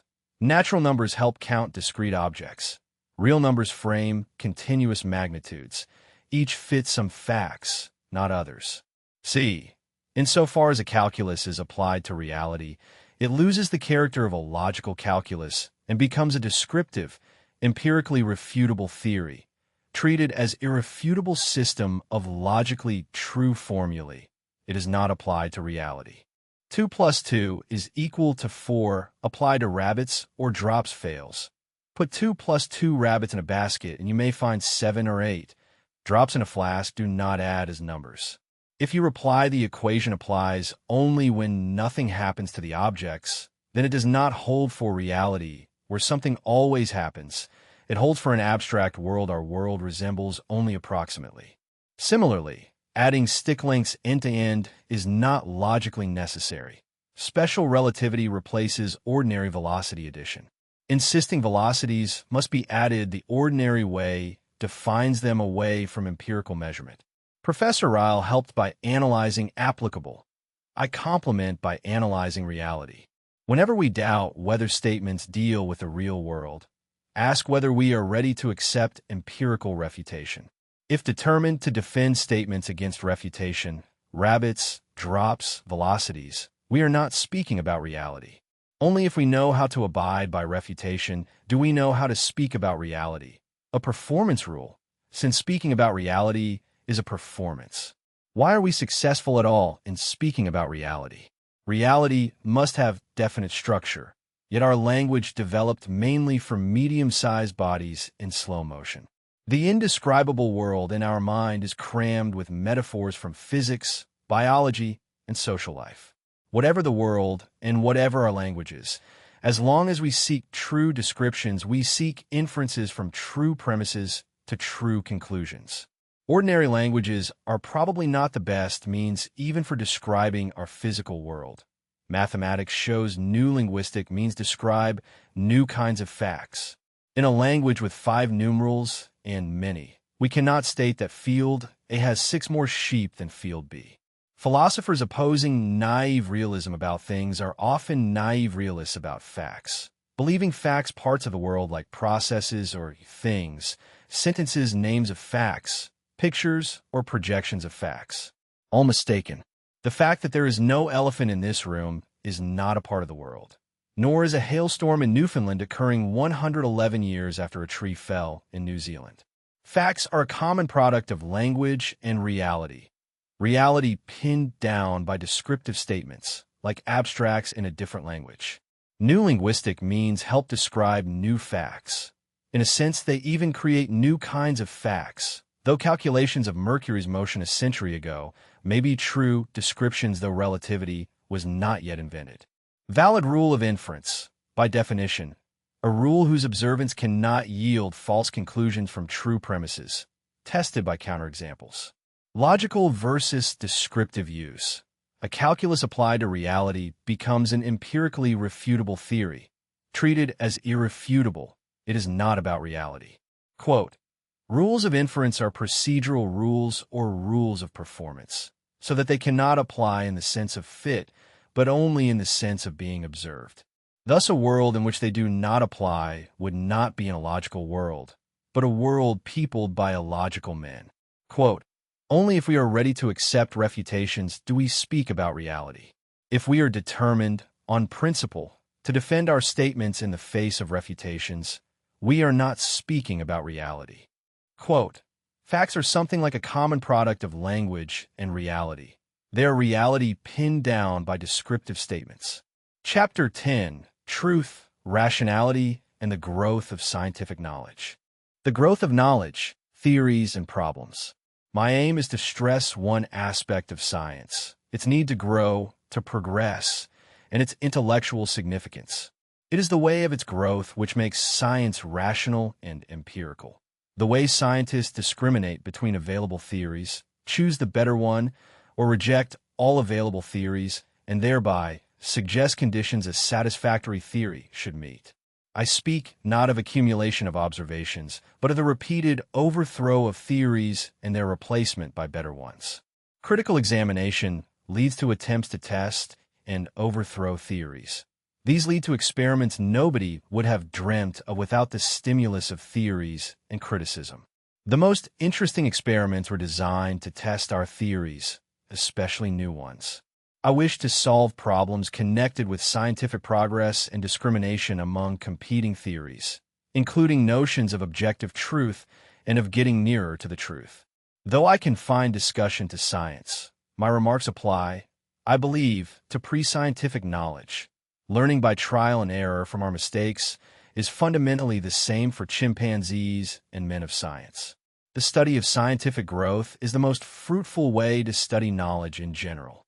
Is there danger that scientific growth will end because science has completed its task? Hardly, thanks to the infinity of our ignorance. Real dangers include lack of imagination, misplaced faith in formalization and precision, and authoritarianism. I am no believer in a historical law of progress. Science is not subject to such a law. The history of science is a history of irresponsible dreams, obstinacy, and error. But science is among the few human activities in which errors are systematically criticized and fairly often corrected. We learn from our mistakes and can speak of progress. Within science, we have a criterion of progress. Even before a theory undergoes empirical test, we may say whether, if it passes specified tests, it would be an improvement on theories we know. This is my first thesis. We know what a good scientific theory should be like, and what kind would be better still if it passes crucial tests. This metascientific knowledge makes rational choice between theories possible. Criterion of progress and empirical content. Thus we can know of a theory, before testing, that if it passes certain tests, it will be better than another. I formulated a criterion of relative potential satisfactoriness, allowing us to grade theories. We prefer the theory which tells us more, which has greater empirical information or content, is logically stronger, has greater explanatory and predictive power, and can be more severely tested. We prefer an interesting, daring, highly informative theory to a trivial one. All these properties amount to one thing: higher degree of empirical content or testability. My study of content rests on the obvious idea that the informative content of conjunction exceeds that of A or B alone, while probability behaves inversely. With increasing content, probability decreases. If growth of knowledge means theories of increasing content, it must mean theories of decreasing probability. A high probability cannot be our aim if our aim is advancement of knowledge. These two aims are incompatible. I have preached this for 30 years. The prejudice that high probability is desirable dies hard. Deductive systems as stepping stones. Some believe the end of science is construction of axiomatized deductive systems. I now believe these admirable systems should be regarded as stepping stones, not ends, as important stages toward richer, better testable knowledge. We are bound to develop theories deductively because of the logical strength we demand for testability. Consequences must be unfolded deductively to test remote predictions. Yet it is not deductive unfolding that makes a theory rational or empirical, but critical examination. Attempted refutations including observational tests, and the fact that a theory may withstand tests under which predecessors broke down. Rationality lies in the rational choice of new theory, not in deductive development. Little merit attaches to formalizing beyond what criticism and comparison require. This critical procedure contains science's rational and empirical elements, the choices and rejections by which we learn from mistakes, from theories to problems. Perhaps even the picture of science as a sequence of better deductive systems is not quite good enough. Science should be visualized as progressing from problem to problem, problems of ever-increasing depth. A scientific theory is an attempt to solve a problem concerned with discovering an explanation. Our expectations and theories may precede problems historically, yet science starts only with problems, especially when we are disappointed or when theories involve us in difficulties or clash with observations. Only through a problem do we become conscious of holding a theory. Science starts from problems, not observations, though unexpected observations may give rise to problems. The scientist's task is solution through a theory explaining unexpected observations. Every worthwhile new theory raises new problems. It is mainly through new problems that a theory is fruitful. Science and the growth of knowledge always start from and end with problems of increasing depth and fertility. Quote, "It is the way of its growth which makes science rational and empirical. The way, that is, in which scientists discriminate between available theories and choose the better one." Quote, "Science should be visualized as progressing from problems to problems of ever-increasing depth. Objective truth and the regulative idea." So far I have spoken of progress without mentioning truth, possible without pragmatism or instrumentalism. Before Tarski, it seemed safer to discuss the criterion of progress without the controversial word true. I accepted the objective correspondence theory of truth, but preferred to avoid the topic. Correspondence between statement and fact seemed hopelessly elusive. Wittgenstein's picture theory, Schlick's 1-1 designation theory, all failed. Tarski changed everything. His greatest achievement for empirical science was re-establishing objective truth as correspondence with facts, showing we are free to use the intuitive idea. Take truth as synonym for correspondence with the facts, then define correspondence. Snow is white corresponds to the facts if and only if snow is white. Grass is red if and only if grass is red.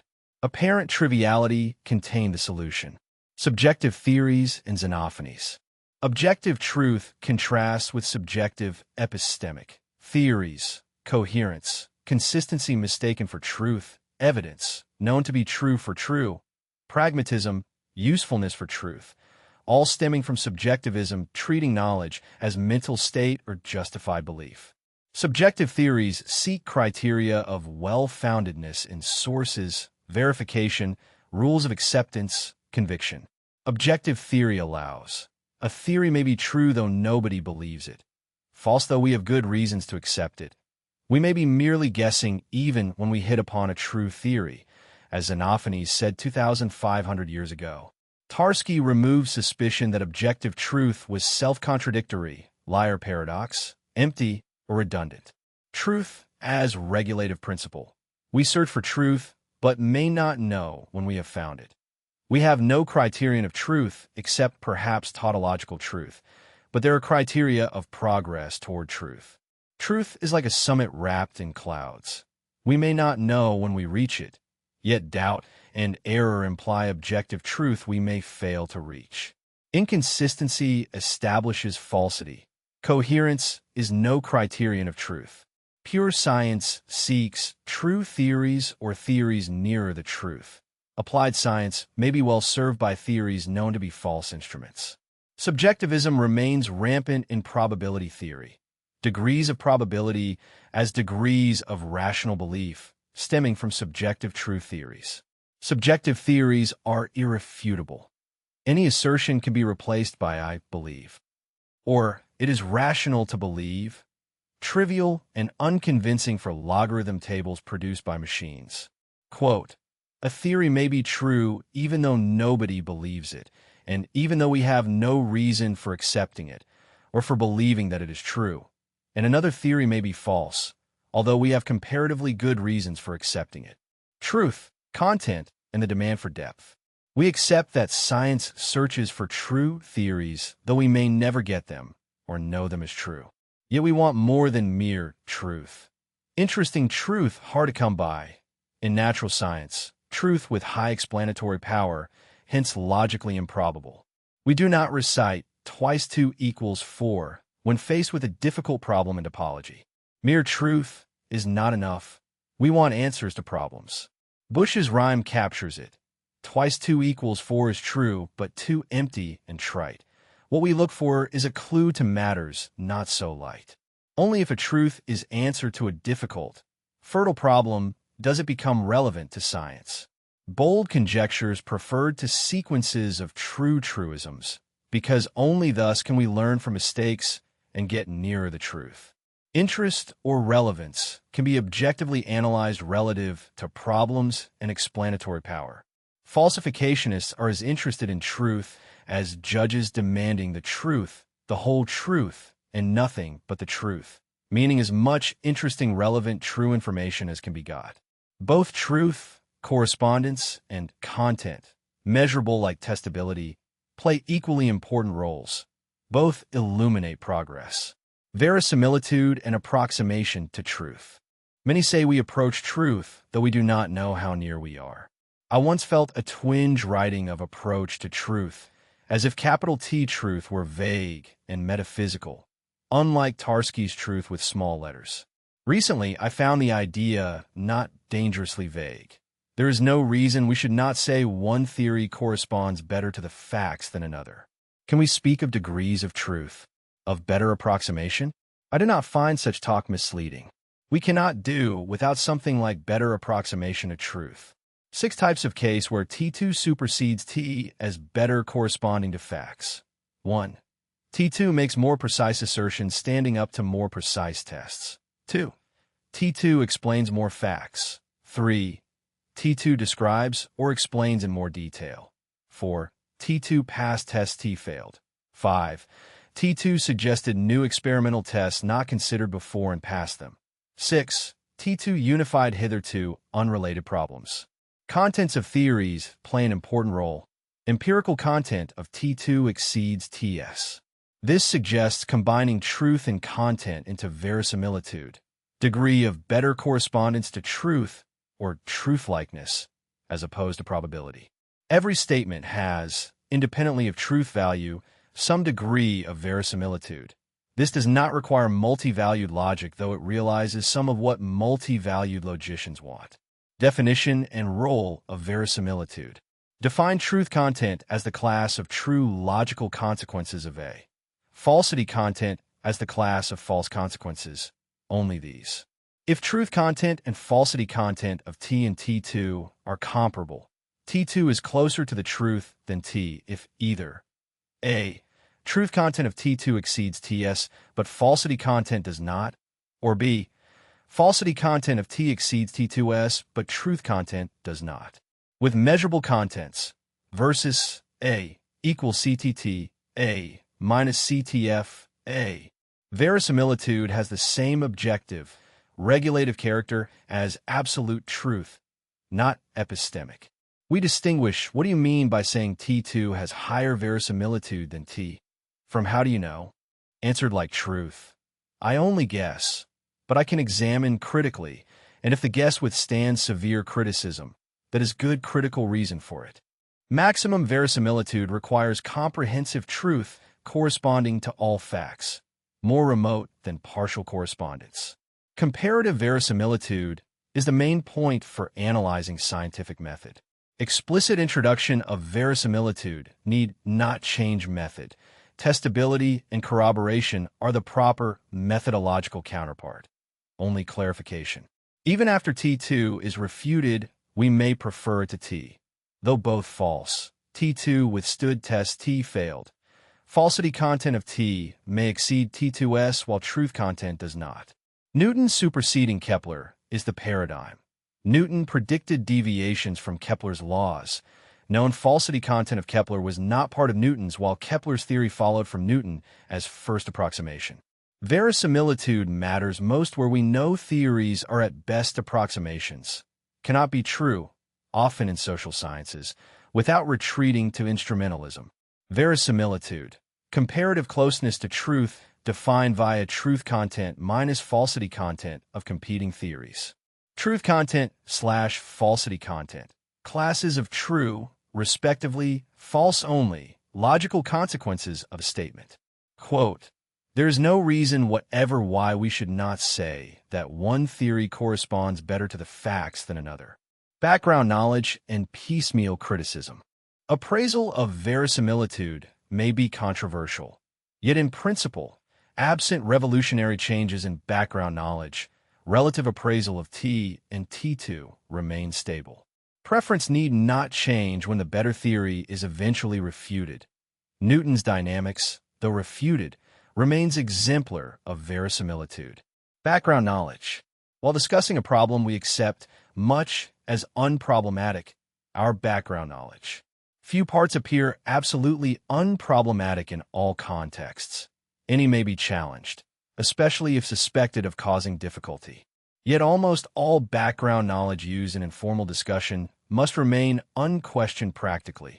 Attempting to question it all, to start from scratch, can break down critical debate.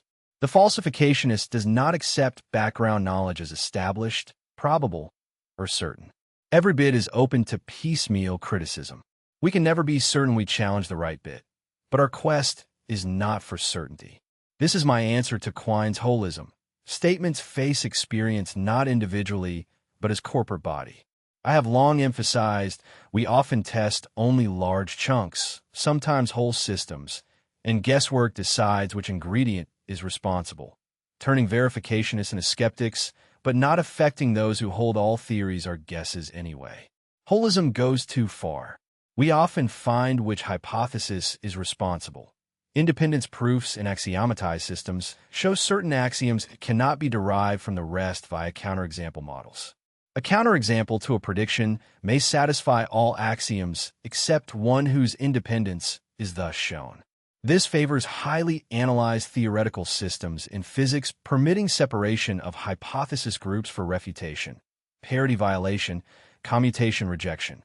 We constantly add to background knowledge. Discarding parts, related parts remain, e.g. approximate truth of Newton's quantitative formulae within limits even when the theory is refuted. Background knowledge plays a crucial role in the argument that science would lose rational and empirical character if it ceased to progress. Severe tests and diminishing returns. A serious empirical test attempts refutation. We use background knowledge to seek the most risky predictions, the most unlikely consequences, looking where background knowledge says counterexamples are most probable. If a theory withstands many such tests, results are incorporated into background knowledge. Places for probable counterexamples shrink. Severity of test declines. Repeated tests yield diminishing returns and less of new kind. A very successful theory's empirical character grows stale, feeling like implicit definitions until refutation re-establishes it. De mortuis nil nisi bene. Background knowledge. Temporarily accepted presuppositions in a given problem situation, criticizable piecemeal, but not all at once. Piecemeal criticism. Against holism, the maxim to stick to the problem and subdivide it rather than testing everything at once. Quote, "While discussing a problem, we always accept, if only temporarily, all kinds of things as unproblematic. They constitute for the time being, and for the discussion of this particular problem, what I call our background knowledge." 3 requirements for the growth of knowledge. The scientist faces a problem. Find a theory explaining certain experimental facts. Those earlier theories explained, those they could not, those by which they were falsified, resolving theoretical difficulties if possible. If he produces such a theory, his achievement is great. It is not enough. The logic of getting nearer to the truth imposes further requirements. First and second requirements. First, the new theory should proceed from some simple, new, powerful unifying idea about a connection between hitherto unconnected things or facts or theoretical entities. Simplicity is vague, but intimately connected with testability, leading to the second requirement. Second, the theory should be independently testable. Apart from explaining all explicanda it was designed to explain, it must have new testable consequences, preferably of a new kind, predicting phenomena not yet observed. Without this, any theory can be produced to fit any explicanda, ad hoc. These 2 requirements restrict the range of possible solutions. If satisfied, the theory represents potential progress, whatever test outcome, better testable than its predecessor. It will be fruitful as instrument of exploration, suggesting new experiments. Even immediate refutation grows factual knowledge and poses new problems. Third requirement and its logic. Third, the theory should pass some new, severe tests. Unlike the first 2, formal, analyzable by comparing theories logically, this is material, known only by empirical testing. It is not indispensable like the first 2 for being a serious candidate. Yet some of the most admirable theories were refuted at first test. Bohr, Kramers, Slater 1924, almost ranking with Bohr 1913, refuted almost at once by Bodegiger. Not even the greatest physicist anticipates nature's secrets. Inspirations are guesses. Newton was refuted in the end. Why not at the beginning? Refutations are great successes for the refuter and for the creator who suggested the refuting experiment. Even early death theories should be remembered for new facts and problems bequeathed. The third requirement is not indispensable in the same sense as the first 2, yet indispensable in another. If we never met it, progress would become impossible. Science would stagnate and lose empirical character. We need positive successes, new predictions corroborated, not only refutations, to attribute failures to definite portions of the theoretical maze against Quine. An unbroken sequence of refuted, yet formally progressive theories would feel ad hoc. We would not feel nearer the truth. Why does temporal order matter? Prediction after theory, rather than saving known phenomena. Because through theories we learn to observe. Questions are crucial between competing theories. Growth of knowledge and problem situations are partly historical. Genuine prediction of evidence, not known when the theory was proposed, plays an important role. Verificationists like Keynes denied this value. Inductivists treating theory as relation to evidential basis make temporal order irrelevant. But the hypotheticals who stressed saving phenomena neglected successful new prediction. Indispensable for epistemology, viewing science as progressing to better explanatory theories, not mere instruments. Verificationists vainly seek justified or probable belief, encouraging retreat to irrationalism. We falsificationists do not want highly probable theories. Rationality is critical attitude. Theories progressing beyond predecessors, more severely testable, perhaps having passed tests, approaching nearer the truth. We are satisfied that rationality lies in choosing the better theory because it can be more severely tested and may have approached truth, not because belief is justified. Quote, "We require that the new theory should be independently testable. That is to say, apart from explaining all the explicanda which the new theory was designed to explain, it must have new and testable consequences." Quote, "Every refutation should be regarded as a great success. Not merely a success of the scientist who refuted the theory, but also of the scientist who created the refuted theory and who thus in the first instance suggested, if only indirectly, the refuting experiment." Appendix: Demarcation and Probability. I add an example supporting falsifiability as criterion of empirical character. Consider the purely existential theory. There exists a finite sequence of Latin elegiac couplets such that, if pronounced appropriately at a certain time and place, the devil immediately appears. Untestable, yet in principle verifiable. Positivists who equate well-formed with empirical may call it empirical though false. I believe it is false metaphysical statement. Empirically irrefutable, no grounds for falsity. In an infinite universe, it is almost logically true. Probability unity forever. Confirmation never reduced. To reject it, we must deny its empirical character. Better not amend falsifiability to admit verifiable existentials. Our example shows denying empirical character allows rejection on non-observational grounds. See Chapter 8, Section 2. Do not assume empirical and meaningful coincide, nor probability as criterion of empirical character. A non-empirical, presumably false statement may have high probability. Quote, it can be shown by purely mathematical means that degree of corroboration can never be equated with mathematical probability. It can even be shown that all theories, including the best, have the same probability, namely 0. Chapter 11. The demarcation between science and metaphysics. The thesis in a nutshell. Put in a nutshell, my thesis amounts to this. The repeated attempts made by Rudolf Carnap to show that the demarcation between science and metaphysics coincides with that between sense and nonsense have failed. The reason is that the positivistic concept of meaning or sense or of verifiability or of inductive confirmability, etc., is inappropriate for achieving this demarcation, simply because metaphysics need not be meaningless even though it is not science. In all its variants, demarcation by meaninglessness has tended to be, at the same time, too narrow and too wide. As against all intentions and all claims, it has tended to exclude scientific theories as meaningless, while failing to exclude even that part of metaphysics which is known as rational theology. I hold that this double failure is not accidental. It follows from a fundamental confusion between two problems that ought to be kept apart: the problem of meaning and the problem of demarcation.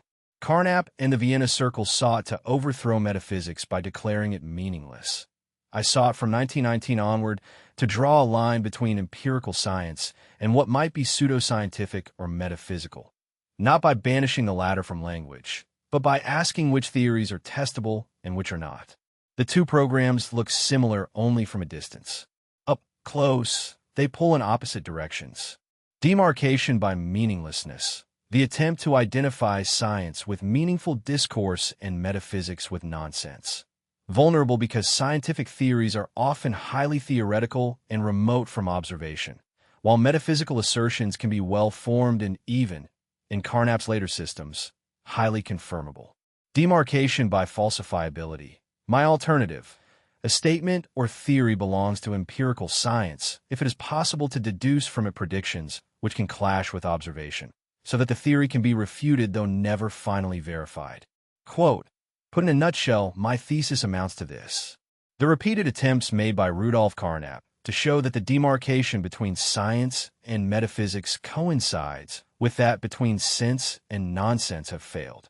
The reason is that the positivistic concept of meaning or sense or of verifiability or of inductive confirmability, etc., is inappropriate for achieving this demarcation, simply because metaphysics need not be meaningless even though is it not science. Introduction. Carnap in the Tyrol. Writing about Carnap, and in criticism of Carnap, brings back to my mind the time when I first met him at his seminar in 1928 or 1929. It brings back even more vividly a later occasion, in 1932, in the beautiful Tyrolese hills, when I had the opportunity of spending part of my holidays in prolonged critical discussions with Carnap and with Herbert Fiegel in the company of our wives. We had a happy time with plenty of sunshine, and I think all tremendously enjoyed these long and fascinating talks, interspersed with a little climbing, but never interrupted by it. None of us will ever forget, I am sure, how Carnap once led us in a steep climb up a trackless hill, through a beautiful and almost impenetrable thicket of alpine rhododendrons, and how he led us, at the same time, through a beautiful and almost impenetrable thicket of arguments whose topic induced Fiegel to christen our hill semantisch Schnupp, something like semantical shooting star. Those several years had to elapse before Carnap, stimulated by Tarski's criticism, discovered the track, which led him from logical syntax to semantics. I found in Carnap not only one of the most captivating persons I had ever met, but also a thinker utterly absorbed in and devoted to his problems and eager to listen to criticism. And indeed, among some other characteristics which Carnap shares with Bertrand Russell, whose influence upon Carnap and upon us all was greater than anyone else's, is his intellectual courage in changing his mind under the influence of criticism, even on points of fundamental importance to his philosophy. The two fundamental problems. I had come to the Tyrol with a manuscript of a large book entitled Die beiden Grundproblem der Erkenntnistheorie, the two fundamental problems of epistemology. It is still unpublished, but an English translation may appear one day. Parts of it were later incorporated in a much abbreviated form in my Logik der Forschung. The two problems were the problems of induction and of demarcation, the demarcation between science and metaphysics. The book contained, among much else, a fairly detailed criticism of Wittgenstein's and Carnap's doctrine of elimination or overthrow, Überwindung, of metaphysics through meaning analysis. I criticize this doctrine not from a metaphysical point of view, but from the point of view of one who, interested in science, feared that this doctrine, far from defeating the supposed enemy metaphysics, in effect presented the enemy with the keys of the beleaguered city. My criticism was directed, largely, against two books of Carnap, Der logische Aufbau der Welt, Aufbau for short, and Scheinproblem in der Philosophie, and some of his articles in Erkenntnis. Carnap accepted part of it, although he felt, as it turned out, that I had exaggerated the differences between my views and those of the Vienna Circle of which he was a leading member. Promise and reluctance. This silenced me for many years, especially as Carnap paid so much attention to my criticism in his testability and meaning. But I felt all the time that the differences between our views were far from being imaginary, and my feeling that they were important was much enhanced by Carnap's most recent papers and books on probability and induction. The purpose of this paper is to discuss these differences, so far as they concern the problem of demarcation. It is with reluctance that I expose myself again to the charge of exaggerating differences. But I hope that Professor Carnap won't be prevented from speaking his mind by an apprehension of silencing me for the rest of my days. I promise to be more reasonable this time. I have, however, accepted the invitation to write this paper, and this leaves me no alternative but to try to characterize our differences as clearly and as sharply as possible. In other words, I must try to defend the thesis that these differences are real as I've felt them to be for the last 25 years. Quote, I found in Carnap not only one of the most captivating persons I had ever met, but also a thinker utterly absorbed in and devoted to his problems and eager to listen to criticism. And indeed, among some other characteristics which Carnap shares with Bertrand Russell, whose influence upon Carnap and upon us all was greater than anyone else's, is his intellectual courage in changing his mind, under the influence of criticism, even on points of fundamental importance to his philosophy. My own view of the problem. It was in 1919 that I first faced the problem of drawing a line of demarcation between those statements and systems of statements which could be properly described as belonging to empirical science, and others which might perhaps be described as pseudoscientific, or, in certain contexts, as metaphysical, or which belong, perhaps, to pure logic or to pure mathematics. This is a problem which has agitated many philosophers since the time of Bacon, although I have never found a very explicit formulation of it. The most widely accepted view was that science was characterized by its observational basis, or by its inductive method, while pseudosciences and metaphysics were characterized by their speculative method, or, as Bacon said, by the fact that they operated with mental anticipations, something very similar to hypotheses. Observation, induction, and pseudoscience. This view I have never been able to accept. The modern theories of physics, especially Einstein's theory, widely discussed in the year 1919, were highly speculative and abstract, and very far removed from what might be called their observational basis. All attempts to show that they were more or less directly based on observations were unconvincing. The same was true even of Newton's theory. Bacon had raised objections against the Copernican system on the ground that it needlessly did violence to our senses, and in general the best physical theories always resembled what Bacon had dismissed as mental anticipations.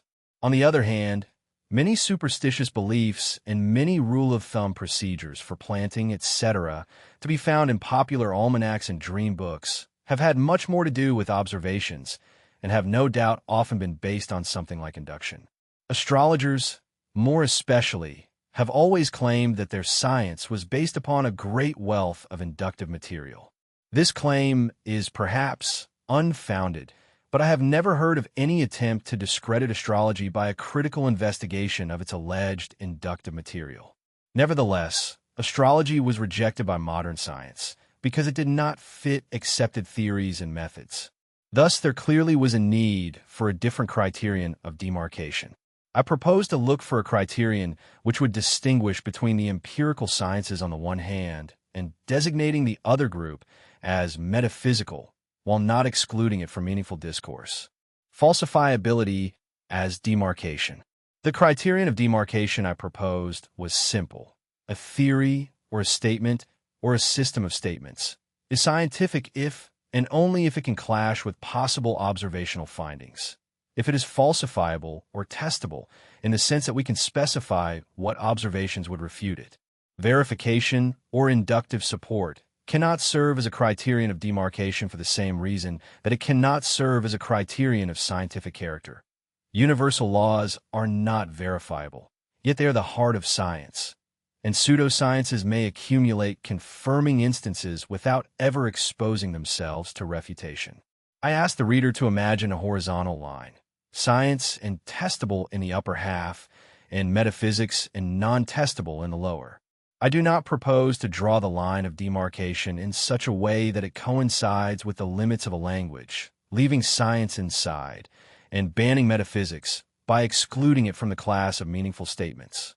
On the contrary, beginning with my first publication on this subject, I stressed the fact that it would be inadequate to draw the line of demarcation between science and metaphysics, so as to exclude metaphysics as nonsensical from a meaningful language.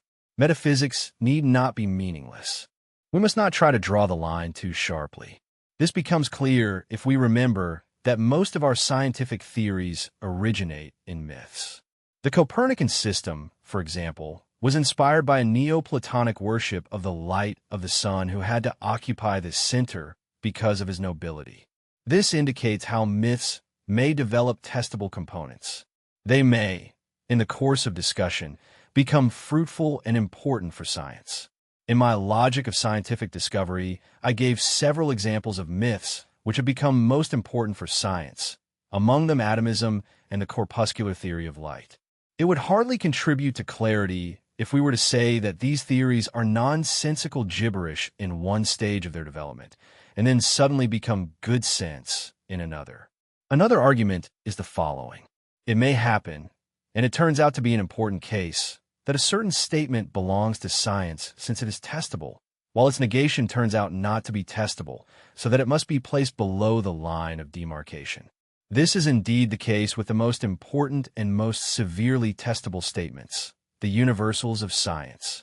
I recommended, in my Logic of Scientific Discovery, that they should be expressed, for certain purposes, in a form like there does not exist any perpetual motion machine. This is sometimes called Planck's formulation of the first law of thermodynamics. That is to say, in the form of a negation of an existential statement. The corresponding existential statement, there exists a perpetual motion machine, would belong, I suggested, together with there exists a sea serpent to those below the line of demarcation, as opposed to there is a sea serpent now on view in the British Museum, which is well above the line since it can easily be tested. Universal and existential statements. I cannot in this place argue for the adequacy of the view that isolated purely existential statements should be classed as untestable and as falling outside the scientist's range of interest. I only wish to make clear that if this view is accepted, then it would be strange to call metaphysical statements meaningless or to exclude them from our language. For if we accept the negation of an existential statement as meaningful, then we must accept the existential statement itself also as meaningful. I have been forced to stress this point because my position has repeatedly been described as a proposal to take falsifiability or refutability as the criterion of meaning rather than of demarcation, or as a proposal to exclude existential statement from our language or perhaps from the language of science. Even Carnap, who discusses my position in considerable detail and reports it correctly, feels himself compelled to interpret it as a proposal to exclude metaphysical statements from some language or other. But it is a fact that beginning with my first publication on this subject, I always dismissed the problem of meaninglessness as a pseudo-problem, and I was always opposed to the idea that it may be identified with the problem of demarcation. This is my view still. Falsifiability, criterion of demarcation between science and non-science, not a criterion of meaning. A metaphysical statement may be perfectly meaningful yet untestable. Existential statements, isolated existentials, there exists a sea serpent, are untestable. Their universal negations may be highly testable scientific laws. Quote, but it is a fact that beginning with my first publication on this subject, see note 7 above, I always dismissed the problem of meaninglessness as a pseudo-problem. And I was always opposed to the idea that it may be identified with the problem of demarcation. This is my view still. Carnap's first theory of meaninglessness. One of the theories which I had criticized in my manuscript and later, more briefly, in my Logic of Scientific Discovery, was the assertion that metaphysics was meaningless and consisted of nonsensical pseudo-propositions. This theory was supposed to bring about the overthrow of metaphysics and to destroy it more radically and more effectively than any earlier anti-metaphysical philosophy. But as I pointed out in my criticism, the theory was based on a naive and naturalistic view of the problem of meaningfulness. Moreover, its propagators, in their anxiety to oust metaphysics, failed to notice that they were throwing all scientific theories on the same scrap heap as the meaningless metaphysical theories. All this, I suggested, was a consequence of trying to destroy metaphysics instead of looking for a criterion of demarcation. The naturalistic doctrine, the naturalistic theory, as I called it, of meaningfulness and meaninglessness in Carnap's Aufbau, which here followed Wittgenstein's Tractatus, was abandoned by Carnap long ago. It has been replaced by the more sophisticated doctrine that a given expression is a meaningful sentence in a certain, artificial language if, and only if, it complies with the rules of formation for well-formed formulae or sentences in that language. In my opinion, the development from the naive or naturalistic theory to the more sophisticated doctrine was a highly important and desirable one. But its full significance has not been appreciated, as far as I can see. Apparently, it has not been noticed that it simply destroys the doctrine of the meaninglessness of metaphysics.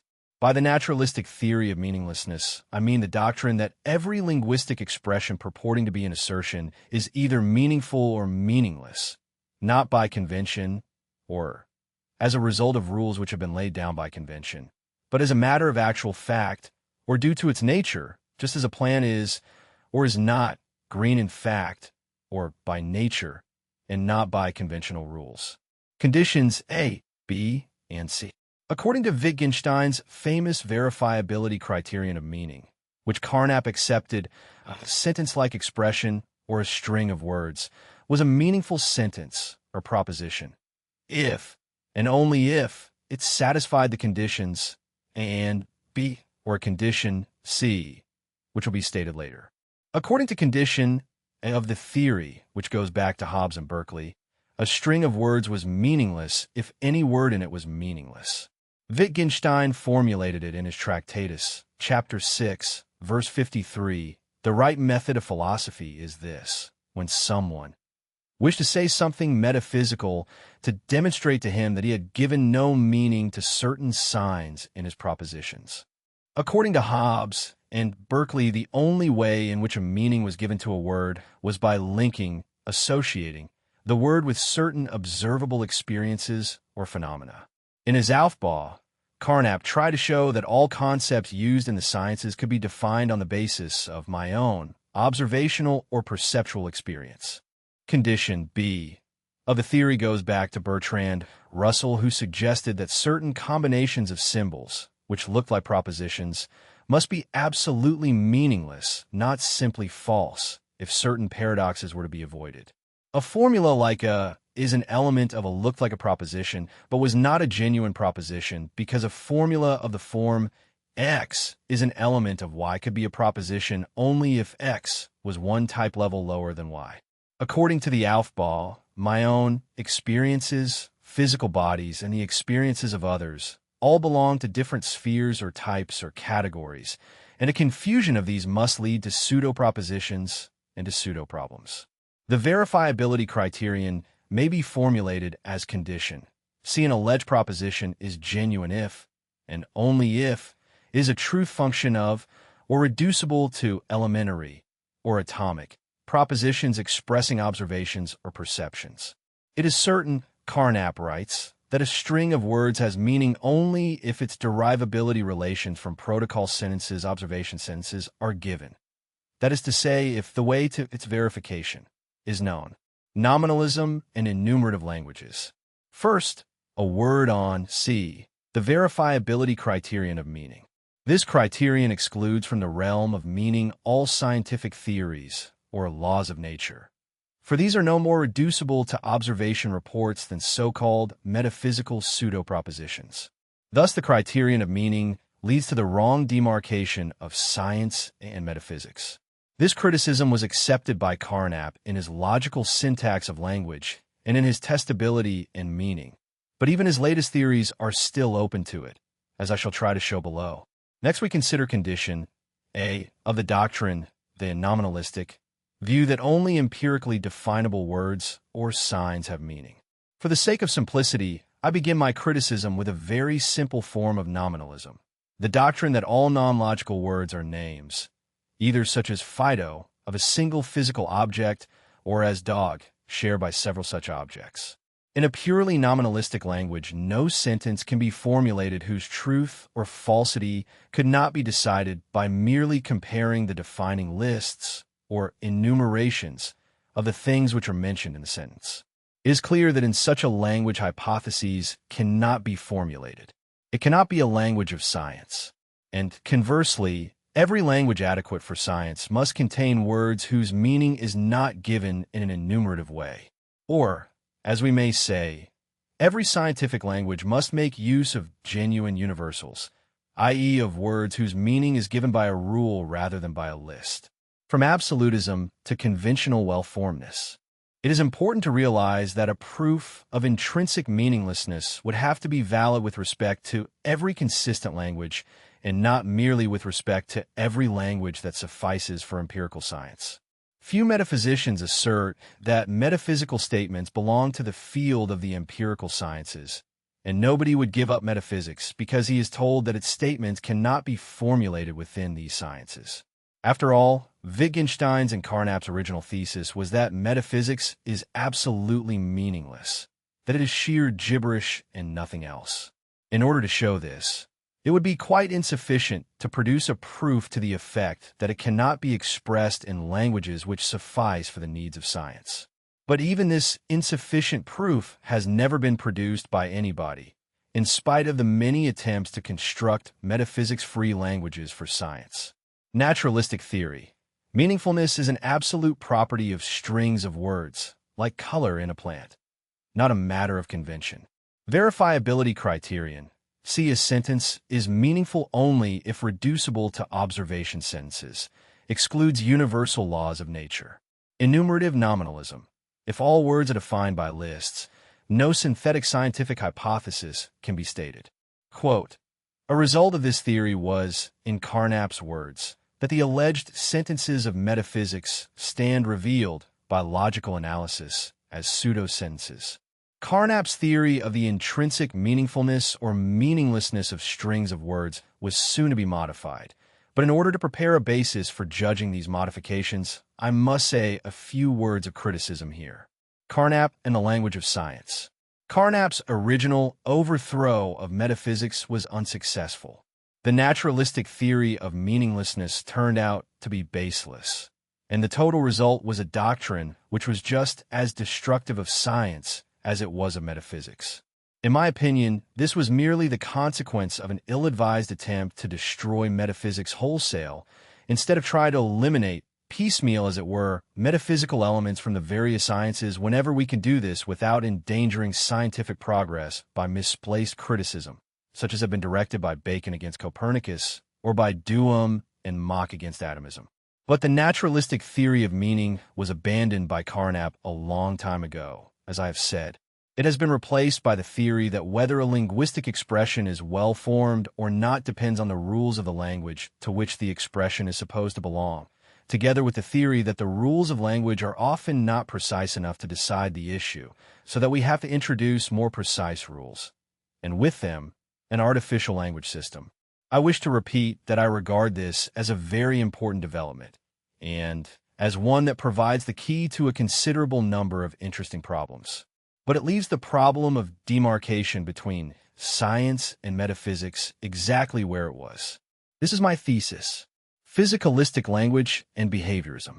To put it quite differently, the naive or naturalistic or essentialistic theory of meaningfulness discussed in the previous section is mistaken and had to be replaced by a theory of well-formed formulae, and with it, of languages which are artificial in being subject to definite rules.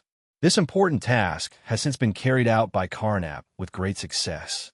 But this reformation of the concept of meaningfulness completely destroys the doctrine of the meaninglessness of metaphysics, and it leaves us without a hope of ever reconstructing this doctrine on the basis of the reformed concept of meaninglessness. Unfortunately, this seems to have been overlooked.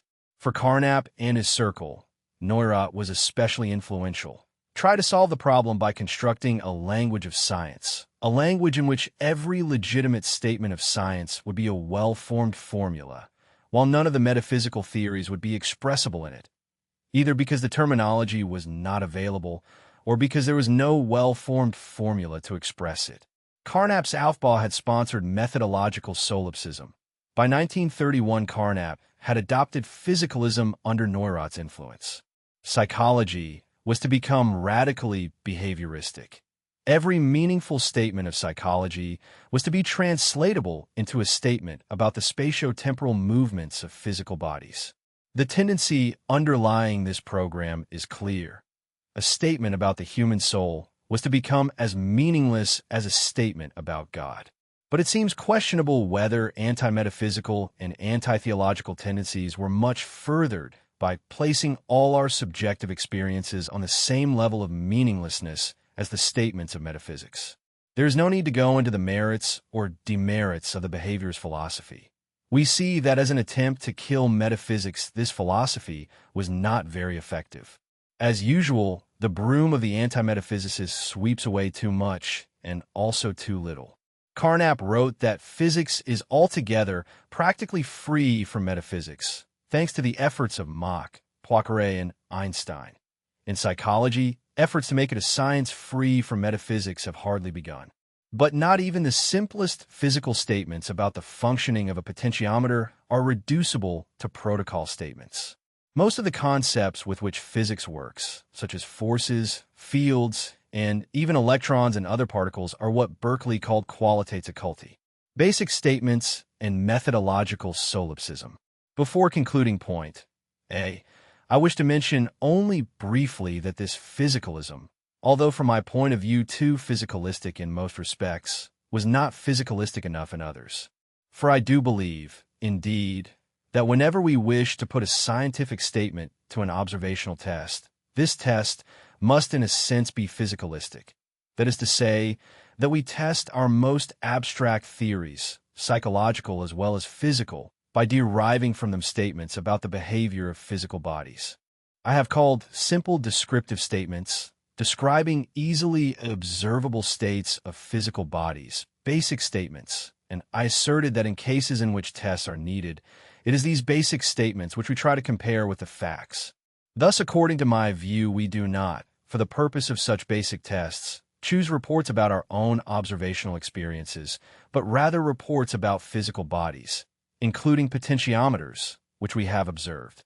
The point is important because this theory of mine concerning the physicalist character of test statements is radically opposed to all those widely accepted theories, which hold that we are constructing the external world of science out of our own experiences. Carnap and Neurath still upheld a form of Carnap's original methodological solipsism, for they taught that the sentences which formed the empirical basis of all tests, and which they called protocol sentences, should be reports about our own observational experiences. In Otto Neurath's formulation, such a protocol sentence was to have a very queer form. Otto's protocol at 3.17. Otto's verbalized thinking was at 3.16. In this room at chapter 3, verse 15 was a table observed by Otto. One sees that the attempt is made here to incorporate the old starting point, the observer's own subjective experiences. Carnap later accepted my view, but the difference between my view and Neurath's concerned a fundamental point: whether or not to appeal in our tests to simple, observable physical facts or to our own sense experiences, methodological solipsism. The point here mentioned is, of course, closely connected with the fact that I never believed in induction, but in a method of testing predictions deducible from our theories, while Neurath believed in induction.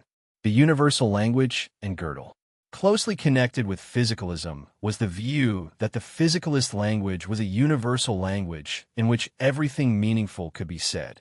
The physicalist language is universal, Carnap wrote. If, because of its character as a universal language, we adopt the language of physics as the language of science, then all science turns into physics. Metaphysics is excluded as nonsensical. The various sciences become parts of a unified science. The queer thing about this thesis of the one universal language is that before it was ever published, on the 30th of December, 1932, it had been refuted by one of Carnap's colleagues in the Vienna Circle. For Gödel, by his two famous incompleteness theorems, had proved that one unified language would not be sufficiently universal for even the purposes of elementary number theory. Although we may construct a language in which all assertions of this theory can be expressed, no such language suffices for formalizing all the proofs of those assertions which, in some other language, can be proved. More has happened since to establish the impossibility of the thesis of the universal language. I have in mind, especially, Tarski's proof that every universal language is paradoxical. But in spite of all this, the doctrine has survived. At least, I have nowhere seen a recantation. A unified science in a unified language is really nonsense, I'm sorry to say, and demonstrably so, since it has been proved by Tarski that no consistent language of this kind can exist. Its logic is outside it. Why should not its metaphysics be outside it too? Logical syntax and the formal mode. Carnap's logical syntax of language continues the doctrine of the meaninglessness of metaphysics in the following form. All meaningful sentences either belong to the language of science, or, if philosophical, they can be expressed within the syntax of that language. Here it is not only the doctrine of the one universal language which I cannot accept. I also cannot accept the ruling that what I say must be translatable into the formal mode of speech in order to be meaningful or to be understood by Carnap. No doubt one should express oneself as clearly as possible, and no doubt what Carnap calls the formal mode of speech is often preferable to what he calls the material mode. But it is not necessarily preferable. And why should all philosophy be linguistic analysis? No doubt it may often help to put a question in terms of language construction. But why should all philosophical questions be of this kind? The positivist attack has put, if I may say so, the fear of God into all of us who wish to speak sense. We have all become more careful in what we say and how we say it, and this is all to the good. But let us be clear that the philosophical thesis that language analysis is everything in philosophy is paradoxical. Quote, "For no doubt the strong philosophical belief which inspired this forceful and lovable person was, by his own standards, purely metaphysical. A unified science in a unified language is really nonsense, I am sorry to say, and demonstrably so, since it has been proved by Tarski that no consistent language of this kind can exist. Its logic is outside it. Why should not its metaphysics be outside it too?" Testability and meaning. Carnap's testability and meaning is perhaps the most interesting and important of all the papers in the field of the philosophy of the empirical sciences, which were written in the period between Wittgenstein's Tractatus and the German translation of Tarski's essay on the concept of truth. It was written in a period of crisis and marks great changes in the author's views. Replacing verifiability by testability or by confirmability. Testability and meaning is, as its title indicates, very largely a treatise on our central problem. It still attempts to exclude metaphysics from the language of science. An attempt will be made to formulate the principle of empiricism in a more exact way by stating a requirement of confirmability or testability as a criterion of meaning. We read in Section 1, and in Section 27 this hint is elaborated. As empiricists, we require the language of science to be restricted in a certain way. We require that descriptive predicates, and hence synthetic sentences, are not to be admitted unless they have some connection with possible observations. What is not to be admitted is, of course, metaphysics. Confirmability as demarcation. Thus, the main idea, excluding metaphysics from the well-formed formulae of the language of science, is unchanged. Unchanged, too, is the idea of the one language of science. Although Carnap now says very clearly that we can choose our language and that various scientists can choose it in different ways, he proposes that we accept a universal language, and he even defends the thesis of physicalism in a modified form. Carnap is, however, very careful in the formulation of his new ideas. He says that we have a choice between many languages of science, and he says that the principle of empiricism, which turns out to be another name for the principle of the meaninglessness of metaphysics, should preferably be formulated not as an assertion, but as a proposal or requirement for selecting a language of science. One might think that, with this formulation, the idea of excluding metaphysics as meaningless has in fact been abandoned, for the metaphysician need not, and clearly would not, accept any such proposal. He would simply make another proposal in its place according to which metaphysics would become meaningful in an appropriate language. But this is not how Carnap sees the situation. He sees it, rather, as the task or duty imposed upon the anti-metaphysician to justify his view of the meaninglessness of metaphysics by constructing a language of science free from metaphysics. And this is how the problem is still seen by many, I fear. The arch-metaphysical formula. It is easy to show, using my old arguments, that no such language can be constructed. My thesis is that a satisfactory language for science would have to contain, with any well-formed formula, its negation. And since it has to contain universal sentences, it has therefore to contain existential sentences also. But this means that it must contain sentences which Carnap, Neurath, and all other anti-metaphysicians always considered to be metaphysical.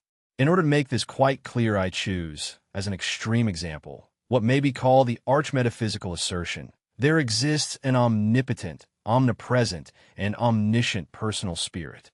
I shall briefly show how this sentence can be constructed as a well-formed or meaningful sentence in a physicalistic language, which is quite similar to those proposed in testability and meaning. We can take as primitive physicalistic predicates, such as the thing occupies a position B, pos, a B, the thing that can put the thing B into position C, put a B, C, makes the utterance B, and is asked whether or not B, ask, a B. With the help of explicit definitions, we can introduce a is omnipresent, opos, a is omnipotent, opit, a thinks B, th, is a thinking person, thp, is a personal spirit, sp, and predicates of knowledge and omniscience. Nothing is now easier than to give an existential formula expressing the arch-metaphysical assertion. It is clear that our purely existential arch-metaphysical formula cannot be submitted to any scientific test. There is no hope whatever of falsifying it, of finding out, if it is false, that it is false. For this reason, I describe it as metaphysical, as falling outside the province of science. But I do not think Carnap is entitled to say that it falls outside science, or outside the language of science, or that it is meaningless. Its meaning seems to me perfectly clear.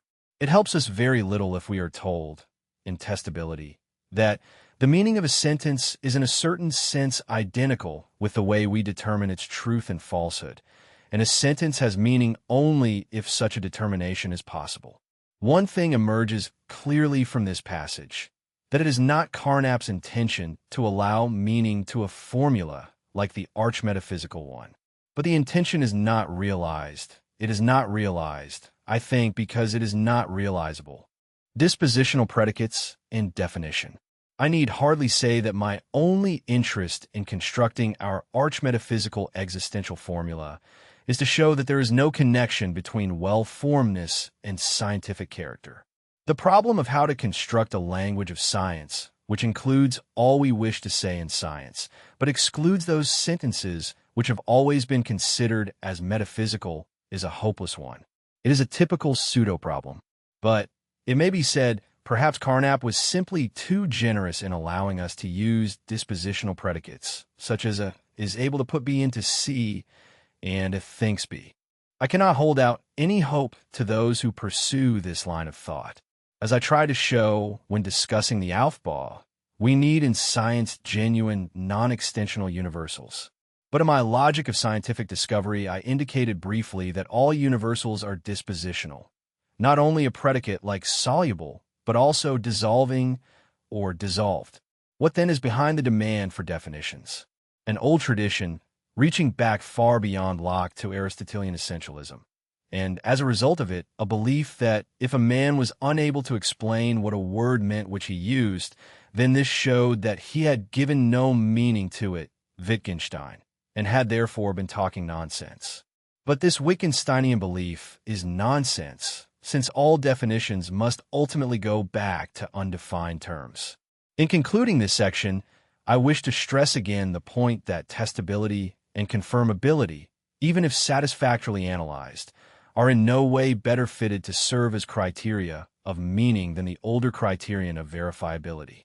But I must say that, in addition, I am unable to accept Carnap's analysis of either test, testable, etc., or of confirmation.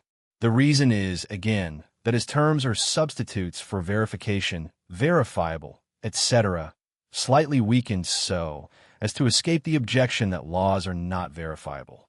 But this compromise is inadequate, as we shall see in the next and last section of this paper. Acceptability in science depends not upon anything like a truth surrogate, but upon the severity of tests. Testability and meaning. Replacing verifiability by testability does not rescue demarcation by meaninglessness. Well-formed metaphysical existentials can be constructed in Carnap's own style of language. Arch-metaphysical formula demonstrates that rational theology can be expressed as a meaningful physicalistic sentence, yet remains unfalsifiable and therefore metaphysical by my criterion. Quote, I need hardly say that my only interest in constructing our arch-metaphysical existential formula is to show that there is no connection between well-formedness and scientific character. The problem of how to construct a language of science, which includes all we wish to say in science, but excludes those sentences which have always been considered as metaphysical, is a hopeless one. It is a typical pseudo-problem. Probability and induction. The full consequences of approaching confirmation as if it was a kind of weakened verification become manifest only in Carnap's 2 books on probability. The big volume entitled Logical Foundations of Probability, referred to here as Probability, and the smaller progress report, The Continuum of Inductive Methods, referred to here as Methods. The topics of these 2 books are very closely related to our problem. They deal with the theory of induction, and induction has always been one of the most popular criteria of demarcation for science. for the empirical sciences are, as a rule, considered to be characterized by their methods, and these, in turn, are usually characterized as inductive. This is Carnap's view too. His new criterion of demarcation is, as we have seen, confirmability. And in these two books, Carnap explains that the methods of confirming a sentence are identical with the inductive method. Thus, we must conclude that the criterion of demarcation now becomes, more precisely, confirmability by inductive methods. In other words, a linguistic expression will belong to the empirical sciences if, and only if, it is logically possible to confirm it by inductive methods or by inductive evidence. As I have indicated in Section 2, this criterion of demarcation does not satisfy my requirements. All sorts of pseudosciences, such as astrology, are clearly not excluded. The answer to this would be, no doubt, that the criterion is not intended to exclude what I call pseudosciences, and that these consist simply of false sentences or perhaps of disconfirmed sentences, rather than of metaphysical, non-confirmable ones.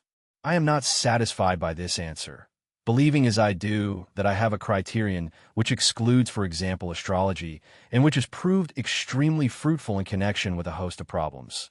But I am prepared to accept it for argument's sake, and to confine myself to showing, as before, that the criterion produces the wrong demarcation. From verifiability to confirmation. My criticism of the verifiability criterion has always been this. Against the intention of its defenders, it did not exclude obvious metaphysical statements, but it did exclude the most important and interesting of all scientific statements, that is to say, the scientific theories, the universal laws of nature. Now let us see how these two groups of statements fare under the new criterion. As to the first, it turns out that my arch-metaphysical existential formula obtains, in Carnap's system, a high confirmation value, for it belongs to the almost tautological, almost L-true, sentences whose confirmation value is 1 or, in a finite world of sufficient size, indistinguishable from 1. Moreover, it is a kind of statement for which even experimental confirmation is conceivable, although no tests in my sense. There is no conceivable way of refuting it. Its lack of refutability puts it into the class of metaphysical sentences by my criterion of demarcation. Its high confirmation value in Carnap's sense, on the other hand, should make it vastly superior to, and more scientific than, any scientific law. For all universal laws have zero confirmation, according to Carnap's theory, in a world which is in any sense infinite, temporal infinity suffices, as Carnap himself has shown, and even in a finite world their value would be indistinguishable from zero if the number of events or things in this world is sufficiently large. All this is an obvious consequence of the fact that confirmability and confirmation, in Carnap's sense, are just slightly weakened versions of verifiability and verification. The reason why the universal laws are not verifiable is thus identical with the reason why they are not confirmable. They assert a great deal about the world, more than we can ever hope either to verify or to confirm. Universal laws at zero confirmation. In face of the fact that natural laws turn out to be non-confirmable, according to his definition of degree of confirmation, Carnap adopts two courses. He introduces ad hoc a new concept called the qualified instance confirmation of the law L, which is so defined that we sometimes obtain, in place of 0, a confirmation value close to 1. B. He explains that natural laws are not really needed in science, and that we can dispense with them. Verificationism made them meaningless. Confirmationism merely makes them unnecessary. This is the gain which the weakening of the verifiability criterion achieves. Carnap realizes, of course, that his zero confirmation of all laws is counterintuitive. He therefore suggests measuring the intuitive reliability of a law by the degree of confirmation of an instance of the law. But he nowhere mentions that this new measure, introduced on page 572 of probability, satisfies practically none of the criteria of adequacy and none of the theorems which have been built up on the preceding 571 pages. This is so, however, and the reason is that the instance confirmation of a law L on the evidence is simply not a probability function of L and not a regular C function of L and E. Instance confirmation and its paradoxes. And it could hardly be otherwise. We are given, up to page 570, a detailed theory of confirmation in the sense of probability 1. On page 571, we find that for a law this confirmation is 0. We are now faced with the following alternatives. Either I, we accept the result as correct and consequently say that the degree of rational belief in a well-supported law cannot differ appreciably from 0, or from that of a refuted law, or even from that of a self-contradictory sentence. Or 2, we take the result as a refutation of the claim that our theory has supplied us with an adequate definition of degree of confirmation, the ad hoc introduction of a new measure in order to escape from an unintended result is hardly an acceptable third possibility. That this minimum requirement cannot be satisfied may be shown with the help of Carnap's example, the law all swans are white. This law ought to be considered as falsified if our evidence consists of a flock of 1 black and, say, 1,000 white swans. But upon this evidence, the instance confirmation, instead of being 0, will be very near to 1. More generally, if a theory is again and again falsified on the average in every nth instance, then its qualified instance confirmation approaches 1-1/n instead of 0, as it ought to do, so that the law, all toss pennies always show heads, has the instance confirmation 1/2 instead of 0. With his doctrine that laws may be dispensed with in science, Carnap in effect returns to a position very similar to the one he had held in the heyday of verificationism, viz., that the language of science is molecular, in which he had given up in the syntax and in testability. Wittgenstein and Schlick, finding that natural laws are non-verifiable, concluded from this that they are not genuine sentences. Carnap now holds that they are unnecessary. But without universal laws, the sentence in question cannot possibly be upheld as a perfectly legitimate scientific assertion based on well-confirmed universal laws. 3 arguments against probability as confirmation. As motto for my criticism, I take the following challenging passage of Carnap's. If it could be shown that another method, for instance a new definition for degree of confirmation, leads in certain cases to numerical values more adequate than those furnished by C, that would constitute an important criticism. Or if someone were to show that any adequate explicatum must fulfill a certain requirement, and that C does not fulfill it, it might be a helpful first step toward a better solution. I shall take up both alternatives of this challenge, but reverse their order. 1. I shall show that an adequate concept of confirmation cannot satisfy the traditional rules of the calculus of probability. 2. I shall give an alternative definition of degree of confirmation. Ultimately, I shall show 3. That Carnap's theory of confirmation appears to involve an infinite regress, and b.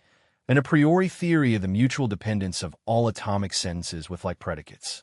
To begin with, I suggest that we distinguish not only between logical probability, probability 1, and relative frequency, probability 2, as Carnap does, but between at least 3 different concepts, the third being degree of confirmation. Carnap, unfortunately, prejudges the issue. He assumes, without any further discussion, that his distinction between 2 probability concepts is sufficient, neglecting the warnings of my old book. Point.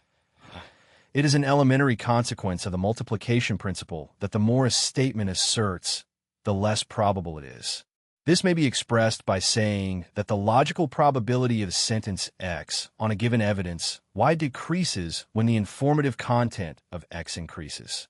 But this is sufficient to show that a high probability cannot be one of the aims of science. For the scientist is most interested in theories with a high content. He does not care for highly probable trivialities, but for bold and severely testable and severely tested hypotheses. If, as Carnap tells us, a high degree of confirmation is one of the things we aim at in science, then degree of confirmation cannot be identified with probability. Point. Be the severity of possible tests of a statement or a theory depends, among other factors, on the precision of its assertions and upon its predictive power. In other words, upon its informative content. This may be expressed by saying that the degree of testability of a statement increases with its content. But the better a statement can be tested, the better it can be confirmed, i.e. attested by its tests. Thus, we find that the opportunities of confirming a statement, and accordingly the degree of its confirmability or corroborability or attestability, increase with its testability and with its content. Point. See, those who identify confirmation with probability must believe that a high degree of probability is desirable. They implicitly accept the rule. Always choose the most probable hypothesis. Now it can be easily shown that this rule is equivalent to the following rule. Always choose the hypothesis which goes as little beyond the evidence as possible. And this, in turn, can be shown to be equivalent to always choose the hypothesis which has the highest degree of ad hoc character within the limits of your task. But it is well known that ad hoc hypotheses are disliked by scientists. They are, at best, stopgaps, not real aims. Scientists prefer a bold hypothesis because it can be more severely tested and independently tested. These three arguments exemplify my own point of view, for I see in a confirming instance the result of a severe test, or of an attempted but unsuccessful refutation of the theory. Those, on the other hand, who do not look for severe tests, but rather for confirmation in the sense of the old idea of verification, or a weakened version of it, come to a different idea of confirmability. A sentence will be the better confirmable the more nearly verifiable it is, or the more nearly deducible from observation sentences. It is clear, in this case, that universal laws are not highly confirmable, but that owing to their high content, their confirmability will be zero. Inductive logic and the lambda parameter. I asserted in my Logic of Scientific Discovery that an inductive logic must involve either an infinite regress discovered by Hume, or b. the acceptance, with Kant, of some synthetic principle as valid a priori. I have a strong suspicion that Carnap's theory of induction can be criticized as involving both A and B. Carnap proposes that we accept as probable a principle to the effect that the evidence Sandy is clever increases the probability of A is clever for any individual, whether A is the name of a cat, a dog, an apple, a tennis ball, or a cathedral. This is a consequence of the definition of degree of confirmation, which he proposes. According to this definition, any two sentences with the same predicate, clever or sick, in different subjects are interdependent or positively correlated, whatever the subject may be and wherever they may be situated in the world. This is the actual content of his principle of uniformity. According to Carnap, we are bound to choose a finite value of lambda when we wish to choose our definition of the probability 1 function. The choice of lambda, and with it of the degree of correlation between any two sentences with the same predicate, thus appears to be part of a decision or convention. The choice of a definition of probability. It looks, therefore, as if no statement about the world was involved in the choice of lambda. But it is a fact that our choice of lambda is equivalent to the most sweeping assertion of dependence that one can imagine. It is equivalent to the acceptance of as many natural laws as there are predicates, each asserting the same degree of dependence of any two events with like predicates in the world. The principle of empiricism, Carnap writes in another context, can be violated only by the assertion of a factual, synthetic sentence without a sufficient empirical foundation, or by the thesis of a priorism, when it contends that for knowledge with respect to certain factual sentences no empirical foundation is required. I believe that what we have observed here shows that there is a third way of violating the principle of empiricism. We have seen how it can be violated by constructing a theory of knowledge which cannot do without a principle of induction, a principle that tells us in effect that the world is, or very probably is, a place in which men can learn from experience, and that it will remain, or very probably remain, so in future. I do not believe that a cosmological principle of this kind can be a principle of pure logic, but it is introduced in such a way that it cannot be based upon experience either. It therefore seems to me that it cannot be anything else but a principle of a priori metaphysics. Nothing but the synthetic, the factual character of lambda seems to be able to explain Carnap's suggestion that we may try out which value of lambda is most successful in a given world. But since empirical evidence does not count without the prior adoption of a finite lambda, there can be no clear procedure for testing the lambda chosen by the method of trial and error. My own feeling is that I prefer in any case to apply the method of trial and error to the universal laws which are indispensable for intersubjective science, which are clearly and admittedly factual, and which we may succeed in making severely testable, with the aim of eliminating all those theories that could be discovered to be erroneous. Confirmation versus probability. Degree of confirmation cannot coincide with logical probability because science aims at high content and severe tests, not high probability or ad hoc fit to evidence. Instance confirmation, ad hoc repair that assigns near one confirmation to repeatedly falsified laws, such as all swans are white, after one black swan among 1,000 white ones. Lambda, choice of confirmation function smuggles in a sweeping synthetic principle of uniformity, a priori metaphysics disguised as a definitional convention. Quote, I am glad to have been given an opportunity to get these matters off my mind, or off my chest, as physicalists might say. I do not doubt that with another vacation in the Tyrol, and another climb up the Samantish Schnupp, Carnap, and I could reach agreement on most of these points, for we both, I trust, belong to the fraternity of rationalists, the fraternity of those who are eager to argue and to learn from one another. But since the physical gap between us seems unbridgeable, I now send to him across the ocean, knowing that I shall soon be at the receiving end, these my best barbed arrows, with my best brotherly regards. Chapter 12, Language and the Body, Mind Problem. Popper restates interactionism by arguing that no physicalistic causal theory can account for the descriptive and argumentative functions of human language.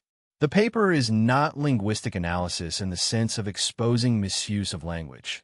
I reject the belief that philosophical nonsense can be unmasked by type or category mistake methods, since a formula rejected in one formalism may be well formed in another.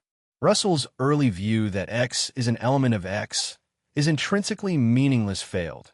Theory of types blocks it in F, yet type-free F2 may render it meaningful. In doubtful cases, we can only say we do not see how such a formalism can be constructed, not that the speaker's formula is meaningless in any precise sense. Two-language solution. Physics and psychology as intertranslatable languages about the same neutral given collapses once mutual translatability is abandoned. Different kinds of facts then require one language speaking of both. Behaviorism. The stationmaster's belief, intention, and the signalman's understanding are not reducible to belief-like behavior. Dismissing such questions revives the verifiability dogma that a fact is the sum of evidence for it. Determinism. Classical physics offers no scientific reason for determinism. Indeterminism is assumed in what follows.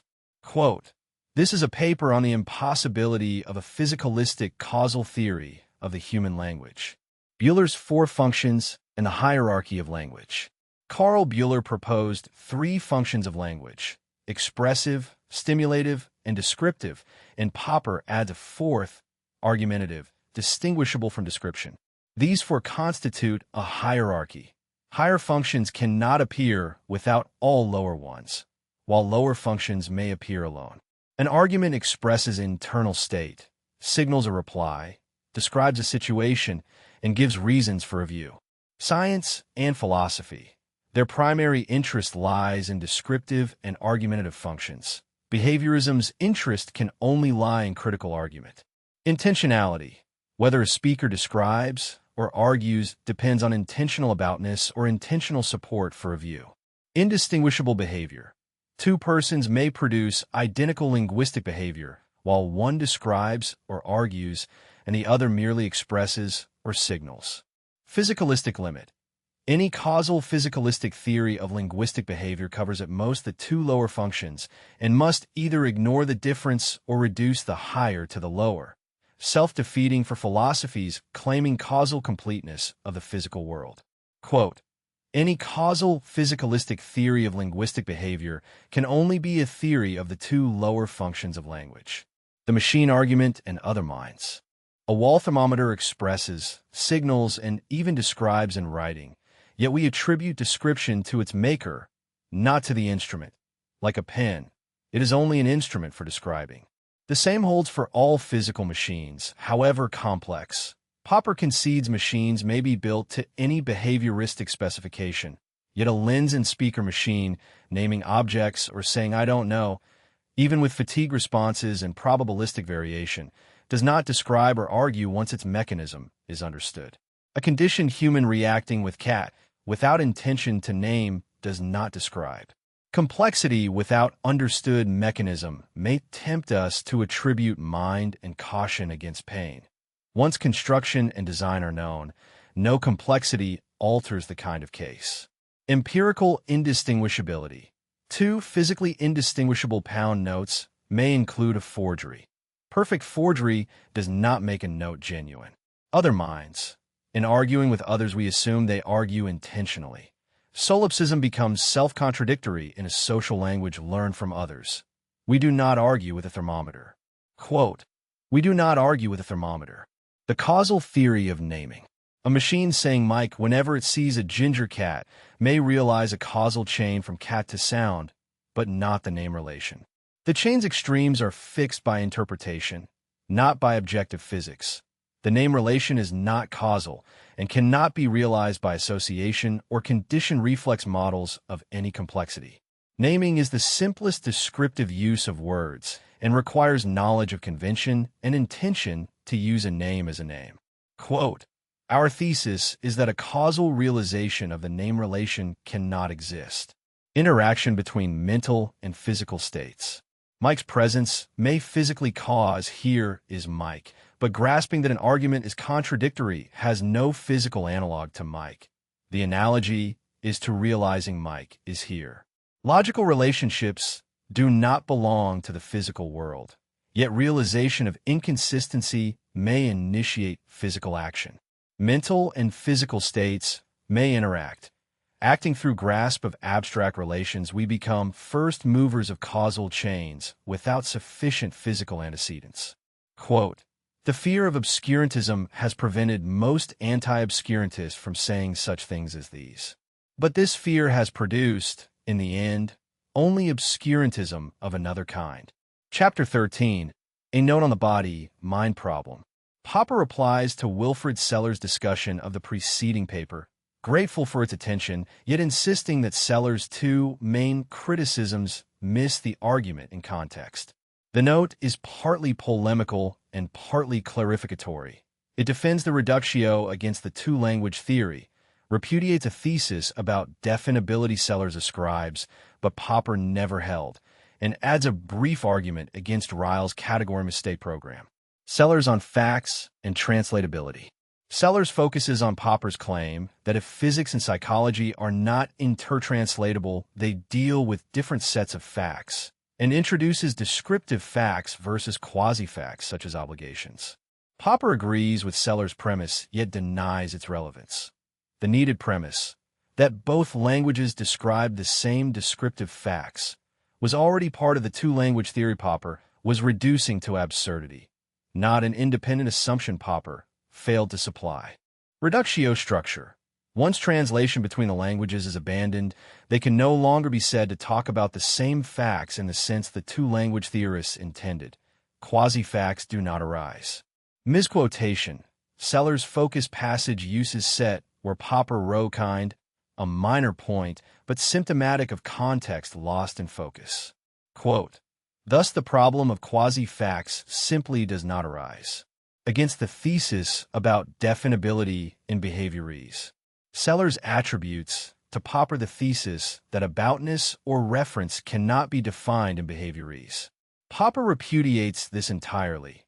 Arguments about non-definability are nearly always irrelevant unless the opponent's thesis was specifically about definability. An undefined term may be legitimately used. Reading the paper again finds no such thesis. Popper publicly recants any theory he may ever have advanced on that basis. Not because the thesis is false, but because philosophizing via non-definability is a method he rejects. About statements. Popper agrees that he is about X usually does not play the same role as the moon is round. He would recant even a tacit premise to the contrary. Actual argument. Popper's case concerned the possible scope of deductive physical theories, not definability. The thesis that no causal physical theory of the descriptive and argumentative functions of language is possible. Quote, I should hate the idea of philosophizing with the help of arguments about non-definability. Ryle, Categories and Ordinary Usage. Popper dissents from Seller's suggestion that Ryle upheld the two languages theory. Ryle locates the problem in category mistakes within one natural language. Yet Popper had Ryle in mind when criticizing category mistakes, and adds a further argument. If language categorizes physical and mental expressions differently, that may suggest ontologically different kinds of entities, the opposite of Ryle's conclusion, though insufficient for formal derivation. Ordinary English often treats mental and physical states on a par. Mental disease, both physically and mentally well balanced. Thinking of sheep helps me fall asleep, analogously to taking bromide helps me fall asleep. Ryle's parade example shows a child mistaking battalions plus division for battalions of a division. Yet ordinary English can treat battalions and divisions on a par, as in a parade of one division and 3 battalions, raising whether the child's error was a category mistake at all. Quote, and if not, do we not commit a category mistake if we wrongly diagnose that the child's mistake was a category mistake? Chapter 14. Self-reference and Meaning in Ordinary Language. Popper stages a Platonic dialogue between Theaetetus and Socrates to show that indirect self-reference is common and meaningful in ordinary language, that bans on self-reference cannot dissolve the liar paradox, and that restrictive definitions of meaningful either exclude legitimate conjectures or fail to block paradox when meaning is tied to understandability. Indirect self-reference in ordinary questions. Theaetetus asks what he said between Socrates' last 2 interruptions, a question Socrates understands and answers correctly, though he initially finds nothing extraordinary in it apart from rudeness. The warning referred to the question and the question to the warning. Both are meaningful despite indirect mutual reference. Philosophers who deny meaningful direct self-reference cannot thereby exclude paradox. Since Langford's indirect formulation of a liar works equally well, paired assertions that the next will be true and the last was untrue recreate Epimenides without direct self-reference. Indirect liar. The next assertion I am going to make is a true one, followed by the last assertion I made was untrue reproduces Epimenides without direct self-reference.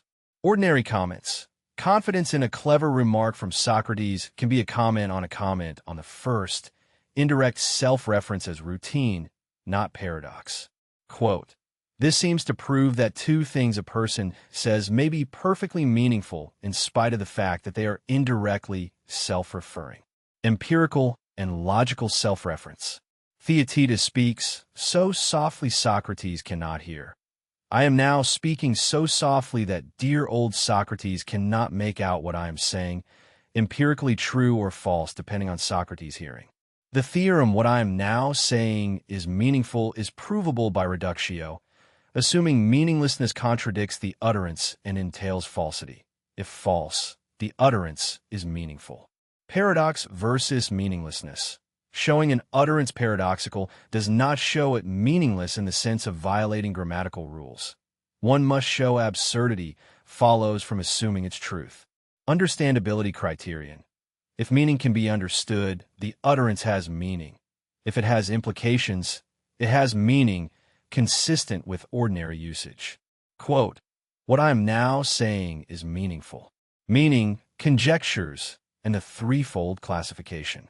Defining meaningful as provable would make Goldbach's conjecture meaningless until proved and leave a counterexample confirming lack of meaning rather than refuting the conjecture. Requiring a method to prove or disprove, or to find out truth, shares the same defect. The acceptable sense ties meaningfulness to understandability by speakers who know the language and grammatical formation rules. Theaetetus' self-referring question, is the question I am now asking you meaningful or meaningless? Is demonstrably meaningful. If meaningless were the true answer, a true answer would exist, and the question would be meaningful. Quote, A question to which an answer can be given must be meaningful. Why excluding self-reference does not solve the liar. Classifying utterances into true, false, and meaningless cannot solve the liar if indirect self-reference is admitted.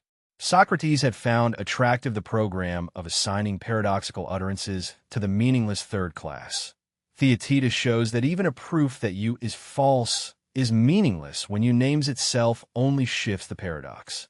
Under the hypothesis that U is meaningless, rules I from X is meaningless derive the falsity of X is false, and 2. From the falsity of Y conclude Y is meaningful. Yield a reductio, showing U meaningful, and the original paradox from the truth of the hypothesis. The liar returns through the window when expelled by the door. Practical remedy. Avoid paradoxes as nearly everybody does. Legislating against self-reference creates an artificial language, not ordinary language. Formal languages. Paradoxes can be avoided without excluding all self-reference. Gödel's arithmetization preserves important uses. Tarski shows true in L cannot occur in consistent L, while meaningful in L may. Quote, just avoid them, as nearly everybody does, and don't worry about them. Gödel and the dialogue's self-reference. Gödel codes non-arithmetical assertions into arithmetic. Among them, this expression is a well-formed formula corresponds to Refutations' theorem. Disproving the theorem would yield a method proving 0 is equal to 1. A reason for confidence it cannot be disproved. The dialogue's meta-reference to its author and date is another ordinary self-reference. Socrates protests, but Refutations replies that ideas are timeless. Socrates warns against metaphysics. Quote, we can avoid paradoxes without using such drastic measures. Chapter 15. What is dialectic? Popper asks what dialectic means in the modern, especially Hegelian, sense. His motto from Descartes. There is nothing so absurd that some philosopher has not maintained it. Generalizes beyond philosophy to science, technology, engineering, and politics, and even to the stupendous variety of forms produced by life on our planet. Human thought tries every conceivable solution by trial and error, the same fundamental method as biological adaptation. Success depends largely on the number and variety of trials. Dialectic, when intelligible, describes one pattern within that wider process. Hegelian dialectic exaggerates it into a rival logic and a theory of the world, with dangerous political consequences after Marx. Dialectic explained. Human thought develops by offering theories and clinging to them, or fighting them once weaknesses appear. A struggle of ideologies explicable as trial and error. Men may perish with an erroneous theory rather than give it up. Where a system is dogmatically maintained throughout a long period, development in the dialectic sense scarcely occurs.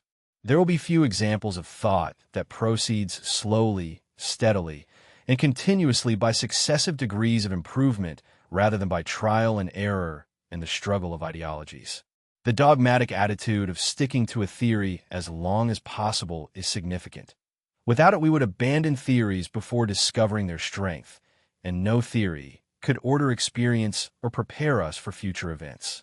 Conscious development of this method yields scientific method, tentative theories, severe criticism, testing vulnerable points, elimination of erroneous theories. Success depends on numerous varied theories and severe tests.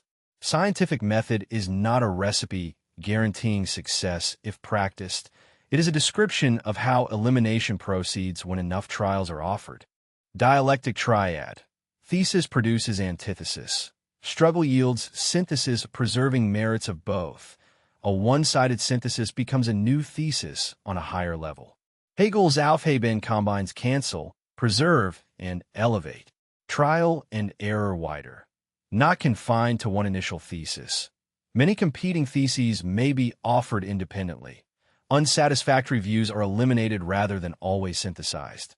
Preservation thesis. Dialecticians emphasize that refuted views contain elements worth preserved, often true as history, misleading as a technique for constructing syntheses from thesis and antithesis alone. If the method of trial and error is accepted, dialectic in a modern sense describes certain steps in thought's history fairly well. Ideas, theories, social movements based on them. It is not exactly the same as trial and error elimination. Dialectic emphasizes synthesis where trial and error may simply discard the thesis. Plato's ancient dialectic, techne, meant argumentative usage and critical discussion of explanatory theories, including whether they save appearances, close to scientific method. Physics illustrates dialectic.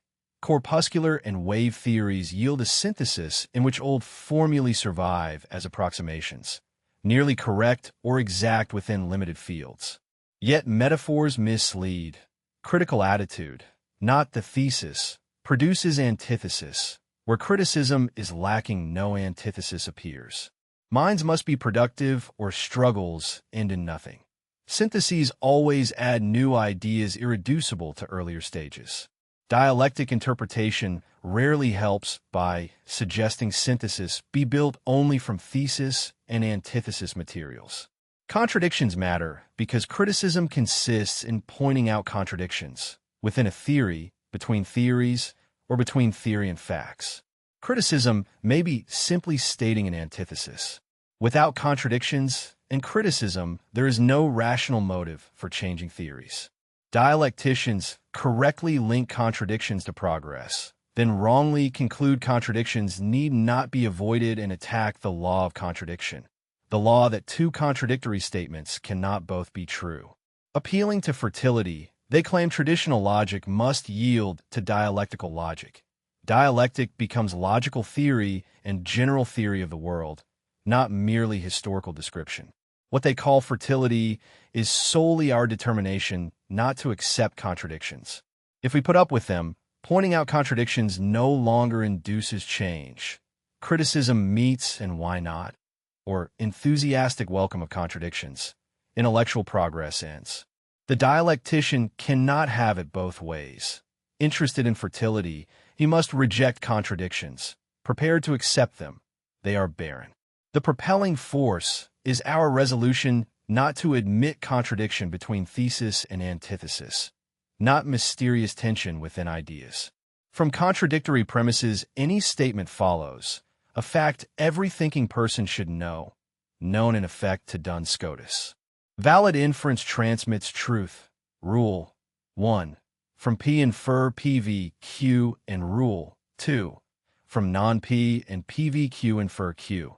With the sun is shining, and the sun is not shining. Yields Caesar was a traitor, or any other statement, and its negation. A contradictory theory entails everything, and therefore nothing useful.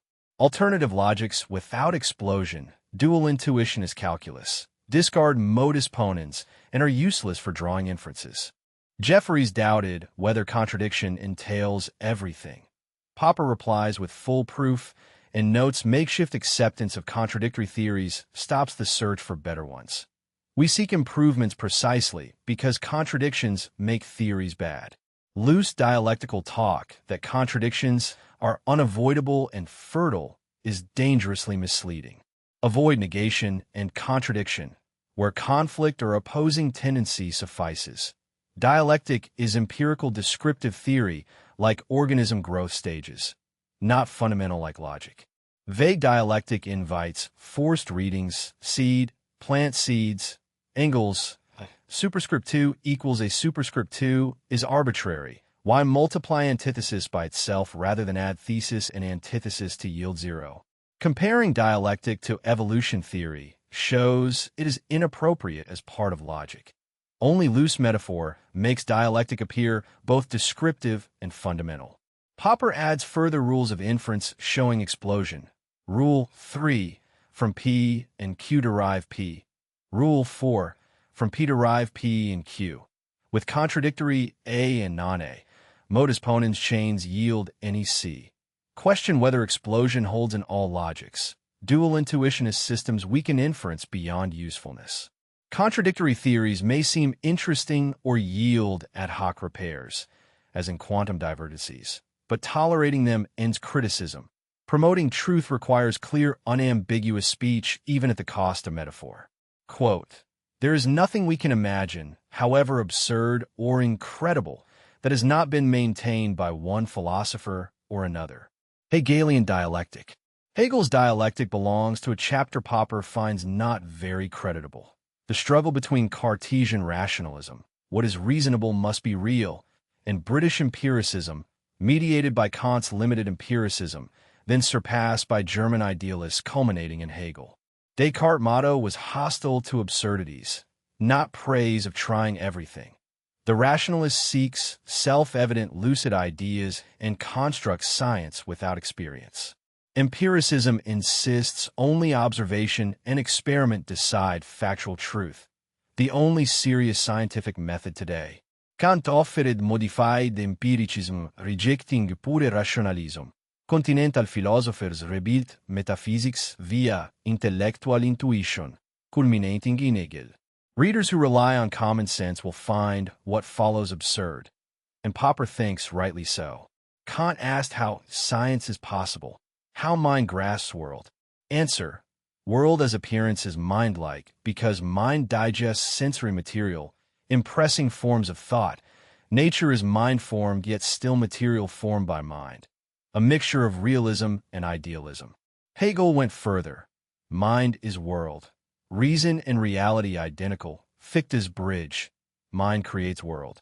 Philosophy of identity reestablishes rationalism. Construct world theory from pure reason and claim truth of real world. Exactly what Kant forbade. Hegel refuted Kant via dialectic. Kant's transcendental dialectic, pure reason beyond experience, generates equally forceful thesis and antithesis. Infinity of world argued both ways. Reason contradicts itself without empirical elimination. Popper's reconstruction. Principle of self-evidence does not yield unique theory. Without experience to eliminate reasonable but false theories, competing claims cannot be settled. Hegel's move. Contradictions do not matter. Thought and reality develop dialectically. Stable contradiction-free metaphysics is what Kant refuted, not dialectical rationalism taking account of evolution. 3 elements. A. Reinforced dogmatism. Criticism always points out contradiction, so systems accepting contradictions evade all attack. B. Dialectic as development of reason blurred with logic. Laws of thought invited discarding law of contradiction. C. Panlogism applies dialectic to world. Polarities metaphorically contradictory, unlike genuine factual contradiction. Hegel argued Kant's refutation binds only systems accepting the law of contradiction. Dialectical systems prepared for contradictions are safe. Too safe, dogmatic in peculiar sense. Any attack on any theory must point out contradiction within it or between it and facts. A system prepared to put up with contradictions need no longer fear criticism. Popper calls this reinforced dogmatism, a structure supporting other dogmatic systems as well. Describing philosophical development dialectically had plausibility. History of philosophy, his most successful application, since Hegel uses reason objectively for theories and ideas, as well as subjectively for mental capacity, but danger of confusing history of thought with logic. In Hegel's time, logic was often defined as theory of reasoning, and fundamental laws were called laws of thought. Believing dialectic the true description of actual reasoning, Hegel held he must alter logic and discard the law of contradiction. Hegel, dialectic is soul of truly scientific knowledge wherever there is movement and life. Yet no scientific reasoning discards the law of contradiction. Only history of theories fits the triad. Dialecticians in logical difficulty often tell critics their objections rest on ordinary logic rather than dialectic, where contradictions are legitimate. This confusion helps dogmatic argument. Philosophy of identity, world is mind-like, is no answer like mirror reflecting because face-like, genes mathematics like world, or world is intrinsically British because English describes it. Mathematics enriches language for complex relations. World must have complexity requiring rich description. Inductivist surprise at speculative math, fitting nature vanishes for conjecturalists. Knowing anticipations often find application. Hegel supported Prussian reaction. What exists is reasonable, absolute state, via identity. Engels applied dialectic to nature with grain and a superscript 2 examples. Contradictory facts are polarities misnamed. True contradiction will be simultaneous opposite charges on one body. Hegel's panlogism and identity are, Popper thinks, among the worst absurdities Descartes warned against, offered without serious argument. Because world is mind-like only appears to answer how mind grasps world. Quote, that which is reasonable is real, and that which is real is reasonable. Thus, reason and reality are identical. After Hegel, Marx admired Hegel, yet needed a revolutionary philosophy. Dialectic turned Hegel against himself. Development through contradictions suited optimistic, revolutionary theory. Marx dropped idealism, but kept Hegel's historical method. Describing development historically counts as causal explanation. Sociology must become theory of social development in dialectical terms. Hegel was among the inventors of the historical method. The belief that describing a development historically is to explain it causally, as when one explains institutions by showing how mankind slowly developed them. That belief remains influential, though its significance for social theory has often been recognized as overrated. Popper criticizes historicism elsewhere. History for Hegel was history of ideas. Marx retained dynamic contradictions, negations as forces of development, following Hegel and Engels very closely. Hegel called dialectic universal irresistible power. Engels made negation of negation a law of nature, history, and thought in animal, plant, geology, mathematics, history, philosophy. Marx's sociological task was showing dialectic forces at work and prophesying history, laying bare the economic law of motion. Capitalism is first negation begetting its own negation with inexorability of natural law. Failed prophecy. Transition to socialism would be less protracted and violent than industrial revolution, with non-resisting bourgeoisie. Few Marxists defend this today. Unfalsifiable dialectic. Any development fits. Unforeseen outcomes reinterpreted equally well. Dialectic risks nothing. Metaphysical, not scientific. Anti-dogmatism betrayed. Marx and Engels opposed eternal truth and praised progressive science. Orthodox Marxism never tolerated criticism of Marxism. Dialectic used apologetically like anti-during. Prophecy can be scientific, eclipses, but Hegelian dialectic cannot ground forecasts. Some predictions come true, some not. Elastic dialectic explains both. A theory's scientific content is the greater the more it risks refutation by future experience. Dialectic risks nothing, and therefore has no scientific content.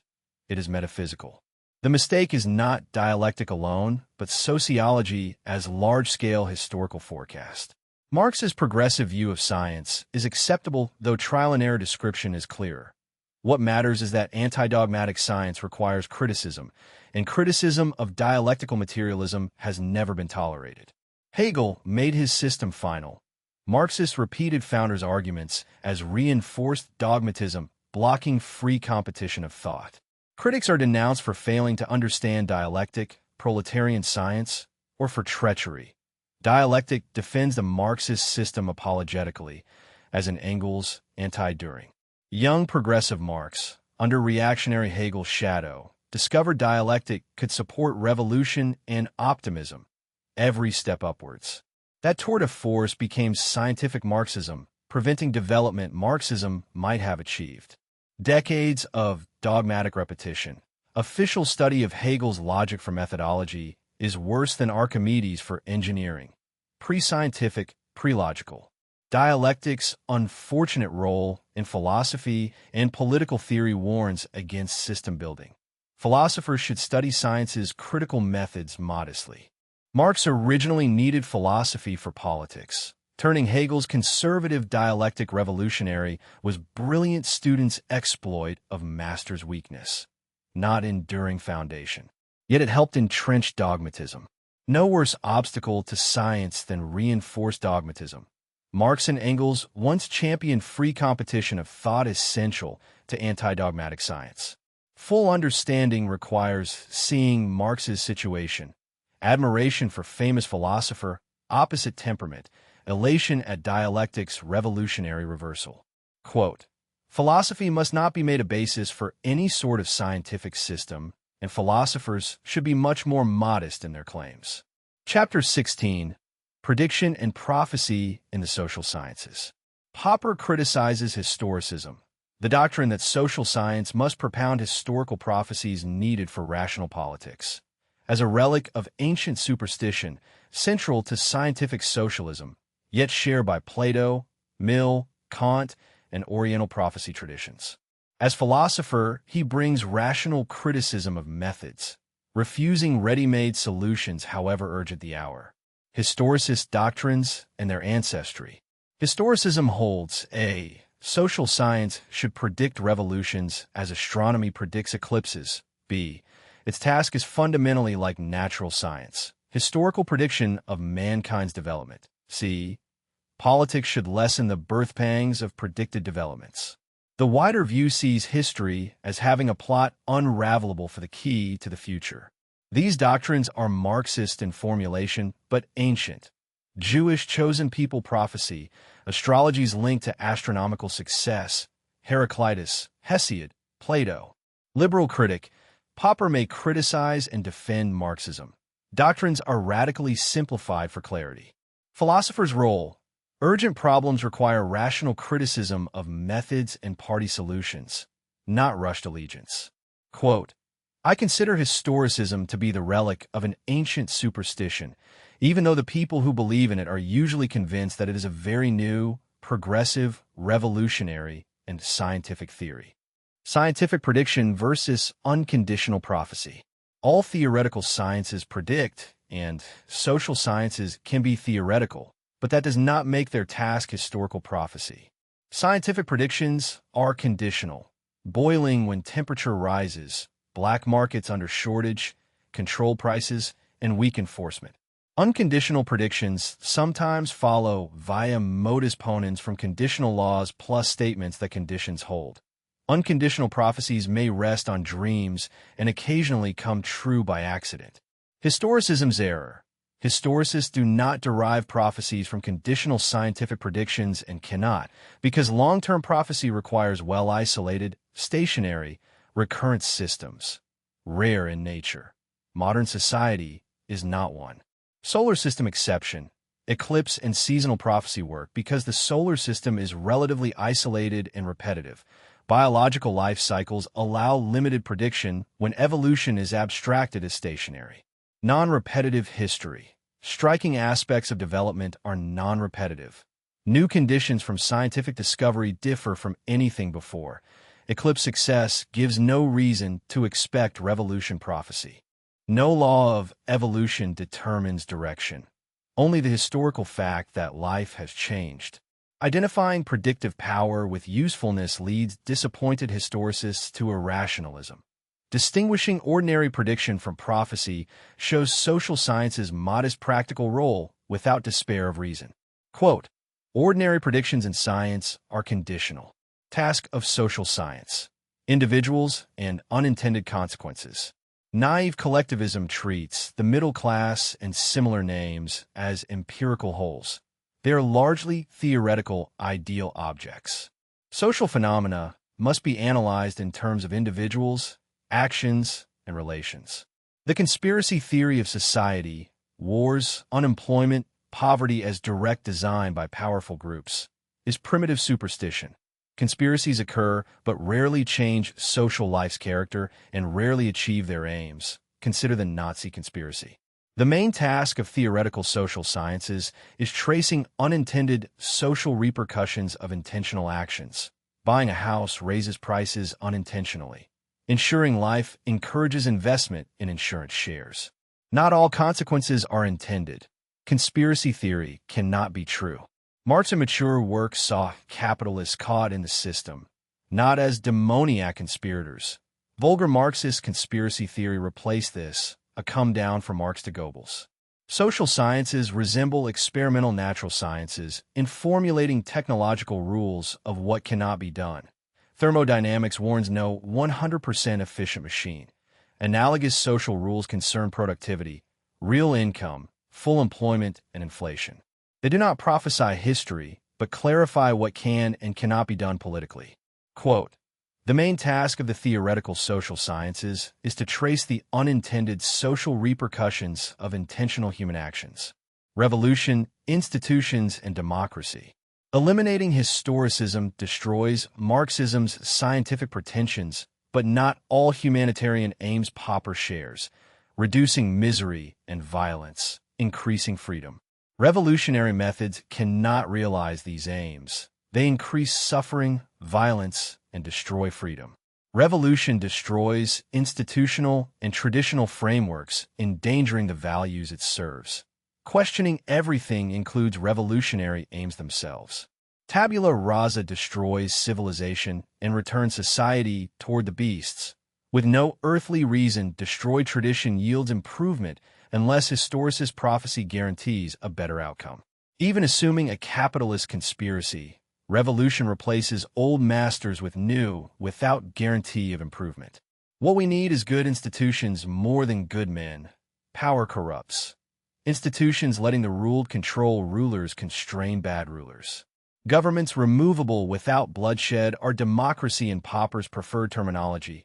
Those not removable are tyranny, a distinction of institutions, not words. Marxists think in classes. Classes never rule, persons do. Faith in personalities or proletarian origin reflects class loyalty. Rationalists rely on institutions. Quote, "What we need is not so much good men as good institutions. What rulers should do in the deification of history. In democracy, rulers do what public opinion demands. Philosophers can influence opinion with time lag. British policy now reflects Bentham and Mill's aim of full employment at high wages. Philosophers should discuss aims in light of recent experience. Equality before law as condition of freedom. Kantian equality in unavoidable limitations. Economic equality is possible threat to freedom.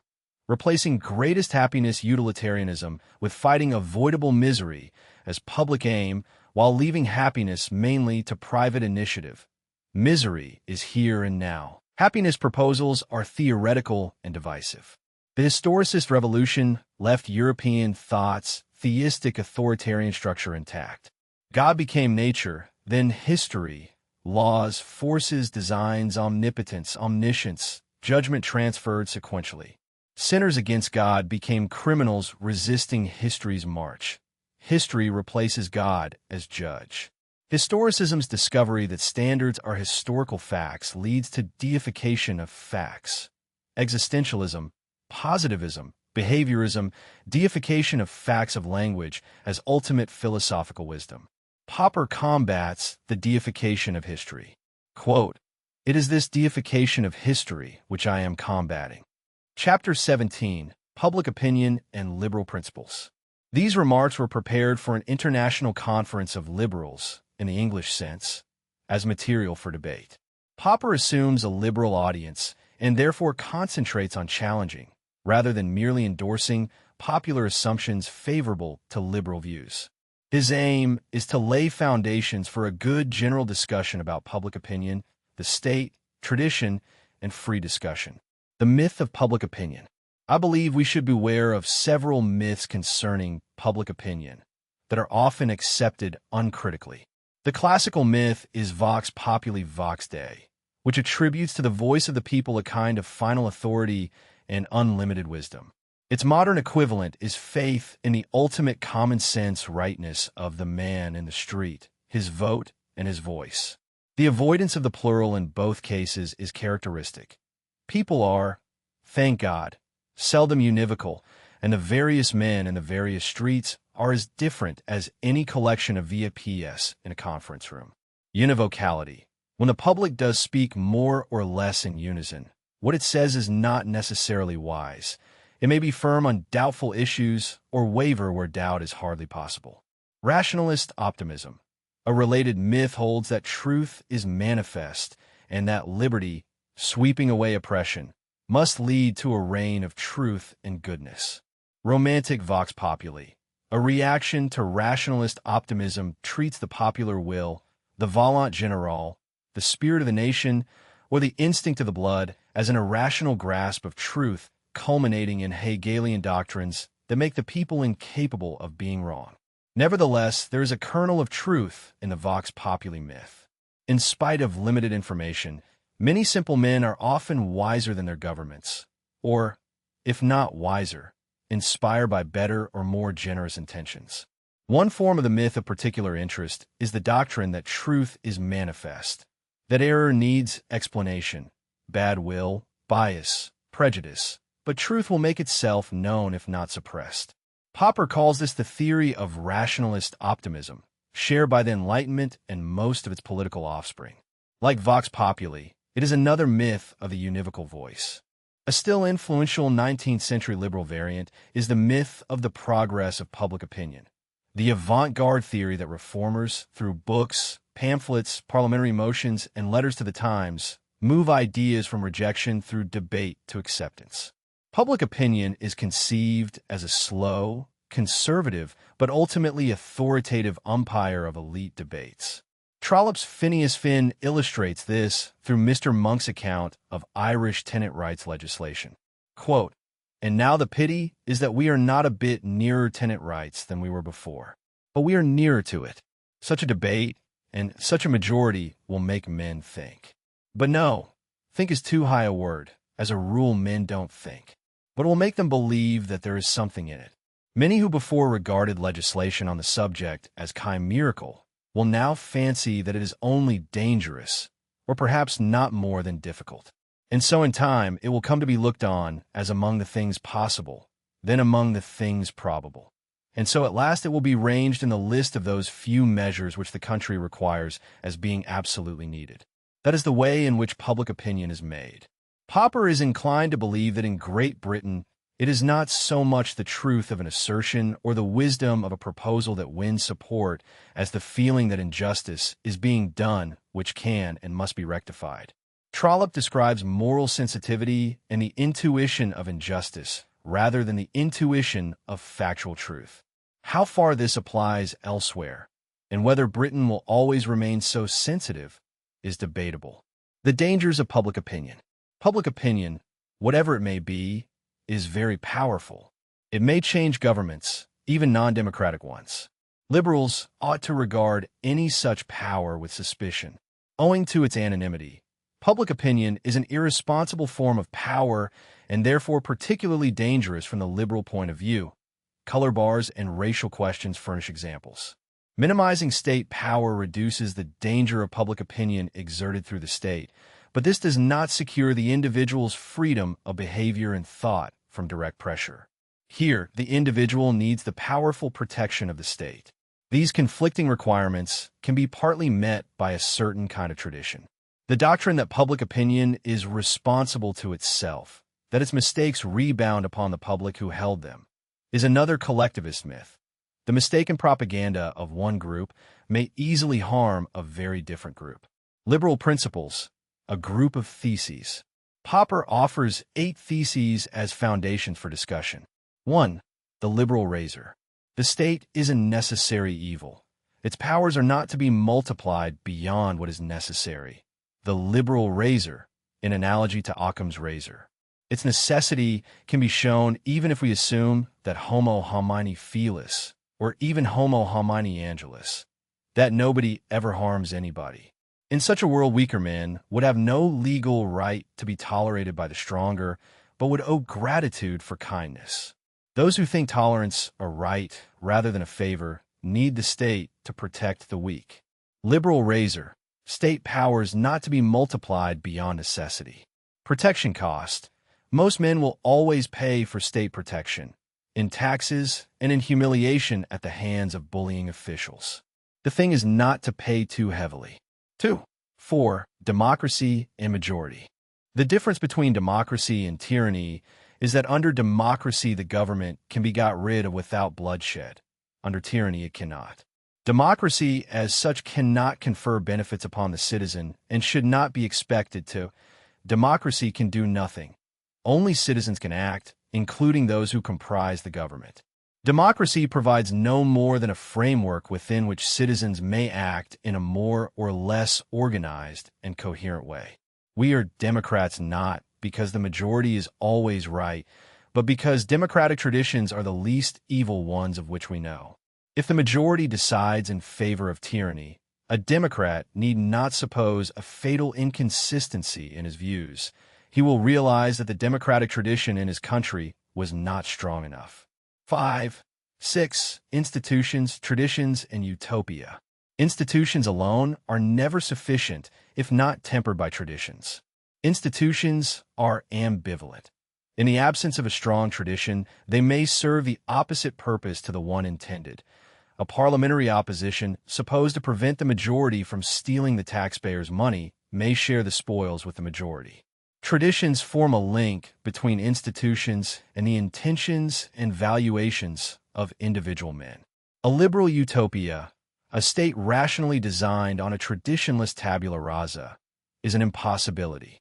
The liberal principle demands that limitations to each person's freedom necessitated by social life be minimized and equalized. Kant. But how apply such an a priori principle in real life? Should we prevent a pianist from practicing or his neighbor from enjoying a quiet afternoon? Such problems are solved in practice only by appeal to existing traditions, customs, and a traditional sense of justice, to common law and an impartial judge's appreciation of equity. All laws, being universal principles, must be interpreted. Interpretation needs principles of concrete practice supplied only by a living tradition. This holds especially for the highly abstract principles of liberalism. 7. 8. Evolution and the moral framework. Principles of liberalism are principles of assessing, and if necessary modifying or changing, existing institutions rather than replacing them. Liberalism is an evolutionary rather than a revolutionary creed, unless confronted by a tyrannical regime. Among the most important traditions is the moral framework, corresponding to the institutional legal framework, the society's traditional sense of justice or fairness, or the degree of moral sensitivity it has reached. This framework makes fair or equitable compromise between conflicting interests possible. It is not unchangeable, but changes comparatively slowly. Nothing is more dangerous than its destruction, consciously aimed at by Nazism. For destruction leads to cynicism and nihilism, the disregard and dissolution of all human values. The liberal theory of free discussion. Freedom of thought and free discussion are ultimate liberal values needing no further justification. They can also be justified pragmatically as part of the search for truth. Truth is not manifest and is not easy to come by. The search demands imagination, trial and error, and the gradual discovery of our prejudices by way of critical discussion. The Western rationalist tradition, deriving from the Greeks, is the tradition of critical discussion, examining and testing propositions or theories by attempting to refute them. This critical rational method must not be mistaken for a method of proof or for one that always secures agreement. Its value lies rather in the fact that participants in a discussion will, to some extent, change their minds in part as wiser men. It is often asserted that discussion is possible only between people who share a common language and accept common basic assumptions. Popper thinks this a mistake. All that is needed is readiness to learn from one's partner, including a genuine wish to understand what he intends to say. The more backgrounds differ, the more fruitful the discussion. Had there been no Tower of Babel, we should invent it. The liberal does not dream of perfect consensus. He hopes for mutual fertilization of opinions and consequent growth of ideas. Even when we solve a problem to universal satisfaction, we create many new problems over which we are bound to disagree. This is not to be regretted. Although the search for truth through free rational discussion is a public affair, it is not public opinion that results from it. Public opinion may be influenced by science and may judge science, but it is not the product of scientific discussion. The tradition of rational discussion creates, in the political field, government by discussion, the habit of listening to another point of view, the growth of a sense of justice and readiness to compromise. Our hope is that traditions, changing under critical discussion and in response to new problems, may replace much of what is usually called public opinion and take over the functions public opinion is supposed to fulfill. The forms of public opinion.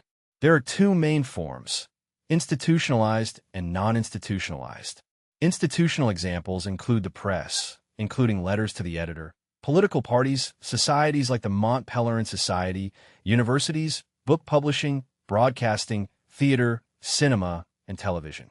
Non-institutional examples include what people say in railway carriages about the latest news, foreigners, or colored men, or what they say across the dinner table, which may even become institutionalized. Some practical problems. No theses are offered, only problems for discussion. Censorship. How far does the case against censorship depend upon a tradition of self-imposed censorship? Monopolies. How far do publishers' monopolies establish censorship? Can there be complete freedom to publish? Ought there to be complete freedom to publish anything? Intelligentsia. Their influence upon the spread of ideas, e.g. socialism, and upon acceptance of often tyrannical fashions, e.g. abstract art. Universities. Freedom from state interference, private interference, and interference in the name of public opinion. Public relations. The management or planning of public opinion. Propaganda for cruelty. In newspapers, especially comics, cinema, etc. Paste. Standardization and leveling. Advertisement. Propaganda and advertisement versus the spread of information. A short list of political illustrations. Cases worthy of careful analysis include: 1. The Horleval Plan and its defeat by public moral enthusiasm. 2. The abdication of Edward VIII. 3. Munich. 4. Unconditional surrender. 5. The Churchill Down case. 6. The British habit of accepting hardship without grumbling. Summary. That intangible entity called public opinion sometimes reveals unsophisticated shrewdness or, more typically, moral sensitivity superior to that of the government in power. Nevertheless, it is a danger to freedom if not moderated by a strong liberal tradition. It is dangerous as an arbiter of taste and unacceptable as an arbiter of truth, but may sometimes assume the role of an enlightened arbiter of justice, as in the liberation of slaves in the British colonies. Unfortunately, it can be managed. These dangers can be counteracted only by strengthening the liberal tradition. Public opinion should be distinguished from the publicity of free and critical discussion, which is, or should be, the rule in science, including discussion of justice and other moral issues. Public opinion is influenced by, but neither the result of nor under the control of, discussions of this kind. Their beneficial influence will be the greater the more honestly, simply, and clearly these discussions are conducted. Chapter 18. Utopia and Violence. There are many people who hate violence and are convinced that reducing it, and if possible eliminating it from human life, is among their foremost and most hopeful tasks. Popper counts himself among these hopeful enemies of violence. He firmly believes the fight is not hopeless, though he realizes how difficult it is and how often apparent successes have been followed by defeat. The new age of violence, opened by the two world wars, is by no means at an end. Nazism and fascism are thoroughly beaten, but their defeat does not mean barbarism and brutality have been defeated. Hitler succeeded in degrading the moral standards of our Western world, and there is more violence and brutal force today than would have been tolerated even in the decade after the First World War. We must face the possibility that civilization may be destroyed by the weapons Hitlerism wished upon us, perhaps within the second decade after the Second World War, for the spirit of Hitlerism won its greatest victory when, after its defeat, we used the weapons the threat of Nazism had induced us to develop. Yet Popper remains no less hopeful than ever that violence can be defeated. It is our only hope, and long stretches of Western and Eastern history prove it need not be a vain hope. Reasonableness as the alternative to violence. This is perhaps why Popper, like many others, believes in reason and calls himself a rationalist. He sees in the attitude of reasonableness the only alternative to violence. When two men disagree, they do so because their opinions differ, or their interests differ, or both. Many social disagreements must be decided one way or another. Failure to settle them may create cumulative strains. An armaments race is an example. How can a decision be reached? In the main, only two ways: argument, including arbitration, and violence. If interests clash, the alternatives are reasonable compromise or attempt to destroy the opposing interest. Rationalist, one who attempts to reach decisions by argument and perhaps compromise rather than violence, who would rather be unsuccessful in convincing another by argument than successful in crushing him by force, intimidation, threats, or persuasive propaganda. Reasonableness versus propaganda. Propaganda often uses argument. The difference lies in an attitude of give and take, readiness not only to convince, but possibly to be convinced. Quote, "I think I am right, but I may be wrong and you may be right. And in any case, let us discuss it, for in this way we are likely to get nearer to a true understanding than if we each merely insist that we are right." The attitude of reasonableness presupposes intellectual humility, awareness that we are sometimes wrong and do not habitually forget our mistakes. It is born of the realization that we are not omniscient and owe most of our knowledge to others. It tries to transfer to the field of opinions the two rules of every legal proceeding. Hear both sides, and do not make a good judge if you are a party to the case. We can avoid violence only insofar as we practice reasonableness in social life. Any other attitude is likely to produce violence, even one-sided, gentle persuasion to convince others of insights of whose truth we are absolutely certain. Religious wars were fought for a religion of love. Bodies were burned alive with the genuinely kind intention of saving souls from hell. Only if we give up authoritarian attitudes in the realm of opinion and establish give and take can we hope to control violence inspired by piety and duty. Limits to reasonableness. It always takes two to make a discussion reasonable. Each party must be ready to learn. You cannot have a rational discussion with a man who prefers shooting you to being convinced. There are limits to reasonableness, as to tolerance. You must not, without qualification, accept the principle of tolerating all who are intolerant, or you destroy yourself and the attitude of tolerance. We must not allow the distinction between attack and defense to become blurred, and must support institutions, national and international, whose function is to discriminate aggression from resistance to aggression. Popper's rationalism is not dogmatic. He cannot rationally prove it, and frankly confesses he chooses rationalism because he hates violence, without deceiving himself that this hatred has rational grounds. His rationalism rests on an irrational faith in the attitude of reasonableness, faith in equal and reciprocal rights to convince others and be convinced, faith in human reason, simply belief in man as he is, not wholly rational. He does not ask whether man is more rational than emotional. He protests exaggerations of human irrationality, but values emotions and would never demand reasonableness as life's one dominant aim. Only that it can become one never wholly absent, even in relationships dominated by great passions such as love. Jaspers's remark that love is cruel and ruthless reveals, to Popper's mind, weakness and an hysterical attempt to play the barbarian rather than strength. Utopianism as false rationalism. On this basis, Popper discusses utopianism, describable as a result of a form of rationalism very different from the form he accepts. There exist at least two forms of rationalism. The wrong kind leads to utopianism through specious reasoning many would find inescapable.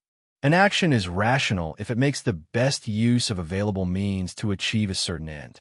The end may be incapable of being determined rationally. Still, we judge action rationally only relative to some given end. Applied to politics, all politics consists of actions rational only if they pursue some end, the increase of power or wealth, or improvement of laws and state structure. In the latter case, political action is rational only if we first determine the final ends of intended political changes, the kind of state we should consider best, and only afterward determine means to realize this state or move slowly towards it as the aim of a historical process we may influence and steer. This view Popper calls utopianism. Any rational and non-selfish political action, on this view, must be preceded by determination of ultimate ends, not merely intermediate aims that are steps towards the ultimate and therefore means rather than ends. Rational political action must be based upon a more or less clear description or blueprint of the ideal state and a plan of the historical path leading towards this goal. Ends, science, and violence. Popper considers utopianism attractive, dangerous, and pernicious, self-defeating and leading to violence. It is impossible to determine ends scientifically. There is no scientific way of choosing between two ends. Some love violence, many others hate it. This quarrel about ends cannot be decided by science, though arguing against violence is not necessarily a waste of time as long as people listen. You cannot by argument make people listen or convert those who prefer violent decisions. No decision about aims can be established by purely rational or scientific means. Nevertheless, argument may prove extremely helpful. Constructing a utopian blueprint cannot be solved by science alone. Its aims must be given before the social scientist can sketch his blueprint. As a natural science, no amount of physics tells a scientist to construct a plow, aeroplane, or atomic bomb. In emphasizing difficulty of deciding between utopian ideals by rational argument, Popper does not create the impression that the realm of ends goes altogether beyond rational criticism. He argues rationally against choosing ideal ends of this kind, and that this difficulty is likely to produce violence, appealing only to those who hate violence. Since we cannot determine ultimate political ends scientifically, differences concerning the ideal state cannot always be smoothed out by argument. They will partly have the character of religious differences. There can be no tolerance between competing utopian religions. Utopian aims serve as basis for rational political action, which appears possible only if the aim is definitely decided. The utopianist must win over or crush competitors who do not share his aims or profess his utopian religion. He must eliminate and stamp out heretical competing views. The way to the utopian goal is long, demanding constancy of aim, which can be achieved only by crushing competing utopian religions and stamping out memory of them. Violent suppression becomes more urgent during social change, when ideas liable to change may make earlier aims less desirable and the whole approach break down. Changing ultimate aims while moving towards them may mean moving in circles. The only way to avoid such changes seems to be violence, including propaganda, suppression of criticism, and annihilation of opposition, with affirmation of the wisdom of utopian planners who become omniscient as well as omnipotent, gods before whom there shall be no other gods. Utopian rationalism is self-defeating rationalism. However benevolent its ends, it brings not happiness but the familiar misery of tyrannical government. Popper does not criticize political ideals as such, nor assert ideals can never be realized. Many once declared unrealizable have been realized, such as workable untyrannical institutions for civil peace, and international judicature and police force might suppress international crime. The question is what distinguishes benevolent utopian plans leading to violence from reforms Popper would recommend. Concrete evils versus abstract goods. Quote, "Work for the elimination of concrete evils rather than for the realization of abstract goods. Do not aim at establishing happiness by political means. Rather aim at the elimination of concrete miseries. Fight poverty by direct means. Ensure everybody has a minimum income. Fight epidemics by hospitals and schools of medicine. Fight illiteracy as you fight criminality, but by direct means. Choose the most urgent evil and patiently convince people it can be got rid of. Do not realize aims indirectly by designing a distant ideal of a holy, good society. Do not allow dreams of a beautiful world to lure you from claims of men who suffer here and now. Fellow men have a claim to our help. No generation must be sacrificed for future generations or an ideal of happiness that may never be realized. Human misery is the most urgent problem of rational public policy. Happiness is not. Attainment of happiness should be left to private endeavors. It is not difficult to reach agreement by discussion on the most intolerable evils and most urgent reforms, more easily than agreement on an ideal form of social life. Evils are here and now, experienced daily. Those who do not suffer meet others who could describe them. This makes evils concrete and enables reasonableness. With ideal goods, it is different. We know them only from dreams of poets and prophets. They cannot be discussed, only proclaimed. They call for the impassioned preacher, not the impartial judge. The utopianist attitude is opposed to reasonableness. Utopianism, even in rationalist disguise, cannot be more than pseudo-rationalism. We can judge rationality of action only in relation to aims, but this does not mean political rationality must be judged only in relation to an historical end, or that we must view every situation from a preconceived historical ideal. If among our aims is anything conceived in terms of human happiness and misery, we must judge actions by immediate effects, not only distant contributions. We must not treat a social situation as mere means, because transient. All situations are transient. We must not treat one generation's misery as means to later generations' happiness, however great the promised happiness or number of beneficiaries. All generations are transient and have equal right to consideration. Immediate duties are to the present generation and the next. We should never balance anybody's misery against somebody else's happiness. True and false rationalism. With this, utopianism's apparently rational arguments dissolve. The fascination the future exerts has nothing to do with rational foresight. Utopian violence looks like the running amok of evolutionist metaphysics, hysterical philosophy of history eager to sacrifice the present for future splendors, unaware its principle would sacrifice each particular future for one after it, and unaware the ultimate future of man can be nothing more splendid than ultimate extinction. The appeal of utopianism arises from failure to realize we cannot make heaven on earth. We can make life a little less terrible and less unjust in each generation. Much has been achieved in the last 100 years. Pressing problems might be solved at least partially if we gave up dreaming distant ideals and fighting over utopian blueprints. Those who believe in man as he is must demand that every man be given the right to arrange his life so far as compatible with equal rights of others. The problem of true and false rationalisms is part of a larger problem, a sane attitude towards existence and its limitations, the problem existentialists exaggerate.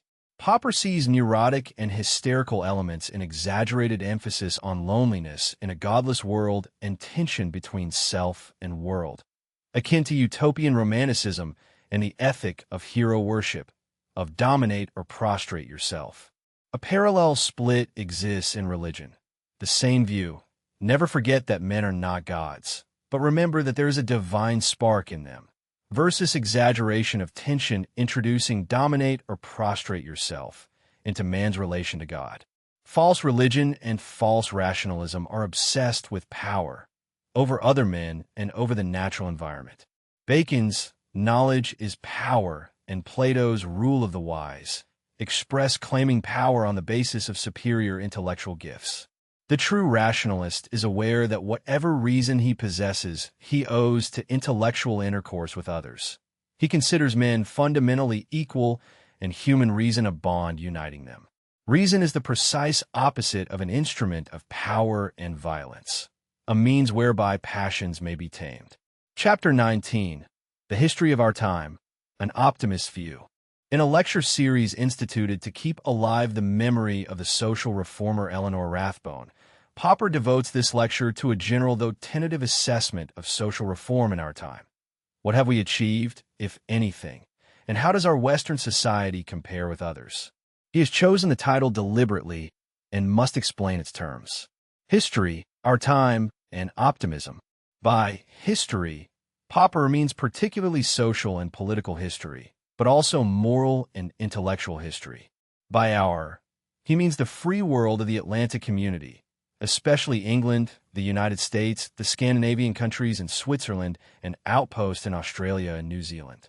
By our time, he means in particular the period since 1914, but also the last 50 or 60 years since the Boer War or the age of Winston Churchill, the last 100 years since abolition of slavery and John Stuart Mill, the last 200 years since the American Revolution, Hume, Voltaire, Kant, and Burke, and to a lesser extent the last 300 years since the Reformation, Locke, and Newton. By optimist, he does not pose as a prophet. For many years he has defended the view that historical prophecy is quackery. He does not believe in historical laws, especially not a law of progress. It is much easier to regress than to progress.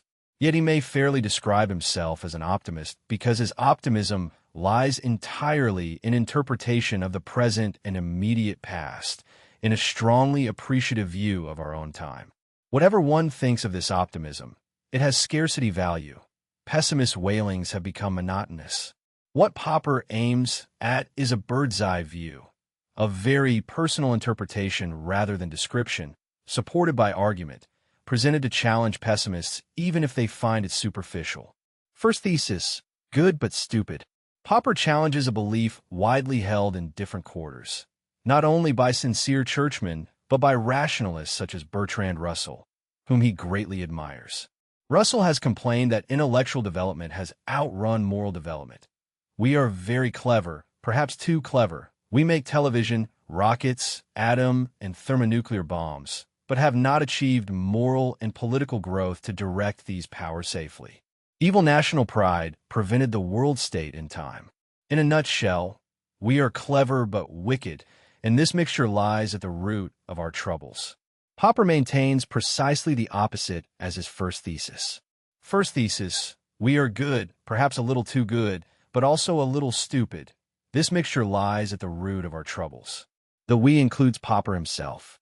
Why is this part of an optimist view? Wickedness is more difficult to combat than limited stupidity, because good men who are not very clever are usually anxious to learn. And Popper does not think we are hopelessly stupid.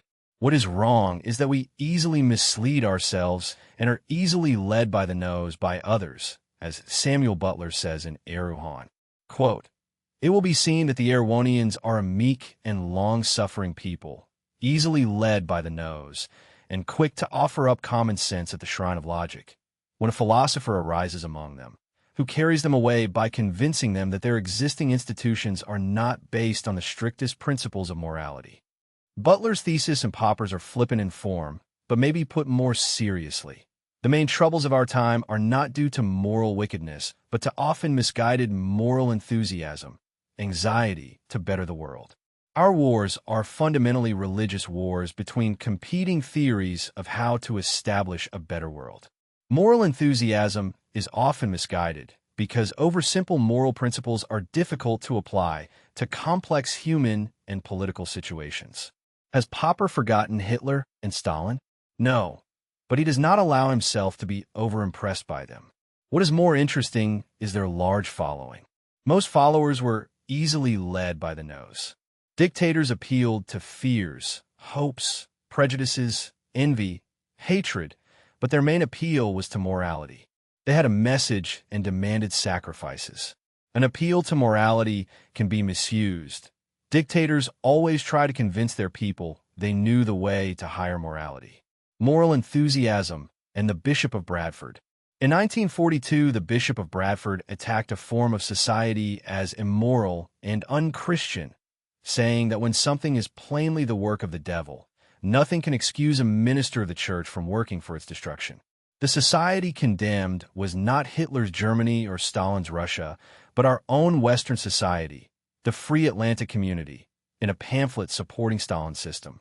Popper is convinced the bishop's condemnation was sincere, but moral fervor blinded him to obvious facts, such as torture in Stalin's prisons. Quote, "When something is so plainly the work of the devil, nothing can excuse a minister of the church from working for its destruction. This illustrates refusal to face obvious facts, lack of criticism, readiness to be led by anybody claiming existing institutions are not based on the strictest morality. Goodness combined with too little rational criticism is dangerous." A famous British physicist reportedly described Stalin as the greatest of all scientists, showing how liable we are to be led by those claiming to know the way to higher morality. Believers in Stalin offer a sad spectacle. Yet if we admire Christian martyrs, we cannot wholly withhold reluctant admiration from those who retained faith in Stalin while tortured. Sincere faith in a cause we now know was bad. Dictators were forced to pay homage to the goodness of man. Communism and nationalism are believed in as moralities and religions, their only strength. Intellectually, they border on absurdity. National self-determination. Communist faith is manifestly absurd. Appealing to human freedom, it produced oppression without parallel. Nationalist faith is equally absurd. Even a great humanitarian like Masaryk upheld the alleged natural right of a nation to self-determination. A sobering thought for those who think we are clever but wicked rather than good but stupid. The principle demands each state be a nation-state confined within a natural border coinciding with an ethnic group, so the nation determines and protects the state's limits. But nation-states of this kind do not exist. Even Iceland is only an apparent exception, its limits determined and protected by the North Atlantic and the North Atlantic Treaty, not by its ethnic group. Nations of nationalist dreams do not exist. Homogeneous ethnic groups long settled behind natural borders are rare. Ethnic and linguistic groups are intermingled everywhere. Masaryk's Czechoslovakia was founded on national self-determination. Slovaks soon demanded freedom from Czech domination in the same name. Ultimately, it was destroyed by its German minority in the name of the same principle. Similar situations arose in Ireland, India, Israel, Yugoslavia. The proper aim cannot be to liberate all ethnic groups, but to protect all of them. Britain, the United States, Canada, and Switzerland violate the nationality principle, yet unite variety successfully. In the face of obvious facts, national self-determination continues widely accepted as moral faith. More people are killed out of righteous stupidity than out of wickedness. Second thesis, the best society yet. Popper's optimism is shaken when he looks at near-unanimous acceptance of this principle, but he refuses to abandon hope that its absurdity and cruelty will one day be recognized. Turning to the free world, his second thesis is. Second thesis, in spite of great and serious troubles, and though ours is surely not the best possible society, our own free world is by far the best society which has come into existence during the course of human history. This is not Leibniz's best of all possible worlds, nor the best of all possible social worlds, merely the best of which we have historical knowledge. Popper is not a materialist calling our society best, because wealthiest. Abolishing hunger and poverty is a great thing, but he chiefly admires not nylons nor television, but the standards and values that led the Bishop of Bradford to brand a free world as the devil's work. The standards from Christianity, Greece, and the Holy Land, from Socrates and the Scriptures. At no other time, and nowhere else, have men been more respected as men. Never before have human rights and dignity been so respected, nor so many ready to sacrifice for the less fortunate. Power still corrupts. Civil servants behave as uncivil masters. Pocket dictators abound. Intelligent patients seeking medical advice may be treated as imbeciles for showing critical interest. But much of this is clumsiness and incompetence rather than ill will. And there is much to balance it, including humane hospital reforms in countries like Belgium. 8 great evils and what the free world has achieved. Our free world has very nearly abolished the greatest evils besetting social life. Popper lists remediable evils. 1. Poverty. 2. Unemployment and similar forms of social insecurity. 3. Sickness and pain. 4. Penal cruelty. 5. Slavery and serfdom. 6. Religious and racial discrimination. 7. Lack of educational opportunities. 8. Rigid class differences. 9. Abject poverty has been practically abolished. The problem is almost one of detecting isolated cases. Unemployment has changed completely. New problems arise from solving mass unemployment. Progress continues on sickness and pain. Penal reform has largely abolished cruelty. The fight against slavery is everlasting pride of Britain and the United States. Religious discrimination has practically disappeared. Racial discrimination has diminished beyond the most hopeful expectations, though prejudices remain as widespread as 50 years ago. Educational opportunities are still serious but tackled with energy. Class differences have diminished enormously. Scandinavia, the United States, Canada, Australia, and New Zealand approach classless societies. Third thesis: aggressive war, morally impossible. Popper's third thesis: since the Boer War, no democratic government of the free world has been in a position to wage a war of aggression.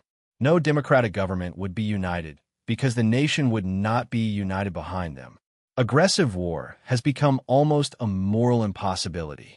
The Boer War led to moral conversion in favor of peace in Britain. Hence hesitation to resist the Kaiser and entry into the First World War only after violation of Belgium. Hence allowances for Hitler. Hence impossibility of meeting the Rhineland challenge, though it was the most reasonable course. Mussolini's attack on Ethiopia outraged opinion and swept away the Horleval Plan, which wisely tried to keep Mussolini and Hitler apart. A stronger example is public attitude towards preventive war against Russia around 1950, when even Russell advocated it. Russia did not yet have an atomic arsenal. It was the last opportunity to prevent acquisition of the hydrogen bomb. Russell was right that from a purely rational point of view, allowing Stalin, that power was worse than preventive war. Yet the decision went the other way. Aggressive war, even with practical certainty of victory, had become morally impossible. The free world will still go to war against heavy odds, but only if faced with unambiguous aggression. As far as the free world itself is concerned, war has been conquered. Popper notes the Suez Adventure. After this lecture, supports his first three theses: self-depreciation and the power of ideas. We have become unduly skeptical about ourselves, tolerant of others. We ask whether the other fellow is not the better man. Nobody should be judged in his own cause. Yet having learned this, we fall into stereotyped self-depreciation and inverted smugness, becoming advocates for our opponents and blind to our achievements. When Khrushchev indicted British colonialism, his accusations derived via Lenin largely from British sources. Yet the idea of India's freedom was born in Great Britain, as was the general idea of political freedom in modern times. Popper's fourth thesis. Fourth thesis: the power of ideas, and especially of moral and religious ideas, is at least as important as that of physical resources. Political realists who declare ideologies have little influence or only pernicious influence are wrong. Else Christianity would have had no influence and the United States would be inexplicable. The war of ideas is a Greek invention. Fighting with words instead of swords is the basis of civilization and parliamentary institutions. All religious wars were wars of ideas. All revolutions were revolutions of ideas. Better ideas may tend to survive if sufficiently supported. Fifth thesis: truth is hard to come by.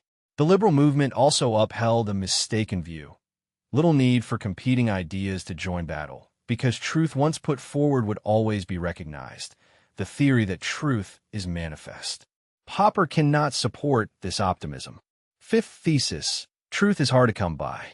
This explains wars of religion and throws light on European history since antiquity. Since the Renaissance and Reformation, the conflict has been between truth as manifest, an open book readable by anybody of goodwill, and truth as hidden, discernible only by the elect through church ministry and authority. The book meant first the Bible, then the book of nature. Bacon believed nature an open book. Error was your own perverse refusal to see manifest truth. This naive view inspired modern learning and modern rationalism as opposed to skeptical Greek rationalism. In social ideas, manifest truth leads to individual moral and intellectual responsibility, freedom, individualism, rationalist liberalism, and makes church spiritual authority superfluous or pernicious. Skepticism towards truth leads to church authority and other authoritarianisms. If truth is not manifest, leaving interpretation to each individual leads to chaos, schism, and religious war. The book must be interpreted by overriding authority. The issue is individualistic rationalism versus authoritarian traditionalism, or faith in man versus distrust of man. Popper's feelings are with naive liberal optimists, though his reason tells him their epistemology was wrong. He is repelled by keeping men under tutelage, but admits pessimists who feared decline of authority were wise. The religious wars, French and Russian revolutions prove their foresight. Yet they were not right. History of our time favors those who had faith in man and reason. The fatherless society and three replacements for authority. Our free world since the Reformation has seen decline of authority without parallel, a fatherless society. The Reformation stressed individual conscience. God rules only in and through hearts. Responsibility for the world is mine and yours. The Protestant faith the Bishop of Bradford spoke as a good Protestant. Authoritarians were convinced a non-authoritarian society must destroy all human values. They were wise epistemologists, yet wrong. The Glorious Revolution, American Revolution, and present Atlantic community exist. It is a fatherless society ruled by interplay of individual consciences, the best society that has ever existed. Three elements have successfully replaced dethroned authority. First, respect for the authority of truth. Impersonal, interpersonal, objective truth it is our task to find and not in our power to change or interpret to our liking. Second, a lesson from religious wars. We learned that faith and convictions are valuable only when freely and sincerely held. Forcing conformity is pointless because resistors are the only ones whose assent is worth having. We learned to tolerate, respect, and differentiate sincerity from dogmatic stubbornness, and that truth is not manifest but hard to come by without drawing authoritarian conclusions from this. We must suspect all who claim authorization to teach truth. Third, we learned that by listening and criticizing one another we may get nearer to truth. This critical rationalism and belief in objective truth are indispensable for a free society based on mutual respect. Hence the importance of not letting thoughts be seriously influenced by relativism and irrationalism, understandable results of disappointment with dogmatism. The critical approach reconciles rationalism and traditionalism. The critical rationalist appreciates traditions because he does not believe himself in certain possession of truth. He values every approach towards truth and sees traditions encourage such steps. Without intellectual tradition, the individual could hardly take a single step. What the future will bring we do not know. Achievements of past and present show what is humanly possible. They teach that although ideas are dangerous, we may learn from our mistakes how to handle them, how to approach them critically, tame them, and use them in our struggle to get a little nearer to hidden truth. Chapter 20, Humanism and Reason. The first volume of the Swiss series Studia Humanitatis is written in German by Ernesto Grassi, an Italian scholar of Renaissance humanist writers, and Thur von Uexküll, son of the biologist Jacob von Uexküll. Their book on the origin and the limits of the moral and the natural sciences belongs to a neo-humanist movement of considerable interest, characteristically Central European, born of this century's disasters on the continent. Though scholarly and serene, some moods and conclusions may be difficult to appreciate without personal knowledge of the shattering experience of social disintegration these thinkers lived through. The movement is inspired by conviction that it knows both causes and cure of widespread depravity and perversion of everything human Central Europe witnessed. Its message is that only understanding man and his essential nature, his cultural creativity, can bring relief. Grassi's introductory remark makes clear the aim of developing a philosophy of man and of science, reinterpreted as part of humanism. A meaning of humanism, confining it to historical, philological, and literary studies, is rejected as too narrow. The book aims at a new philosophy, putting both humanities and natural sciences in their proper place. Grassi on Bildung and Salutati. The book has two loosely connected parts, Grassi on the humanities, Geisteswissenschaften, Uexküll on the natural sciences, linked by vague relativistic pragmatism reminiscent of F.C.S. Schiller combined with repudiation of pragmatist views. Grassi's part is a philosophical essay on the essence of humanism, centered on Bildung, growth, development, or self-formation of a human mind, and attempts to re-establish an educational ideal meeting criticisms of the old humanistic Bildungsideal, which Grassi thinks pointless owing to disappearance of the traditions in which it was rooted. His text is c. Salutatis de nobilitate legum et medicinae, 1390, a disputation on relative merits of legal and medical science, perhaps the earliest ancestor of Kant's Streit der Fakultaten, together with Petrarch's attack on medical men. Grassi reads it as vindicating humanity's superiority over natural sciences, a superiority better understood when natural sciences were founded than today. The superiority claimed is threefold.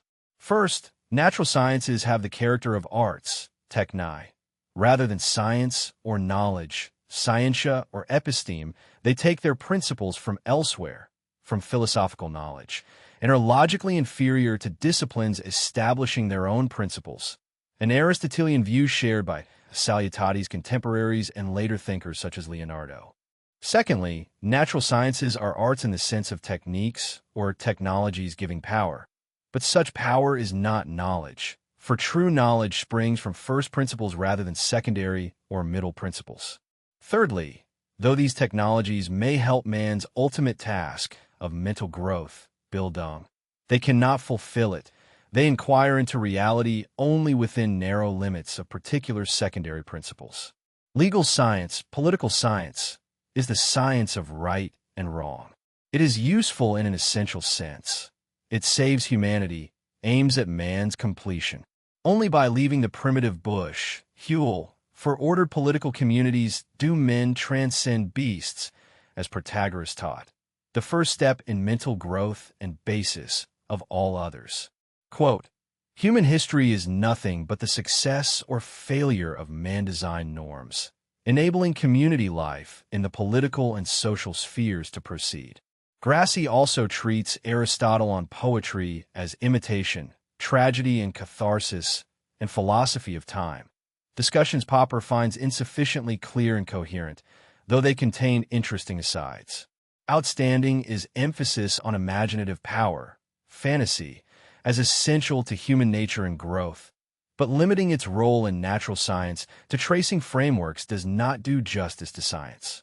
In analyzing humanistic mental growth, Grassi notes that interpreting a literary passage may reveal unusual or new word meanings. Quote, this leads us to something new and unexpected. An unsuspected world opens itself before us, and thus we grow to.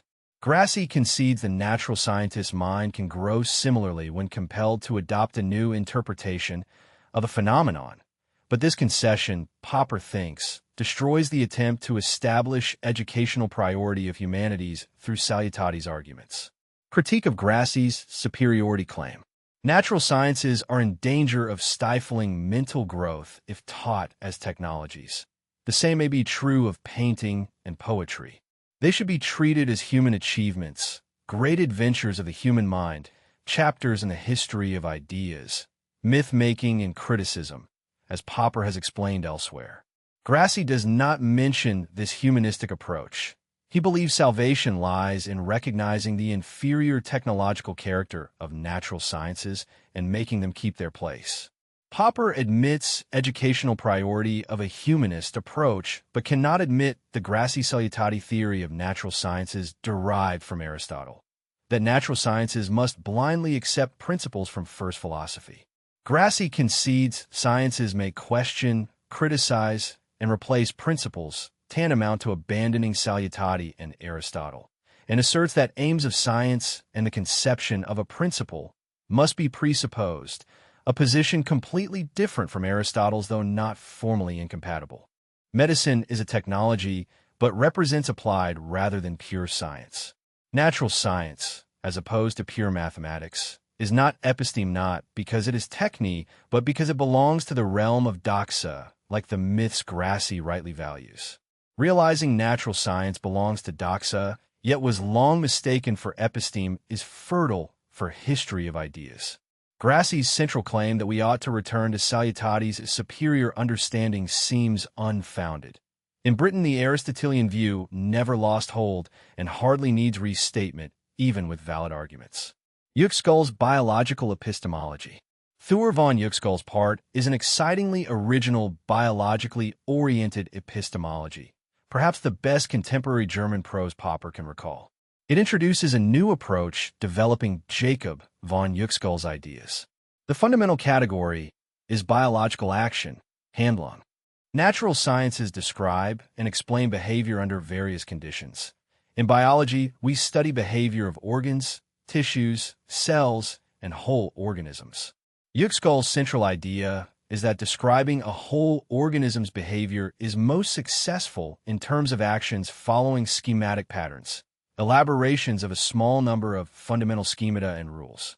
The most successful applications concern organism behavior in terms of action schemata, each released by a release signal, Auslöser, found experimentally by constructing imitative contraptions, a trap, dummies. Konrad Lorenz found certain geese follow the first moving object upon hatching, continuing even when confronted by their real mother. For certain fledglings, the imitative contraption replacing the parent consists simply of two round pieces giving a generalized silhouette of head and body. Yüksell's extension to tissue reactions and physical-chemical methods in biology is of greatest interest. Biochemistry constructs dummies serviceable as release signals for organs or tissues. All Yüksell says about biological application is beyond praise, strikingly original, with great explanatory power, capable of opening a new era in physiology and biochemistry if experimentalists take notice. Yet Yüksell also speaks as philosopher, applying fundamental categories to the whole theory of knowledge. 3 mistakes in Yüksell's philosophy. Starting from Kant's question whether we can know things in themselves, Yüksell discusses physics' aspirations to discover nature's innermost secret and arrives at biological ontology. Reality, only our world, a reality for us, is a structure of actions, actions of various kinds and various extension. He replaces knowledge of the world in itself by participation in the structure of action, which is the world. This commands respect, but does not carry conviction. Yüksell's theory rests on a mistake akin to identifying what is with what is known. Esse equals Siri, leading through Berkeley's Esse equals percipi and Hegel's Esse equals concipi to Esse equals agi. Reality as thing acted upon, object in the way of action, situational factor of biological action schemata. 3 specific mistakes may be pointed out. First, analysis of physics failure exhibits popular misunderstandings of relativity. It is mistaken to say the relativist universe knows only island-like space-time connections, and mistaken to infer relativization of reality from equivalence of reference systems. Relativity teaches both reality and invariance of spatiotemporal intervals. Modern physics attempt a picture of the universe. Whether well or badly drawn is another question. Second, Yüksell blames Lorenz for reasoning in a circle, failing to grasp that the world given to our senses is only the sum of biological release signals existing as factor of our action schemata. The accusation falls back on Yüksell. His biological analysis presupposes objectivist approach. We can speak of an imitative contraption taking over a bird's mother's functions only because we know in our objective world what the real mother and contraption are. Lorenz's view, which Popper has shared for many years, is necessary for understanding critical human knowledge as opposed to animals' uncritical adaptations. Third, and gravest, shared by both authors, is complete neglect of human reason. Man's power to grow and transcend himself not only by imaginative invention of myths, whose importance Grassi emphasizes, but by rational criticism of those inventions. Formulated in language, inventions differ from other biological actions. Contradictory myths may coexist in otherwise indistinguishable schemata. Beliefs remotely relevant to practice may clash and be argued about. Rational criticism may develop intersubjective standards and the idea of objective truth. Humanism as tradition of criticism. By mutual criticism, man can break through subjectivity of biological release signals, through subjectivity of imaginative inventions and historical accidents on which they depend. Standards of rational criticism and objective truth make knowledge structurally different from evolutionary antecedents, though always subsumable under some biological schema. Acceptance of these standards creates the dignity of the individual, responsibility moral and intellectual, capacity to contemplate and adjudicate competing theories. These standards may teach trying again and thinking again, challenging one's conclusions, using imagination to find faults, applying trial and error in every field, especially science, learning from mistakes and searching for them. They may teach how little one knows and how much remains unknown, that growth owes to others' criticisms, that reasonableness is readiness to listen to criticism and transcend animal past and subjectivist romantic philosophies. This is how mind grows and transcends itself. If humanism is concerned with growth of the human mind, the tradition of humanism is a tradition of criticism and reasonableness, not salvation through subordinating natural science to humanity's technological inferiority, nor through biological ontology that dissolves objective knowledge into action schemata, but through the Greek invention Popper has defended throughout this volume. Critical discussion. Conjecture, an attempted refutation as the way men learn from their mistakes and inch towards hidden truth. Conclusion. Conjectures and Refutations is, I believe, best read as one sustained argument about how knowledge grows and how it is lost when we mistake the sources of our belief for foundations that can justify them. The first 10 essays, Conjectures, developed the positive program. Science advances by unjustified anticipations subjected to severe tests. Neither observation nor reason is an ultimate source of knowledge, but criticism, the Greek tradition of learning from our mistakes, is the method by which we detect and eliminate error.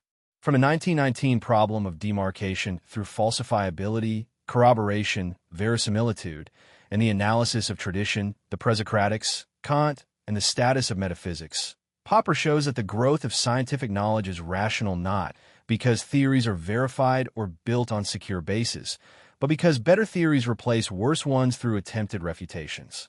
Metaphysics need not be meaningless to be non-scientific.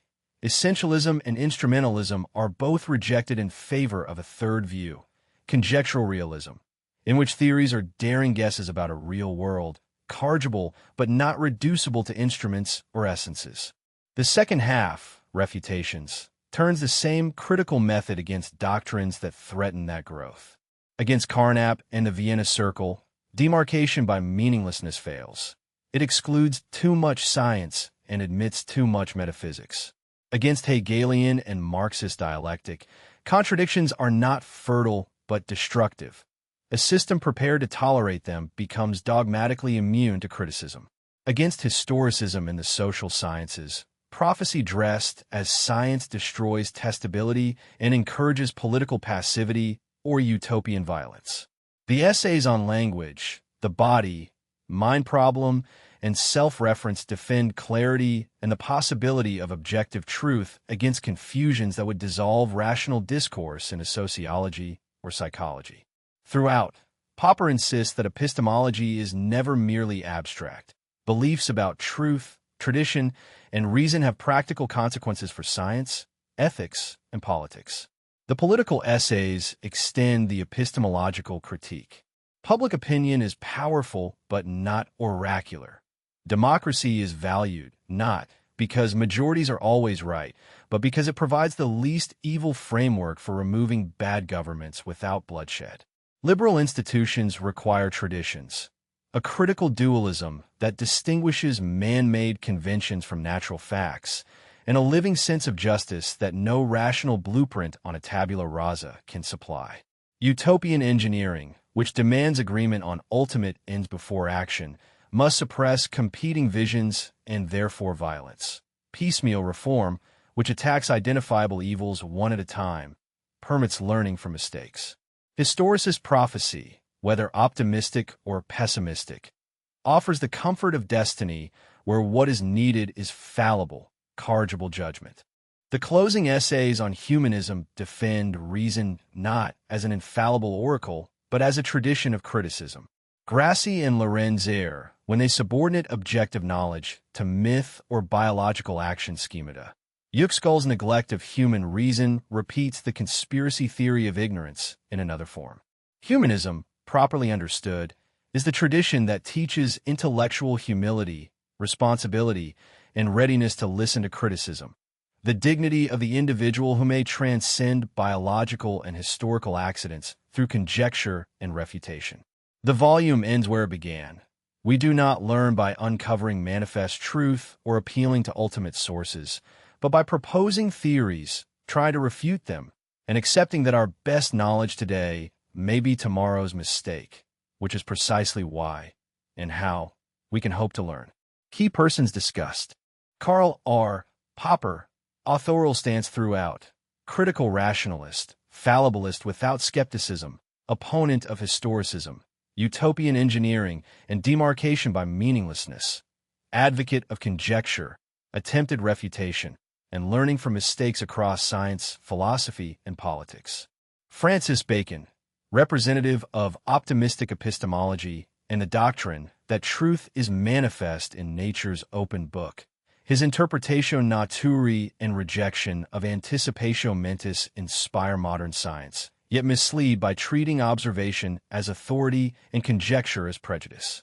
René Descartes, continental rationalist whose Veracitas Dei and intellectual intuition parallel Bacon's manifest truth, splits man into a higher knowing part and a lower erring part, breeding the conspiracy theory of ignorance when truth fails to prevail.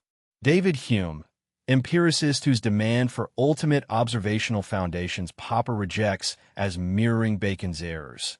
His logical critique of induction and psychological habit of expectation are acknowledged, but superseded by falsificationism. Immanuel Kant, transitional figure whose critical philosophy approaches rational criticism in ethics, but not in science. Held captive by Newton's success, until Einstein showed even triumphant theories may be mistaken. His regulative ideas and cosmology receive sympathetic but critical treatment. Albert Einstein, exemplar of scientific method through risky predictions, especially the 1919 light-bending test, whose theory of relativity taught Popper that corroborated theories remain conjectures and that demarcation requires falsifiability, not verification. Rudolf Carnap, Vienna's circle logician and friend whose demarcation of science from metaphysics by meaninglessness Popper refutes. Their Tyrolean debates and Carnap's intellectual courage in changing his mind illustrate critical discussion at its best even when disagreement persists. Alfred Tarski, semantical critic whose work on truth stimulated Carnap's move from logical syntax to semantics and underpins Popper's defense of objective truth and correspondence against positivist and pragmatist reductions. George Berkeley, precursor of instrumentalism who denied Newtonian gravity, described anything real. Popper treats him as an honest critic whose epistemology, widely revived in quantum physics, betrays Galileo's conjectural realism.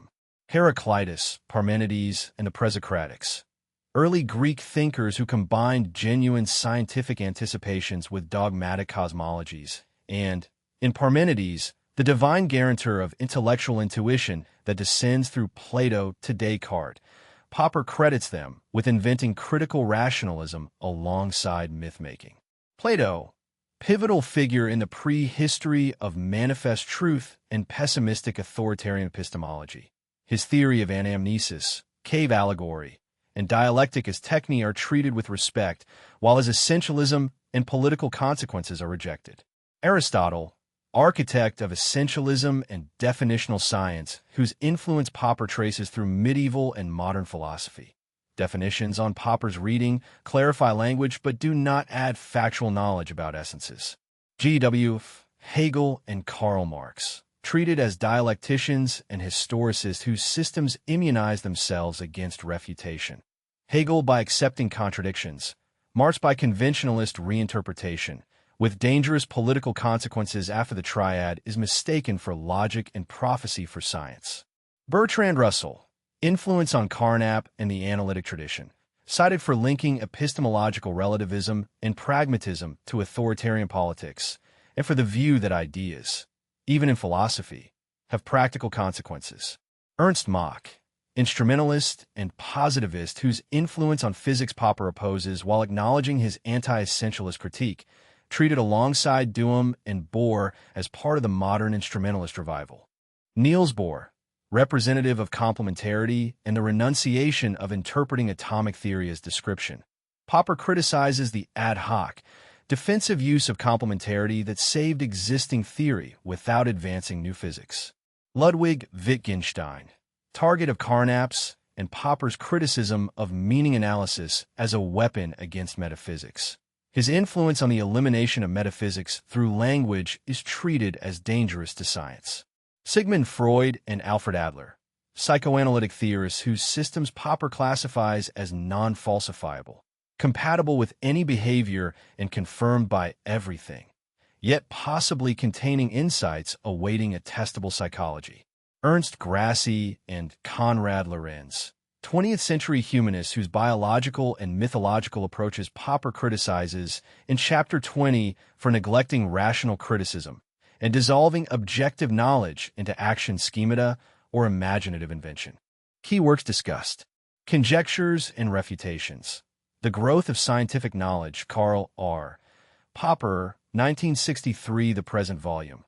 Collected Essays and Lectures on Demarcation, Tradition, the Presocratics, Kant, Truth, Dialectic, Historicism, Liberal Politics, and Humanism, unified by the thesis that knowledge grows through conjectures tested by attempted refutations.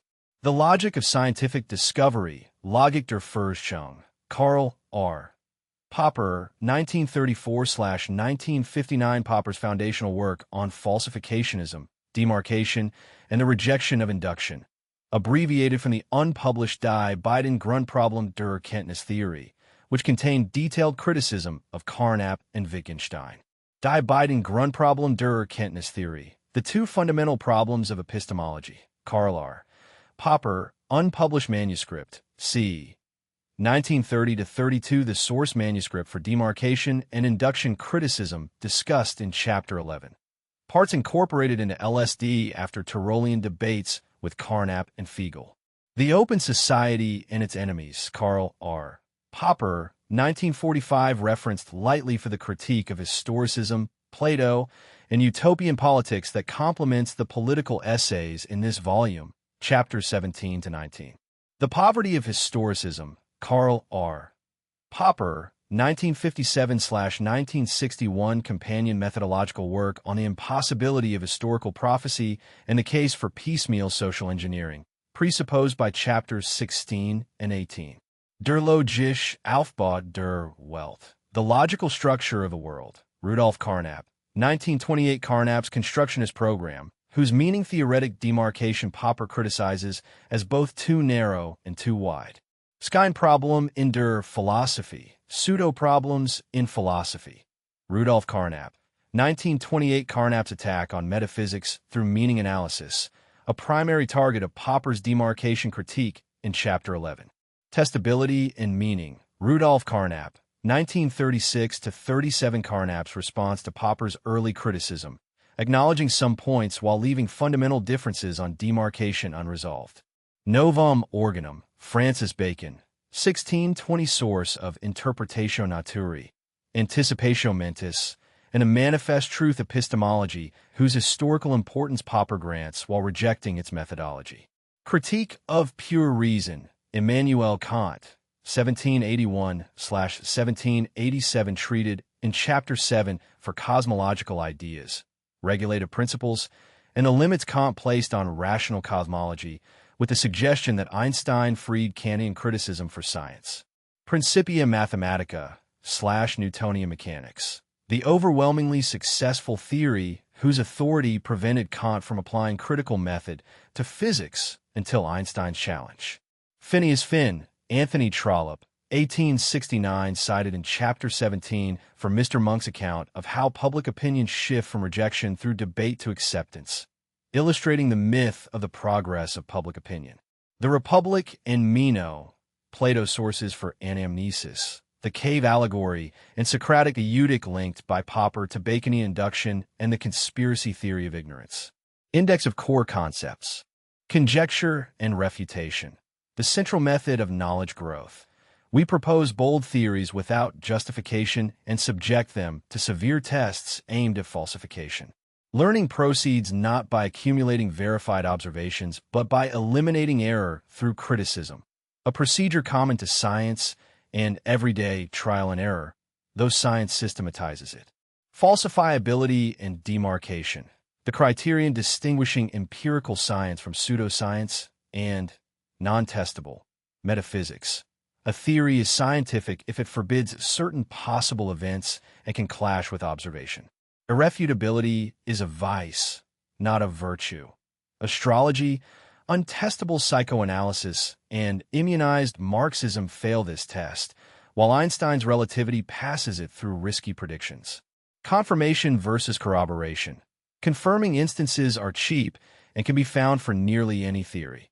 They count only when they result from risky tests that might have refuted the theory. Corroboration measures how well a theory has survived severe attempted falsifications. A comparative, fallible appraisal, not proof of truth. Verisimilitude. The idea that we may approach truth through theories of increasing content that survive tests under which predecessors failed, getting nearer to the truth without ever reaching certainty. Truth remains a regulative idea. We can often know one theory is closer to the truth than another without knowing either is true. Background knowledge, the unstated assumptions, auxiliary hypotheses, and accepted theories against which tests are designed and results interpreted. No test is performed in a vacuum. Criticism always proceeds against a shifting background that itself remains open to revision. Manifest truth, the optimistic epistemology shared by Bacon, Descartes, and the Enlightenment. That truth, once unveiled, is recognizable by all and needs no further argument. Popper traces this doctrine to its Platonic and Parmenidean roots and argues that it breeds fanaticism, the conspiracy theory of ignorance, and authoritarian reinterpretation when truth proves elusive. Conspiracy theory of ignorance.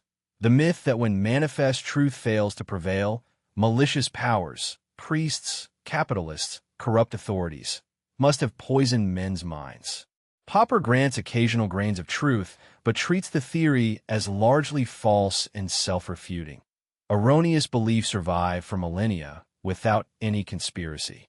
Critical rationalism. The tradition Popper advocates. Detect and eliminate error by criticizing theories, one's own and others, without appealing to ultimate sources or foundations. Distinct from Cartesian intellectualism, self-evident ideas, and from Humean empiricism, observational foundations, closer to Socratic meutic and Kantian autonomy in ethics. Essentialism versus instrumentalism versus the third view. Essentialism seeks ultimate explanations through hidden essences.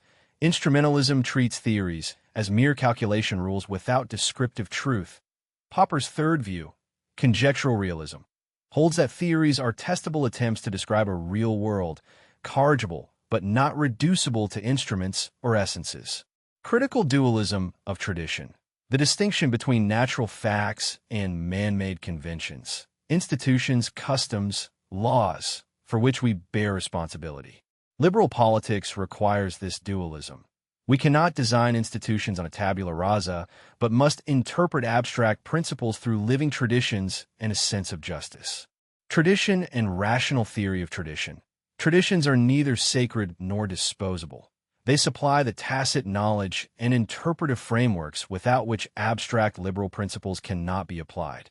Rational attitude toward tradition means accepting some conventions critically while remaining ready to reform them. Not utopian abolition, nor uncritical submission. Problem shift and growth of knowledge. Science progresses from problem to problem of increasing depth, not from observation to theory by induction. Theories are proposed to solve problems, especially when expectations are disappointed, and good theories raise new problems. Rationality lies in choosing better problems and better solutions through critical comparison. Empirical content and testability. A theory's scientific value correlates with how much it forbids. It's informative, daring, low-probability content. We prefer theories that tell us more and can be more severely tested. Growth of knowledge means theories of decreasing a priori probability and increasing explanatory power. Demarcation by meaninglessness. The positivist program, associated with Carnap and the Vienna Circle, to exclude metaphysics as nonsense. Popper argues this confuses the problem of meaning with the problem of demarcation, excludes legitimate science, and fails to exclude rational theology. Metaphysics may be meaningful, yet non-scientific. Dialectic, in its intelligible form, a description of how thought develops through competing theories, criticism, and occasional synthesis, akin to trial and error. Hegelian dialectic exaggerates this into a rival logic that tolerates contradictions, immunizes dogma, and confuses the history of ideas with laws of thought, with political consequences after Marx. Historicism and prophecy.